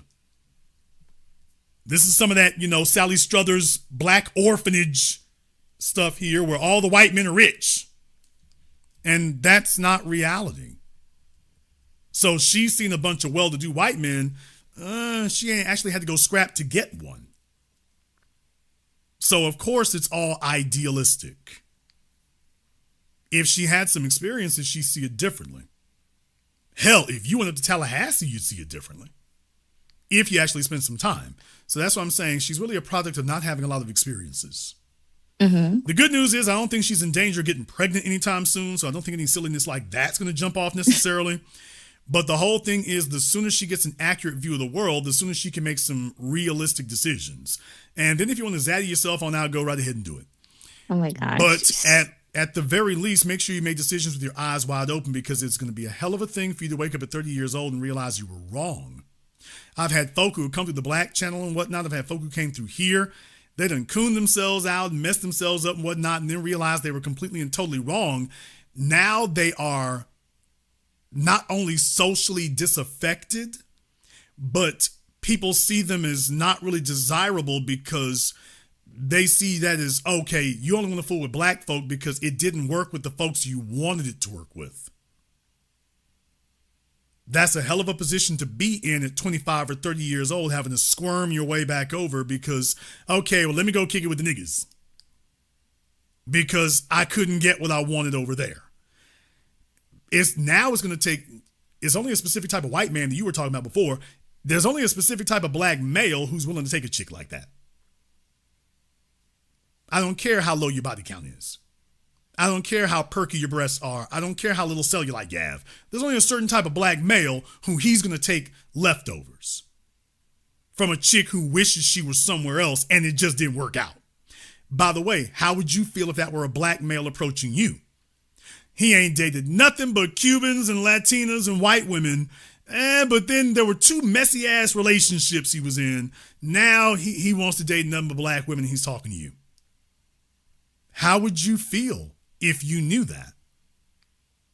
Like, last option, like, just. Yeah, are you enthusiastic for that? No.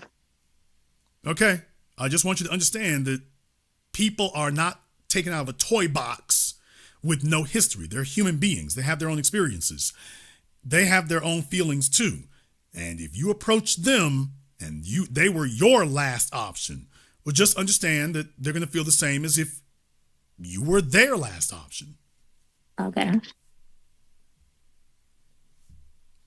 So what are you trying to say? Like, do I travel more? Every young person should. Very, very important for you all to do that. You spent your whole lives seeing the world through a phone. Y'all, the iPhone is going to be, 20 years old here in a little bit? Think about how scary that is. These kids have grown up their entire lives looking at the world through a 6-inch screen, to the point that they're not used to real world experiences. So there's a whole world out there. Just like we were talking about the sand. I think that's great and wonderful and everything. I've been there. You have your all the wetlands and stuff. I'm tired of those damn retention ponds. But okay, you got that there too. But baby, you're going up into Georgia. You got trees. You got mountains. You got hills. You come to Louisiana. We got swamps. We got more swamps. We got flooding. You go to Texas, less swamps, lots of oil wells. West Texas, you start seeing the mesas. Then you start seeing the red sands out in New Mexico. What I'm saying is that there are different people in different environments. You stand a whole lot to enculturate yourself as a person by seeing as much as you can, and then you make a decision. Okay. That worked for your grandmama and your great-grandmama to be raised in the same town, and that was all you ever saw. The world moves around a whole lot more now. Please remember, 100 years ago, there wasn't air travel. Not as a commercial industry. Certainly not as a mature commercial industry. It is now. So the country is connected just as easily as driving across the town is. You do yourself a great favor to go see everything that's out there, or at least to go see 4 or 5 things out there, so that you know what else is out there. And now you can start making some decisions about who you want to be and where you want to be and what you want to do. Not just decisions made by choices your parents made. Your parents came to Hollywood, Florida. That might not be your choice. What if there's something out there that suits you better, but you never went to go see it because you wanted to stay close to your parents? Okay. And what I'm saying is every young person benefits from traveling. Now, some of the folk in the military, that's a different matter. If it's not abused, it can be okay. A lot of them traveling doesn't do a lot of good. They just see a bunch of stuff and then it doesn't But help. as a female, I can't travel by myself.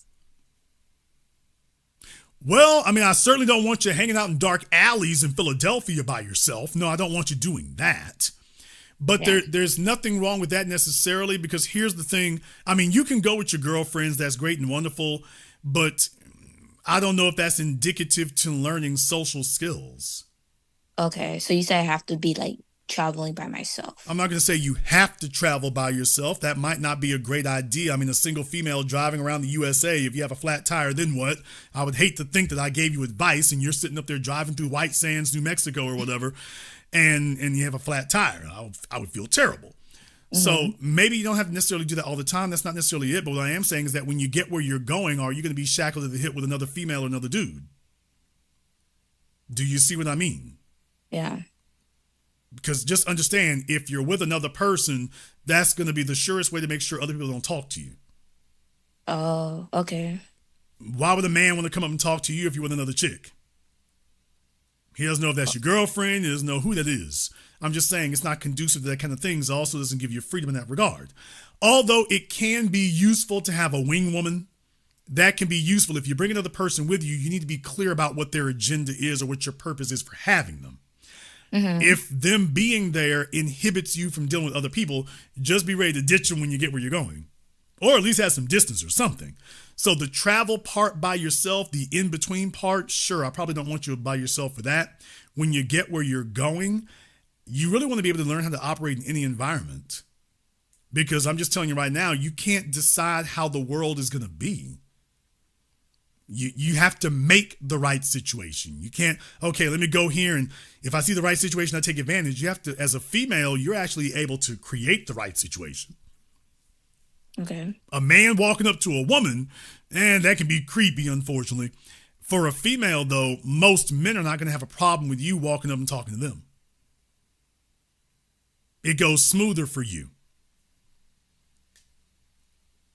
I don't want to walk up towards a guy. I'm not going to sit up here and tell you what you want to do, ma'am. What I am going to do is also tell you, by the way, if there's a man with options, baby, you got to get in where you fit in.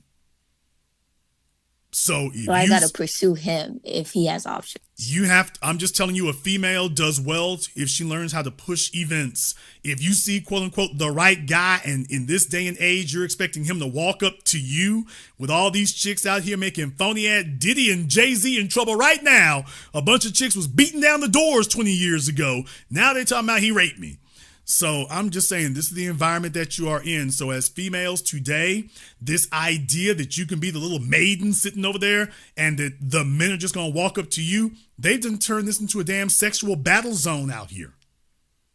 Complete with cops and judges and everything else. Baby, so tell yourself that, okay, the right guy come and talk to me. Go ahead and tell yourself that if you want to. Okay. Your competition understands that's not the way that works. If you see a guy, if everything is in place there, there's nothing wrong with introducing yourself. Okay. But just understand, if you waiting for him and he'll make the first move, okay. All righty then. That worked for your grandmama when there were more limited options. If you noticed that guy, other females noticed him too. Remember that for the rest of your days. If you noticed him, other women noticed him too. And if he's used to attracting female attention, he's going to be far less likely to approach anybody because he doesn't have to. You all are used to that being a female privilege. In this day and age, we got swaggy niggas and they think that's a male privilege. He doesn't have to approach anybody. He knows he got it. And by the way, as men, once we have 2 or 3 females checking for us, we're not really kicking in any doors to get any new people to talk to us.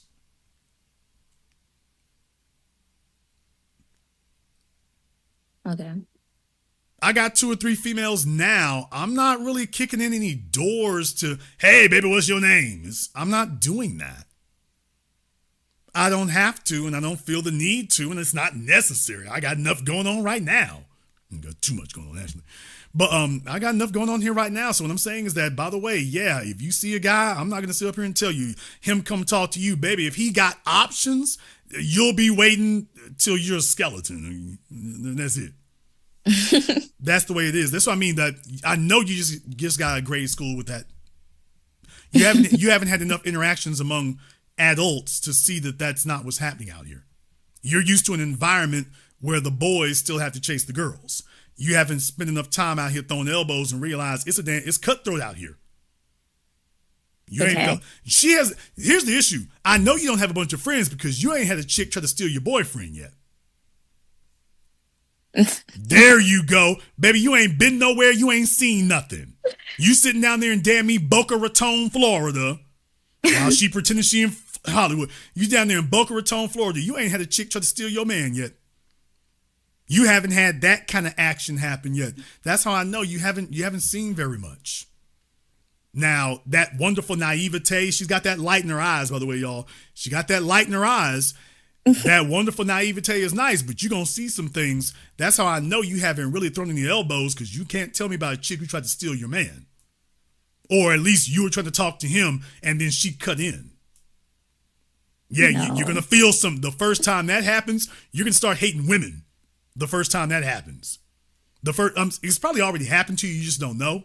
But the first time you catch it, yeah, she has, baby, you're 22 years old. It's probably already happened to you. You just don't know. That's why your boyfriend was okay leaving. But when you get enough experiences and you see that's the way other women move, that if you see a dude, you're like, okay, you think that if you talk to him, okay, there's an unspoken rule among ladies. He's mine because I spoke to him. So the rest of y'all fall back. Baby, look here. If he pulled up in an Aston Martin, may the best woman win. Now, you're not going to like it when that happens. When you take two of your girlfriends with you. Now, ask me how I know about that experience. First, when y'all see that dude up there with driving the Aston Martin and whatnot, and he's got the teeth, they look like veneers, but they're not. Mm-hmm. Okay. You going to be sitting there talking about, okay, you walked up to him, you smiled, he's giving a little play, like your perfume, that's great and everything. You walk back, you're like, okay, I'm going to go circle back to him in a minute. And then you turn around and one of your little light-skinned friends is over there trying to holler at him. That little half Cuban chick, she's sitting up there she's like, I'll be damned, that heifer just saw me talking to him. But me and my friends don't have the same taste in guys. So it's like, nigga, please. I would never go for some. Y'all 22 years old, this kind of naivete, isn't this wonderful to hear this kind of naivete talking? We don't even have the same taste in men. Baby, do y'all like men? Yeah. Okay, so you telling me that your friends don't like men who are good looking, tall, with money? So your friends don't like that. They're like, girl, he too good looking with too much money. I don't want that. I need me a little short, ugly, broke nigga. That's what I'm looking for. I'm looking for a little broke nigga with no swag. So that's what your friends are looking for, ma'am? Okay, you're right. Okay. Thank you. All right, y'all. This kind of naivete is wonderful. Please talk yourselves through these mental exercises. It'll make life a whole lot easier. Ma'am, you are a female. You have ovaries. You are looking for a fellow whose offspring will be cute and he can give you a good look. That is what you are looking for. That is not true. I'm looking for this a guy. off my phone. She was just talking about she has a preference for white men. Stop it. You are looking for the same thing that every female has been looking for since the beginning of ovaries. That's the same thing you are all looking for. You're looking for those masculine traits. First time a dude shows you that he's ultra competitive, that's going to be the one you trying to talk to because that's what makes a man a man. Okay, well, guess what? There's only a limited number of those men out here who are actually available. And if you're with a squad of females, and this tells me you don't actually hang out with a bunch of females, which is why I know you don't have a bunch of friends. They just phone friends. These are not people you actually hang out with. Because if you did at 22 years old, you'd have already been fist fighting one of them heifers by now. Because you both would have spotted the same dude and it's going down. You like, I talked to him, and she like, may the best woman win. And that's what it is. Now, as men, that happens much less because that's an easy way to get yourself A, hurt, B, killed. But as females, baby, when y'all see a dude, if he's available, there are too few of them. You can't wait. You can't wait to see if it works out with Nikisha. Your friend cannot wait to see if he's feeling you more than feeling her. If he's there, soon as you duck out, she gonna come smile at him to see if you are the best he could do. She doesn't have the option of passing it up. And you're getting old enough now, you should realize that if you don't, you need to get out the house and out the city mo. She's in the bad part of Hollywood, Florida. Baby, y'all can't wait around for that. If he is available, she got to go for it.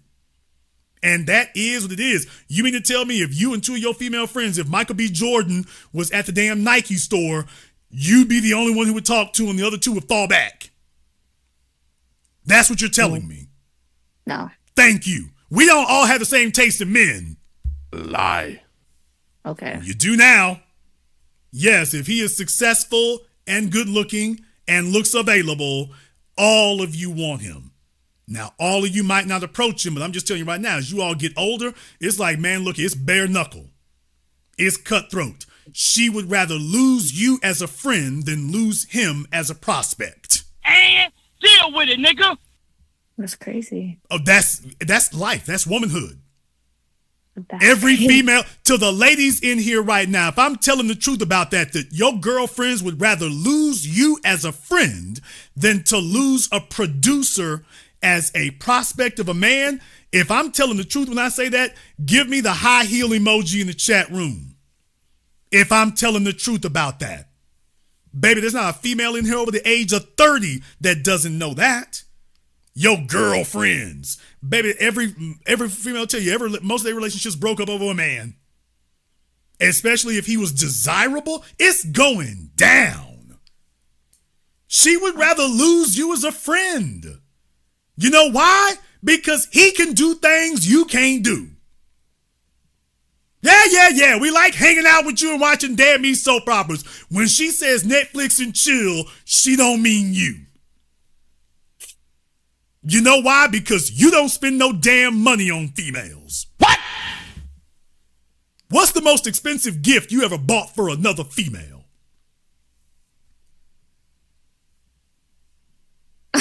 There you go. And you think that another woman is gonna bat an eye at sacrificing her, quote, friendship with you with a fella who drives a damn Maybach.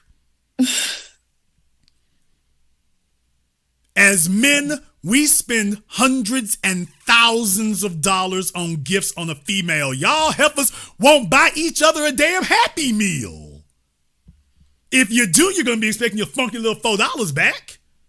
That is so not. I don't. Men will pay a woman's rent. How about you? I hope my girls out. I'll You do pay, it. You Like, pay if I their can, no. You pay another woman's rent. Yeah, I would. I would help. Like You would. Oh, you've never done it. I never done it. Oh, 'cause so they you're never- so you're telling me that as a point of principle you would for something that you've never actually been required to do. I just asked you how much money you've ever spent on another woman. You ain't spent a dime. And I know you've made some money. You ain't giving $1 to another female. You know why? Yes, Because no, actually, I have like my friend like asked for like money for once, and I'm like, I give it to money him. once. How much? How much did you give a female? $50. She asked for 50. Nigga, please. Oh my goodness, I'm so serious. Why? I gave her $50, y'all. Did she give it back? No, she didn't. Okay. Are y'all still friends? No, it's not like it's gonna end my relationship with her. For what? I said, are y'all still friends? Yeah. Okay. When's the last time you talked to her? Last time I talked to her, she's the one that lives in Philadelphia. So. Oh, okay. Well, she's in Philadelphia. There you go. She Yeah, gave I visited her for her She gave birthday. $50 to the heifer in Philadelphia. All right. There you go. Thank you. And that's exactly what it is. The rent is damn me $1,500 out here. $1,500, $2,500. As men, that's what a female can expect to get from us. You think another female is going to hesitate to dump in your ass when she's got a chance of getting a man who can pay as much for a pair of shoes as it costs you for rent? Oh, no, this relationship, she's like, baby, if you can't take the heat, get out the kitchen. She's like, if I got a chance to be next to him and next to you, I'll risk it. And you would too. No, I wouldn't. I'm not fighting for a guy. For a I didn't say friendship. anything about fighting for a guy, dear. Like, but I'm not like losing a friendship over a dude. You haven't met the dude yet. I don't care who the dude is. I'm not doing Yeah, that. to be that young and naive. When the female is this certain of what she wouldn't do, that's how you know she gonna do it. What? As naive, baby, you ain't even met no dudes like that. Okay, What's the most listen, expensive car you ever sat in? The most expensive. There you go. To be this young and this naive, and you down there in Hollywood, Florida, Southern Florida, what's the most expensive car you ever sat in? An Aston Martin. Name the model. Because I done said Aston Martin 3-4 times. Name the model. Okay. I don't know the model though. There you go. Whose Aston Martin was it? It was. Lie. I'm not lying. You said the next. It was my cousin. Your cousin has an Aston Martin. Well, she did it. It was just for. She did. Oh, she rented an Aston Martin. Yeah. Okay, she was on Turo. All right, there you go. Okay. It was so great, she don't even remember what it was. I knew it was an Aston Martin. I was about to get her. Said Aston Martin. I was about to get her Vantage, Vanquish, DBS. By the way, I've had my eyes on that Super Ligera. In any case, baby, there's a difference. By the way, how'd you like it?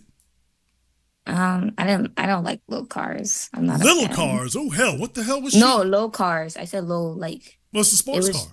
Yeah, I'm not crazy about it. Like I don't. Okay, ma'am. Well, I don't know what's going on there, but is that the only one? Okay, I have dream cars that I want, so I'm not crazy about like the model. Ma'am, the first time you rest your butt cheeks in a Maybach GLS 600, that'll be the last time you want to sit in anything else.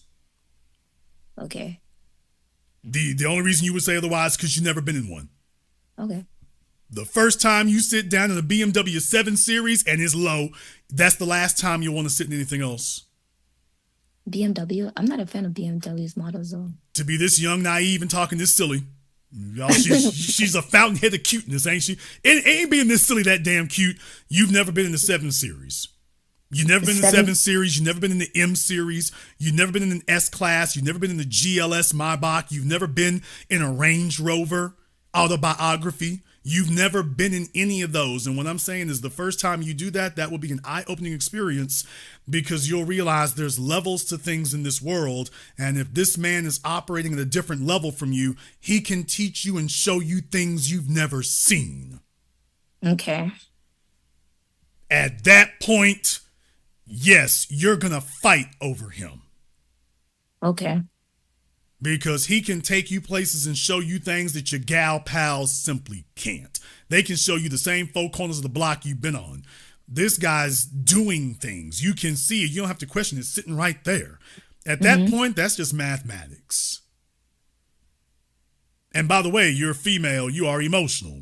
When you actually get there to sit down there, he's got his Issey Miyake on. You got them genuine Corinthian leather seats.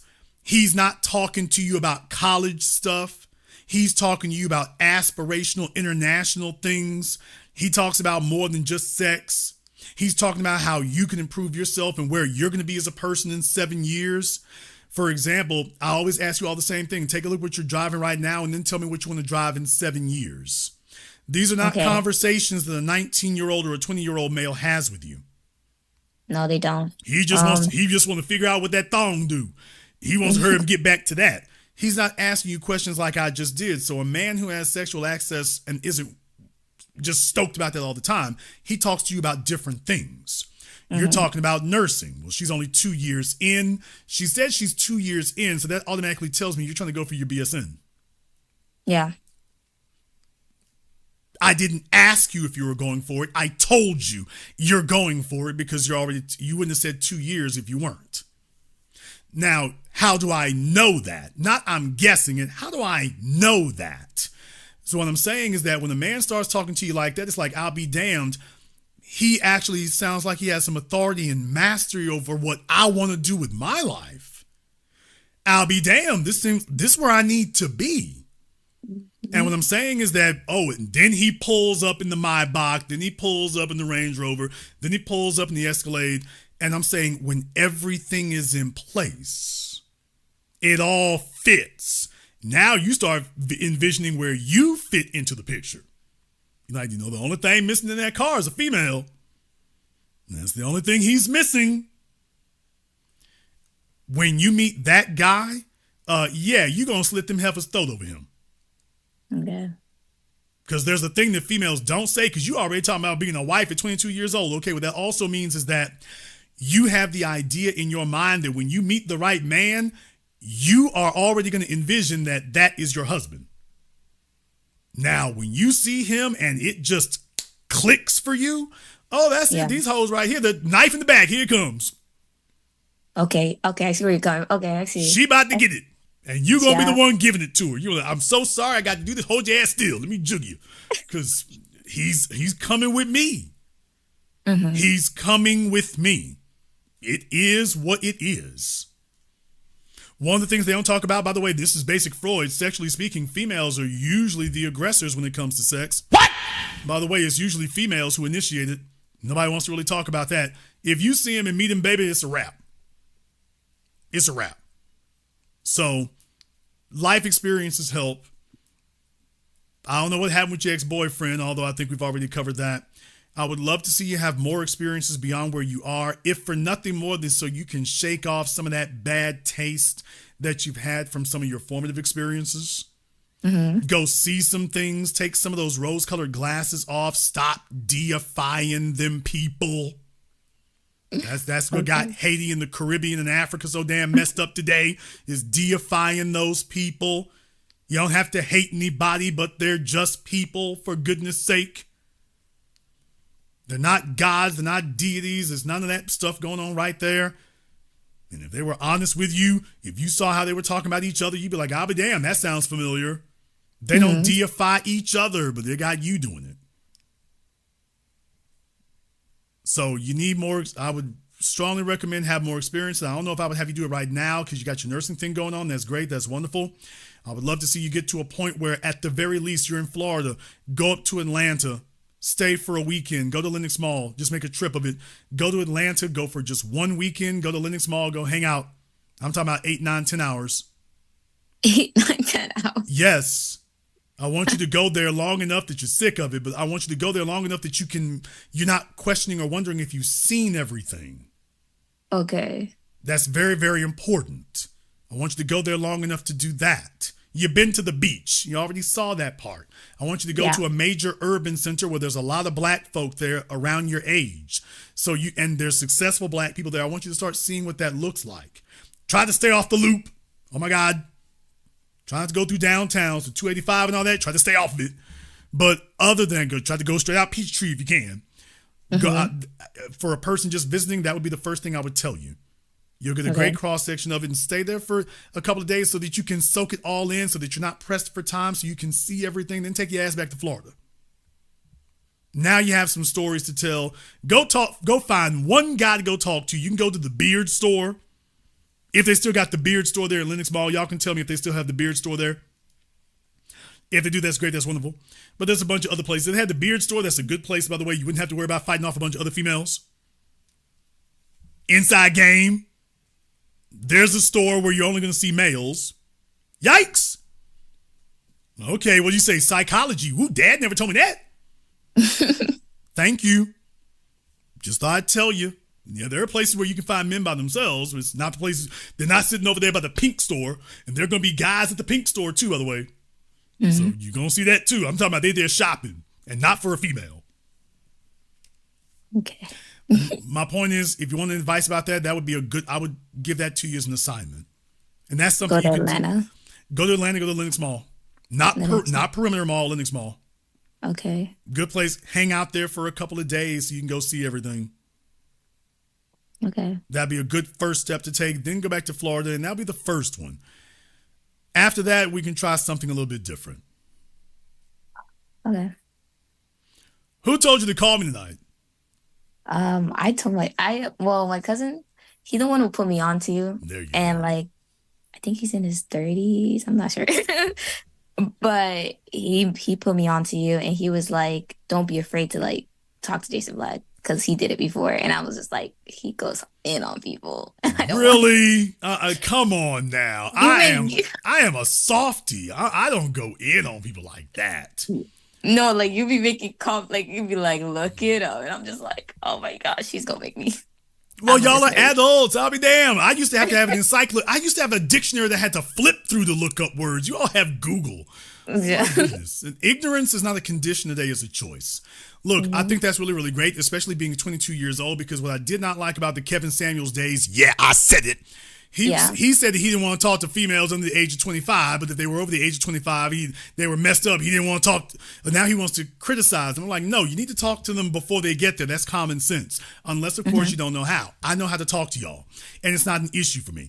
I don't have a problem talking to 19-year-olds, 20-year-olds, 21-year-olds, 22-year-olds. before you all's bad habits have gotten ingrained.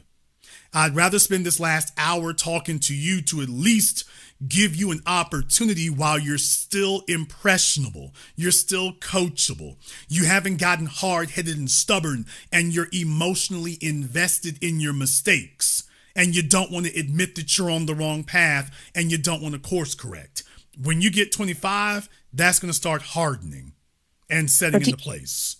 But sometimes you said when they're like 18, they're sometimes uncoachable either. A female can be uncoachable at the age of 6. I mean, that's people. But generally speaking, you all are not, generally speaking, if you're in your early 20s, generally speaking, you can be. If you're not, it'll be obvious that you're not. Everyone can listen to you tonight can tell that you're coachable for one reason. You have spent all your time tonight listening. You haven't talked over me. You haven't done a bunch of disputing or debating me. You haven't tried to argue with me or correct me. So those are the telltale signs that you're coachable. That's what it means to be coachable. If you're trying to tell the coach where he's wrong, that's not, it sounds like you the damn coach. You're sitting there and you're listening. Even though I know with some of the stuff I'm saying, you're like, hey, what are you talking about? But you've been sensible enough to be quiet and not sit here trying to argue back and forth with me. Yeah. That tells me that if you're being quiet, that's the majority of listening. Even if you're not happy with it. It's okay if you're not happy with everything you're hearing. Are you listening? Because everything I've said tonight is not going to go. It's like spraying water in a funnel from 10 feet away. I'm not going to get all of it in there, but some of it is. But a female who's uncoachable, none of it gets in. None. So everyone listening to you tonight, they're very patient with you and everything, and they're happy about this call because they can tell these are the telltale signs she's coachable. But that's because you're young. You haven't got a tremendous outrageous body count. You're naive about some things. That goes with being young. So we're not mocking you over it. That just goes with being young. Ask me what I was doing at 22. So like I say, this is the time to be making some mistakes because you don't learn why things are wrong if you don't learn by watching somebody else. You learn by mistakes. Hopefully you don't make permanent ones, but mistakes do serve a purpose. I just don't want you making more than you have to. All that having been stated though, you're listening. And that's what will help you more than anything else is being coachable and listening. Hopefully listening to the right people. So the only thing I can tell you is I can tell you all something nobody else will say. I'll say, call me back. There's not a single thing I will tell you, a piece of advice I will give you. There's no directive I will give you that I will not say, and call me back afterward. Okay. And I dare you to tell me that you did exactly what I said and it didn't work. Okay. And you don't have to ask for a special time to call me back. Hey, Jason, this is Nikisha. Okay, I don't give a damn if we talking about the 2029 election. 2029, Jason. If you call me back and say, hey, you gave me this advice and it didn't work, I'm just going to be like, pause, slam on the brakes. Okay, we need to talk about this. So I say something that nobody else out there will say. I will stop anything I'm doing in the program, any subject matter, and that's what it'll be. Even if it's too critical, I'll tell you, okay, call me back during Patreon. But you have a way to get in touch with me and I will stand on anything I say. So at this point right now, there's a little wackiness going on. That's okay. She's 22 years old. She's definitely shown that she wants to course correct. And that right there is the most important aspect of all. A female who is willing to accept that she's not correct and that she wants to make changes. That's the most important tool of all. And right now, you seem to have it. Yeah. I hope it lasts. I want my friends to watch you, but like they're very like strong, like anti about you. They That's think okay. like you're brainwashing me in a way. Yeah, I mean, look, here's the thing. I'm a niche product. I am not a mass market product. You're going to learn that as you get older. These chicks came from backgrounds that may be similar to yours. However, they may be emotionally married to their mistakes. They're not unhappy because they think I'm wrong. They're unhappy because what they're hearing here to them sounds like damnation. The hardest thing is to accept that you're going to have to make some changes. Nobody's going to make changes if they're emotionally married to what they're doing. You're emotionally invested in it. You doing it. I'd rather fail doing it my way than succeed doing it yours. Okay, what do you expect me to do with them? You are not on that, but a lot of people are. And it's usually only after they've run out of options and ragged out their life that now they're willing to listen. But yeah, they'll be 40 years old and their options will be nil.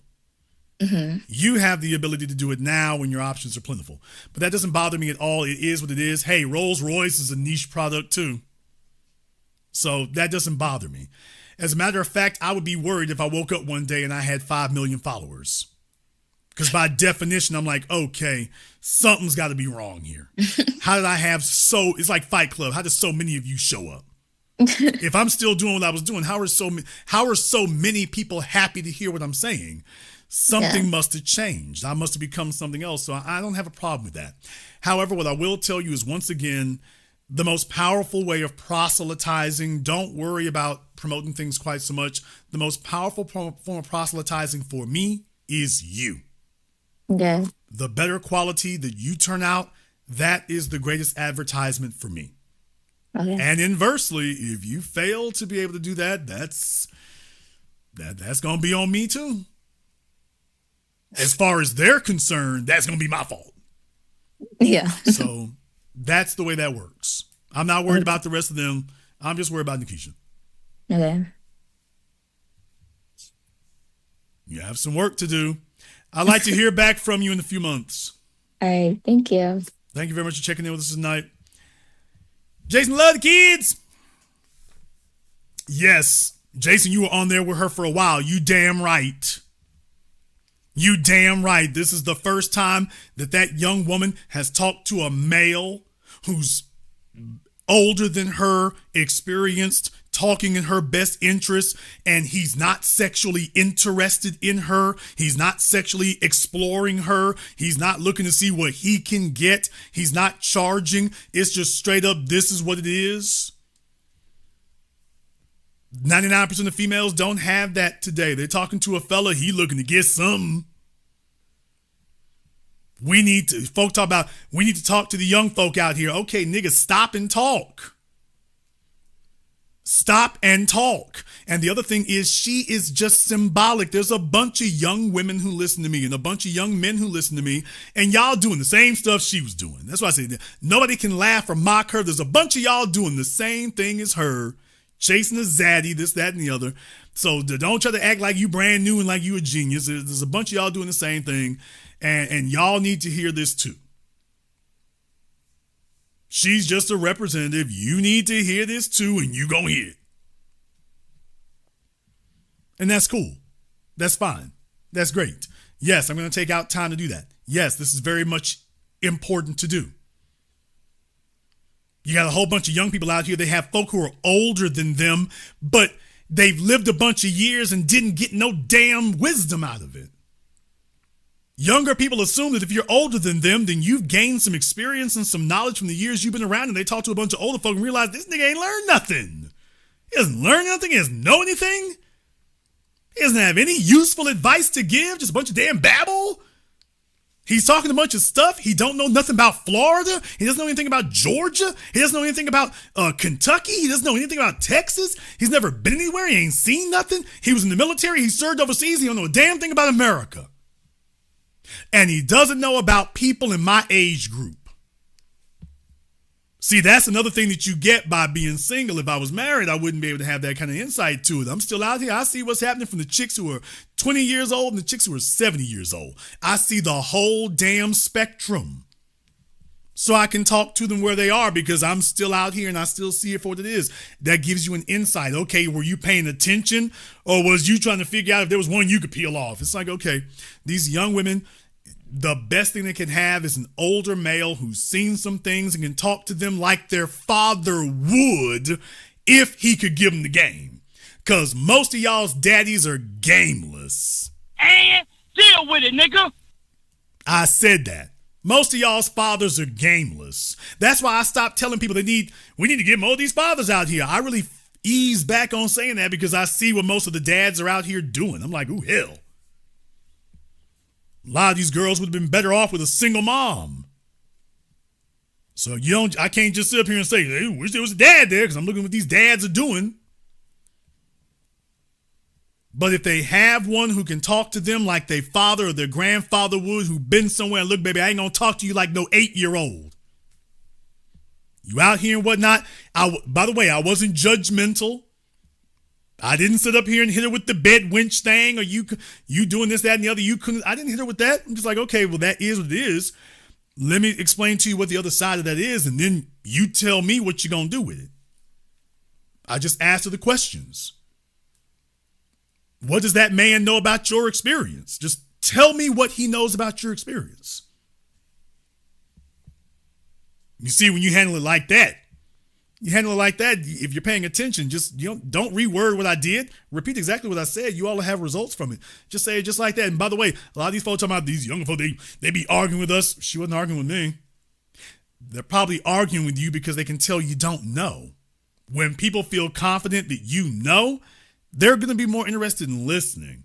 Young folk don't listen to most older people today because they can tell you old niggas don't know nothing. When they can tell you know something, they shut up because they don't look stupid. Nobody wants to challenge somebody who knows more than they do, and then they sit up here and clown you and show that they know more than you. So if they know that you know more than them, they're going to ask questions and they're going to ease back. It's like, I know he knows more. Let me not make an ass out of myself. But they don't listen to most of you older folk because they can tell you don't know. You just don't know. You want to talk, you want to wag your finger, but you really just don't know. And that's where it gets bad. Where they really just don't know.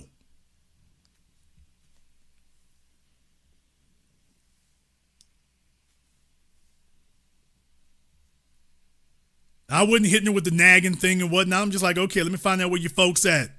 Okay, if you live this damn life, you shouldn't have to ask a bunch of interrogatories necessarily. Just like, okay, by the way, I already know why you're talking like you are.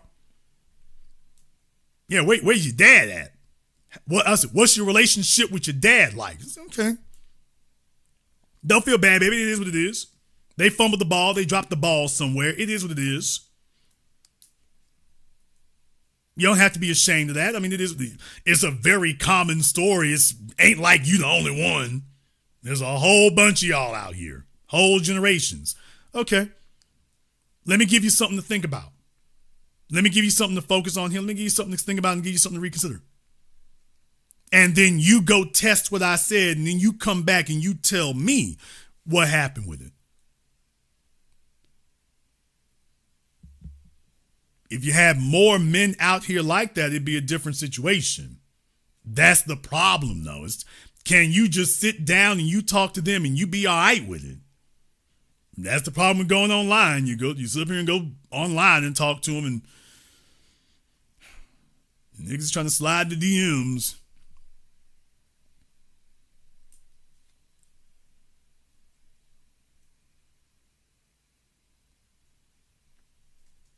If we had more like that, it would work out. That goes for the fellas too. I mean, for the fellas out here, I'd be quick to tell them, is with the young cats, hey, I'm quick to tell you. I'm not going to sit up here and tell you. It's like, if Remy Ma was available, I'm not going to sit up here and tell you I wouldn't pull. I'm not going to tell you that. Don't sit up here and lie to these young dudes. Don't sit up here and lie to them. Stop that. Stop telling them that I would have absolutely no interest in them luscious brown D cups. Man, look here. Stop lying to these young cats. Don't nobody want that. That cute face, slim waist. Don't nobody want that. Man, stop it. They ain't trying to hear that. You're lying your ass off. Even if you're not lying, what you're saying is not very appealing. Just keep it real with them. Hey, it is what it is. I know why you want to. Hell, you can do a hell of a whole lot worse. Keep that broad in her place, dude. She ain't ready to get promoted. She ain't ready to get promoted. Stop trying to put her in a position she don't qualify for. She ain't ready to get that promotion. Let it be what it's going to be. And as a man, you need to learn to do that for the rest of your life. That's what makes you valuable as a man, is your ability to consolidate and to make critical decisions and to stick by it, not get emotionally involved. That's what makes a man a man. People need you. You can't, a man gets rattled and flustered and frustrated. You're being emotional. Folk are counting on you to not be that person. They're counting on you to be Cool Hand Luke. Okay, how you do one thing is how you do all things. And if you can't handle keeping a female in the sexual box that she needs to be in, then how are you going to prevent anything else from happening? That's the whole point of it. Keep her where she belongs. This is what she can handle. This is what she can do. And that's all right. That's okay. You need to be able to look her in the face and tell her, hey, baby, this is what you can handle. This is where you got to be. I want more than that. It's not a good fit for you. I think it is. Okay, well, find a fellow who thinks that's a good fit. We'll see how this works out for him. Let me tell y'all, it's a hell of a thing to wake up 20 years later and find out the broad is rotten. Damn! It's a hell of a thing to wake up 20 years later and find out the broad's rotten. That's the real damn thing about divorce right there, man. You done already gave them years up. You got 20 years down the road and found out the broad's rotten. You got kids and every damn... Your prime years, you have a lifetime of memories now and the broad's rotten. Where the hell were these older men at to tell you what to do? Where were these older men at to pull your damn coat? Remember, Deion Sanders did not tell his players, y'all need to, don't be laying up with these Brittany Renner types. Deion didn't tell them that. Deion did not say to any of them, y'all need, don't be, just because she cute and she got big old breasticles on the, you shouldn't want that. Deion didn't say that. That's not realistic. Deion said the same damn thing I did. Just understand, nigga, it's a trap. If you're going to lay up with her, make sure you can send her home and you don't have any other ties or connections to her. If she understands this chick is for recreation, make sure you can keep it that way because she going to try to figure out a way to elevate it above recreation and you going to be stuck. Now your whole damn life gonna be complicated. I'm not blaming you because you want to lay up with her. I'm gonna blame you if you're stupid enough to give her power over your life. And if you give her a baby or a ring, she's got power over you. I would never want to follow up behind Drake of all people. If a chick tell me she slept with Drake, I'm like, alrighty then. I ain't really trying to follow up behind Drake, but what I am saying is that in the looks department, you can do a hell of a whole lot worse than Brittany Renner. Okay, I'm not going to blame you for biology being biology. That's cool. Do you have the discipline to leave this where it belongs? Deion was telling his players that. Have the discipline to leave that where it is. Have the discipline to leave her in that spot. You can have your experience with her and then get out of that bed unconfused. You got into bed with her and she's doing fireworks with that jaw and now you're confused.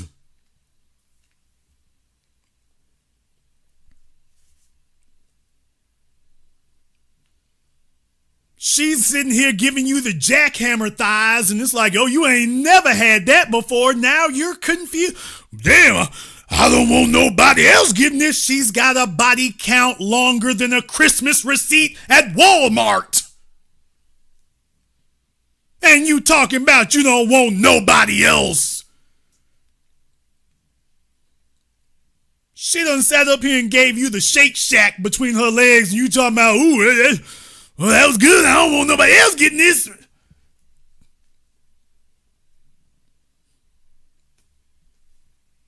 You're confused, man. You're confused. You trying to preserve something that's already gone. What are you doing? So do you have somebody who been there and done that and can say, hey, let me pull your coat, little daddy. There's a way you navigate this. Do not get confused. Don't start falling in love. You sitting there looking at him. Let me go ahead and tell you the next dirty trick, by the way. Oh, ladies, I got to tell the truth on y'all tonight. Fellas, remember what I said before about them eyes? Okay.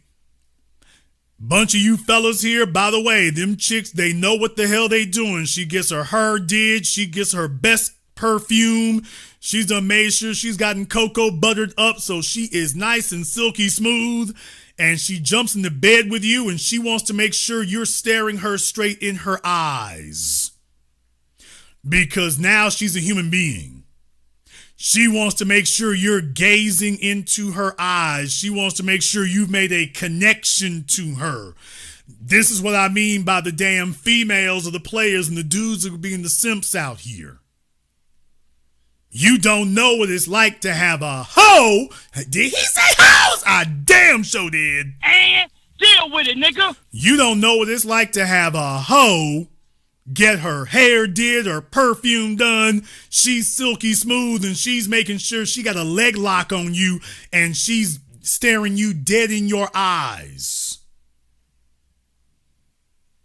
She's not going to be just another body. She wants to make a connection to you. And just that quick, you got sucked in. Just that quick, it went from being an experience to, that's my girl right there. You know, y'all don't know the way I do. I have looked into her soul. That's the problem y'all deal with those old bad chicks out there. This nigga looking straight into Remy Ma's eyes, talking about she's soft and sensitive, looking straight at Remy Ma. Fellas think that only nice girls do that. Let me tell y'all, that's typical hoe tactics. Hoe tactics is typical. Look him straight in his eyes while you doing what you do. Don't let him reduce you to a pair of nipples. Make him look you in your eyes. Because what he's seen cannot be unseen. Because usually the other chicks are not insisting on that. You insist on that. And now he's going to mistake seeing your face for being a genuine connection. He's of course wrong. He's of course being manipulated, but he's going to become confused. Now he sees you as a face, not a badass body. Now he's trying to save the face. Next thing you know, yeah, she gonna be talking to you. Next thing you know, you talking about children. Next thing you know, you're talking about that.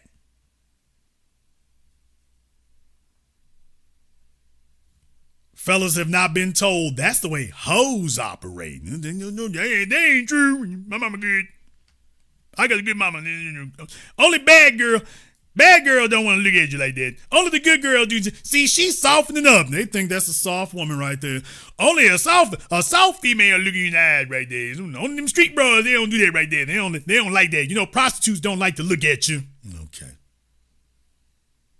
I heard prostitutes don't like to look at you, so bad girls ain't gonna do that right there. Them hoes ain't gonna look you in the face. They don't want to do that.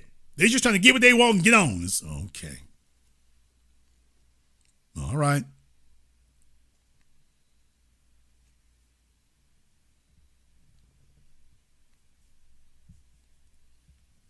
Hoes look you in the eyes too. Hoes get dolled up. Hoes get their hair done. Hoes do soft and girly things. Hoes do that too. Hoes listen to Justin Bieber and Justin Timberlake. And deal with it. Hoes listen to Metallica. Damn! By the way, hoes watch Friends. Auntie, chill. Ain't nobody told you. Since ain't nobody told y'all that, I'm talking about young hoes. I'm talking about 18, 19, 20. Hoes listen to Metallica and watch Friends. Yeah, they do that too. I'm talking about Gen Z. Since ain't nobody educated y'all and told you. By the way, I'm talking about Gen Z. Hoes do that too. You got plenty of them out there do that too. If your daddy didn't and your uncles didn't tell you that, Jason didn't come to tell you.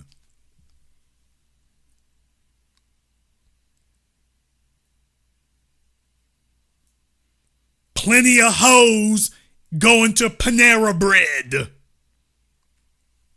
There's plenty of hoes at Chick-fil-A. At the drive-thru at Chick-fil-A or sitting inside of it. Plenty of hoes at Everything But Water. Plenty of hoes at Emeralds. And hoes like to eat at Ruth's Chris and Emeralds. Plenty hoes there too. Looking as nice as you please, there's plenty of hoes who like a nice sharp Chardonnay. I'm going to get in real trouble right now because you know I don't do alcohol. Plenty of hoes like a nice Chardonnay. There's plenty of hoes who know the wine list, and they should.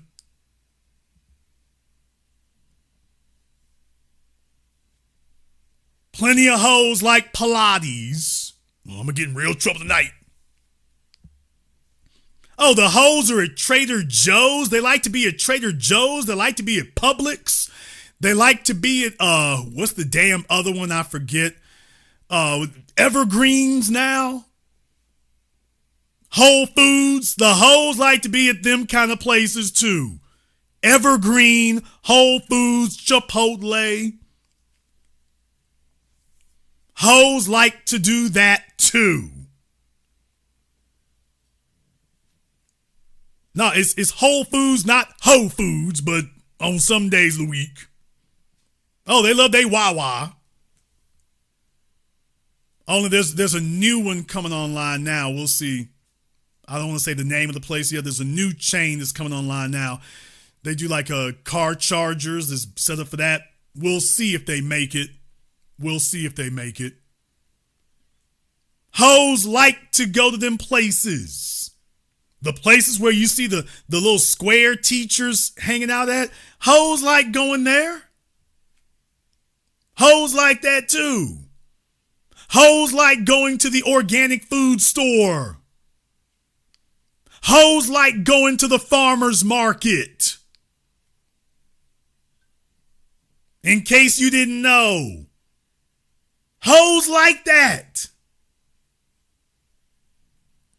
Y'all thought hoes just go down to Family Dollar. Hoes like going to the farm, nigga. I'm talking about the farm. Watch the eggs drop out the hens. Hoes like that too. I'm breaking news tonight. Hoes like that. Go find the biggest slut in Brooklyn. They want to go to the damn farm. Go find the biggest hoe in Valdosta. They like the farmer's market. They like fresh fruits and vegetables. Keeps their herpes from flaring up. What? Hoes like that. Hoes like gondola rides. Hoes like the Ferris wheel. Hoes like plush rugs. Hoes like room service. Hoes like going to the spa and getting the cucumbers put on their eyes.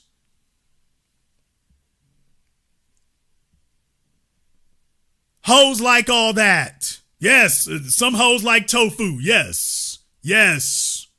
Yes, they do. Tofu, sushi, Benihanas. Shout out Dallas, Atlanta, Benihanas. Hoes like that. Yes, you will have no problem getting the hoes to go to Benihanas. They like that just as much as they like Damn Me Five Guys. Yes. Yes, even tofu. Tofu, sushi, hoes like that. Yes. A bunch of square stuff that you would tell they would never do none of that. Yes, they do. Yes, they do. Looking you in your damn eyes is nothing. She know what she doing. Hoes look you in your eyes, you know what that means? That means she playing for keeps. And deal with it, nigga. Hoes look you in your eyes because she's playing for keeps. Men get into bed talking about he wants to take a piece of that woman's soul. She's like, that's good, nigga, because I'm on the same time. I'm on the same time you is. May the best one win. You here to take a piece of my soul? Nigga, I'm here to take all of yours. You trying to get your sex game on fleek? You trying to make her squeal and crack some window panes? She's trying to take yours too, dude. Travis Hunter, that chick trying to take his whole damn future. Zion Williamson, he got every skank and hoe trying to take his whole damn future. You talking about making her toes curl. This chick trying to take your whole existence. She wants your babies, your name, your pension, your reputation, whatever the hell she can get. And they're not even married to him. And they trying to take everything. Nigga, you think that little, whatever name the porn chick was, you think she got a problem sitting up here bouncing on top of you in damn me bed and looking you in the whole damn eyes? She grabbing your face like, you remember like the Joker from The Dark Knight? Look at me. Look at me! Damn!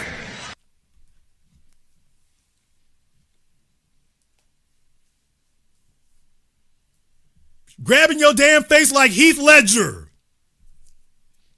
She's like, what the hell you looking off at the ceiling for? Get your eyes back over here, nigga.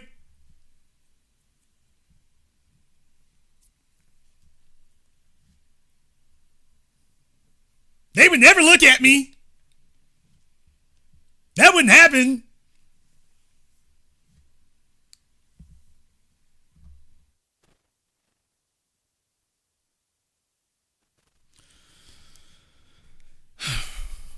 They didn't have any fathers. Nobody said that to them. Their dads didn't talk to them like that. They didn't tell them, hey, by the way, this is what's going on out here. No, they don't tell them any of this. They wait till they get to college and get an NFL contract. They wait until it's all damn over and then somebody says something. Neo is 8:38 in the morning in South Africa. Okay, I hope you ain't got to go to work. Your ass gonna be late.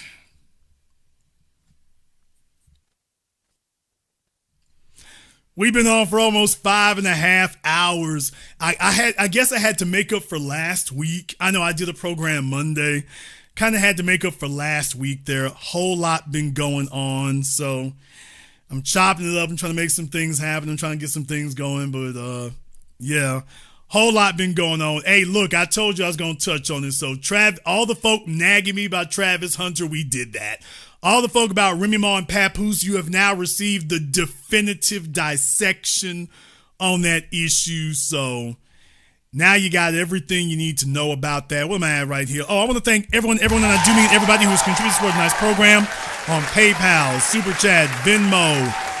Shy here to my man Sir Shy 87, Chief Rocka, Objective News Agency, Bella. All right, Bella, Son Moses and Thomas Brooks there. Let me see, there was somebody else here. Okay, yeah, Mr. Gabriel, he gave out 10 memberships here tonight. The gift that keeps on giving. We appreciate that.